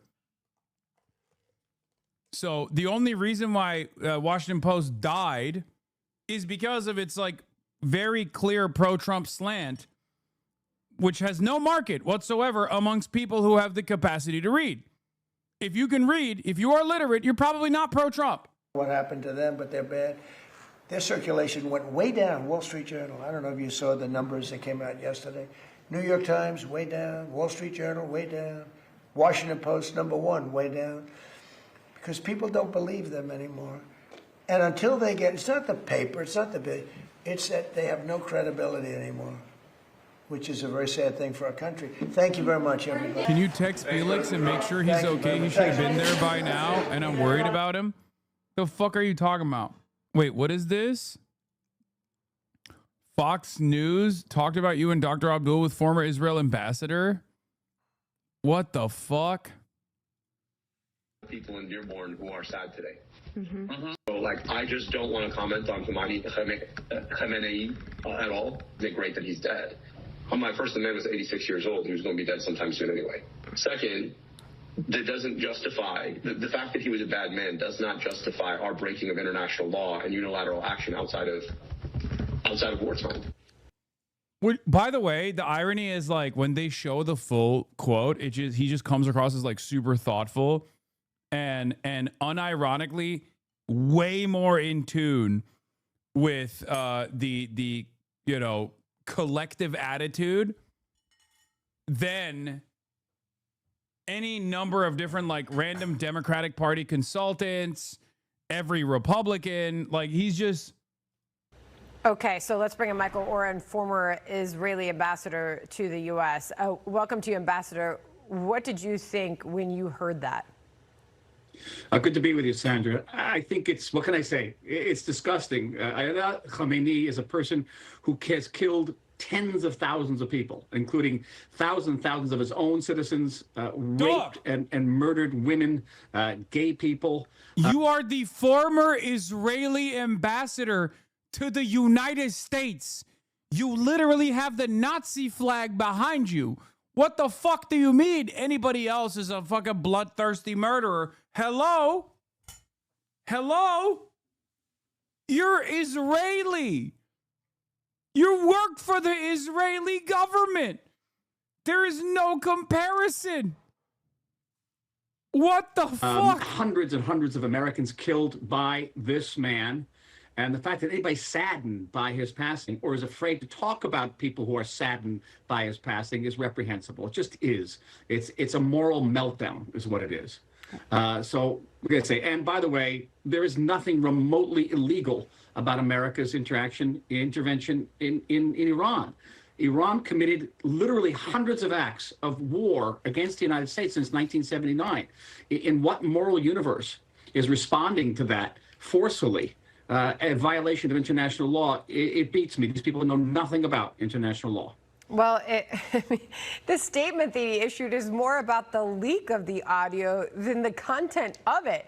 This is the statement that he released saying that this audio was obtained by a disgruntled employee. The fact that a right-wing news outlet, he says, may have illegally and unethically obtained a deliberation about how to talk about this by way of a disgruntled former employee is only a distraction. I mean, that sounds like a doubling down of the statement itself. It does, but again, to be saddened by the death of Ayatollah Khamenei is itself, is as I said earlier, it's a moral meltdown. This is a person, again, responsible for the deaths of I'm gonna once again say you're literally Israeli. Yeah. I wonder who normies will side with, Michael Oren or El Sayed. You're literally Israeli. Thousands of people in the most horrendous ways. And a person who, for 47 years, did nothing but declare war against the United States and make acts of war against the United States. And responding to that is legal under any definition of international law. Well, I wonder how you think this is going to go over for him as he tries to make way there in Michigan. Mm-hmm. Maybe will it hurt him? Or will See, they're so racist that, like, as soon as she brings up Michigan, she's like, well, they're all a bunch of Ayatollah lovers over there. All of those Muslimans, you know? Like, it's Fox News, so they can't even do the insincere, like, oh, this is going to hurt your chances in the election. Like, they're not even doing that. But in Michigan, I don't know. This is an internal American political issue. I'm telling you from an Israeli perspective. Why do we care about the Israeli perspective on this? It's a fucking American race in the state of Michigan. Like, why did nobody think like, oh yeah, we should get an Israeli on to give us his take? Who cares, man? Fuck you mean? I'm giving you my take as an Israeli. Okay. I don't give a fuck. We hear this debate about whether the American intervention, whether the Epic Fury operation Abdullah is take on me as well. He canceled me. He fucking came out and was like, fuck Hassan. It's messed up, dude. It's over. Legal or illegal under international law. I got to tell you, we got to scratch our heads. Before the autists take me seriously, I'm obviously joking. Don't get what act of war, in addition, that Iran could commit against the United States that would make America's intervention legal under their definition. It is really quite baffling to us. And we don't have that problem. Iran has been trying to kill us now every single day, not just by verbally, but actually acting on it. And tonight, there are millions of Israelis who are in bomb shelters as Iranian proxies fire rockets at our people, firing rockets tonight at the Galilee, which is, I know, is an area of very precious. Yeah, he's like, it's obvious that Iran is not abiding by international law. Just a great number of Americans. Everybody in the galleys and bomb shelters tonight because of Iran. Well, Dr. Abdul Can't believe an Israeli talking about international law is always funny. El Sayed also making headlines for campaigning with Hassan Piker, the left-wing streamer who is very, very popular on the internet. He's dividing Democrats over anti-Semitism, and campaigning with Dr. Abdul El Sayed has becoming an issue. And this is what he is saying about that. Listen. Any Democrat who tells you that you cannot speak with some group of people because of one offensive thing that they might have said is missing the point of what it means to actually bring people into a legitimate mainstream policy. These responses are just baffling some people, but maybe he thinks it's not going to hurt him. Well, I don't know about the politics of it, Sandra, but here's the reality of it. American Jews, Jews around the world will be celebrating Passover tomorrow night. And one of the themes of Passover is that in any generation, there are people going to try to come up and try to kill us as a people. And we have to stay strong, stay united, and we will survive. That's been the lesson of our history. And anti-Semitism in America is not just one person saying one thing one time. The FBI will tell you that some 70% of all the hate crimes against a religious group in the United States are against American Jews. And synagogues, Jewish... Yeah, dude, 100%. There's literally no other crime that even happens. Levin Streamer, very popular. How is she introduced you? How is the viewer supposed to know you're anti-Semitic? Yeah, I don't know why she just dropped that in there. This guy doesn't know who the fuck I am. You know what I mean? He just not so subtly implied that you literally want to kill us. That's fucking insane. Yeah, I mean, again, he's literally Israeli. Okay? Of course he is hysterical and insane.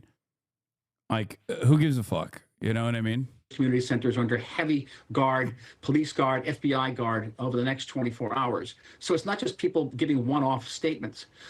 These are serious threats to a loyal and important community in the United States. And brother, you're on Fox News, by the way. That's so funny. Directive from AIPAC and Israel to slander you. You too powerful, bro. I mean, yeah, there's definitely, I definitely got the crosshairs. But like, dog, one, you're Israeli. Two, you're on Fox News. Why the fuck do you care about Jewish Democrats? You know what I mean? Like, he's literally trying to make a doubly weird argument. Not even American. Straight up Israeli. And also on Fox News, talking about Jewish Democrats and their loyalty to the Democratic Party. Like, it's so obvious that this is, you're just saying these things, right? You're just saying what you think you're supposed to say. That's why he hits the old notes of like, oh, they want to kill us all. These guys, they want to kill all of us, all this shit.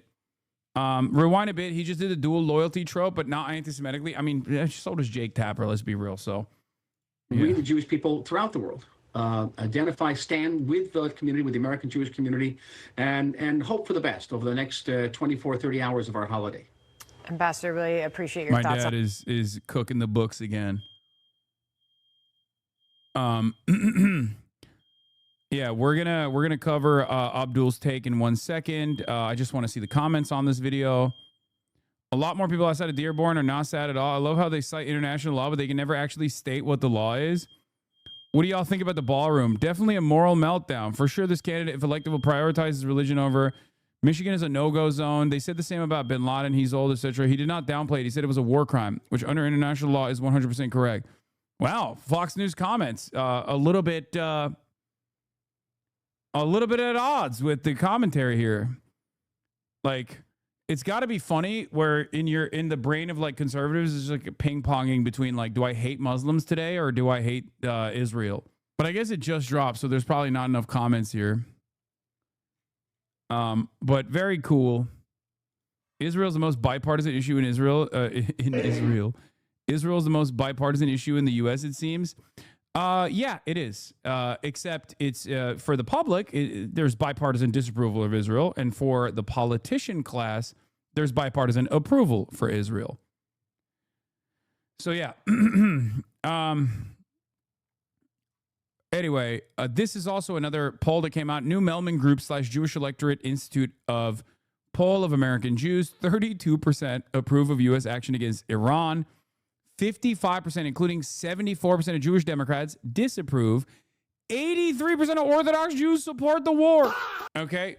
Now, for those of you who don't know, yet another clear-cut example that, like, American Jews are American and Jewish and don't give a fuck about, like, Israeli foreign policy at all is an example that I think about quite a bit, especially as of late when people are saying Benjamin Netanyahu got us into the Iraq war, right? Iran, yes, Benjamin Netanyahu is the driving force here.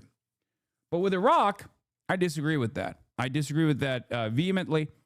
But also, 75% of American Jews were against going to war with Iraq. They were anti-Iraq war across the fucking board. So the idea that, like, Israeli Jews and their universal support for whatever fucking insane thing Israel is doing is going to also translate to American Jews and their support is idiotic. It's actually the exact opposite, right? So just something to remember whenever people do this whole, like, all Jews care about is Israel. How dare you fucking criticize the beautiful state of Israel? Fuck you. Now, are these numbers still fairly high? Absolutely. Okay. It's higher across the board. Actually, you know what? It's not even 32% of the U.S. approving against Iran. Kind of makes sense. I mean, that's, you know, that's the conservatives, right? 55%, including 74% of Jewish Democrats, disapprove. Also makes sense. There's another poll. Oh, there's another poll that came out. J Street poll of 800 American Jews, 60%, including 83% of Jewish Dems, oppose U.S. military action against Iran. 45% say it makes Israel more secure. 63% say diplomacy plus sanctions to curb Iran's nuclear capabilities. 44% support some conditions on U.S. aid to Israel. American Jews increasingly see Israel's ugly reality. This past October, a survey by Washington Post found that 46% of American Jews supported the war in Gaza and 48% opposed it. 39% believed that Israel had committed a genocide. As far as the numbers go on this, it is definitely worse than, like, the population's percentages. But once again, why do we care? The only reason why I'm bringing it up is because it's not a monolith. It's not a monolith at all. And it's ironically something that I keep repeating over and over again, and people get fucking mad at me. I think that American Jews should be at the forefront of communicating to non-Jews in the United States of America that, like, Israel and Jews are totally separate. And yes, this also includes, like, criticizing religious institutions that literally almost universally, with, like, obviously notable exceptions, ride for Israel way more than the actual American Jews do. Yes, there is a very real divergence here. If you look at a lot of the prominent Jewish advocacy orgs and the Jewish institutions, they are first and foremost predisposed with defending Israel. Okay? Almost every single one. You're thinking about Hillel, Chabad. You think about, like, all of the rabbis that come out and, like, write articles, or the Jewish advocacy organizations. They all create the sense that American Jews are united in their defense of Israel, when that's not the fucking case. And the only way to deal with that, and I've been talking to my friends about this as well, but, like, the only way to deal with that is to be loud. And to do your very best to be like, this is not representing me at all. Like, talk in your community as well, to talk to community leadership, to say, like, this is not something that I want to be associated with, not in my name, you know? Because I think there is an opportunity now, more than ever before, for anti-Zionist Jews to take more control over their communities. For the longest time, anti-Zionist Jews, self-identifying anti-Zionist Jews, right, were in the margins, at least in, like, the American Jewish coalition, the American Jewish constituencies. Like, they would be cast aside as bad Jews, and there's still a lot of that, right, in these communities, for sure. But the reality of the matter is the number of anti-Israel Jews in the United States of America, especially amongst younger generations, has grown rapidly. Okay? It has. It's grown dramatically. Okay, so this is an opportunity to take control over what it means to be a Jew in the Western world, unlike ever before. This is the only way to begin the process of like combating the growth of anti-Semitism in this country, because a lot of people are unironically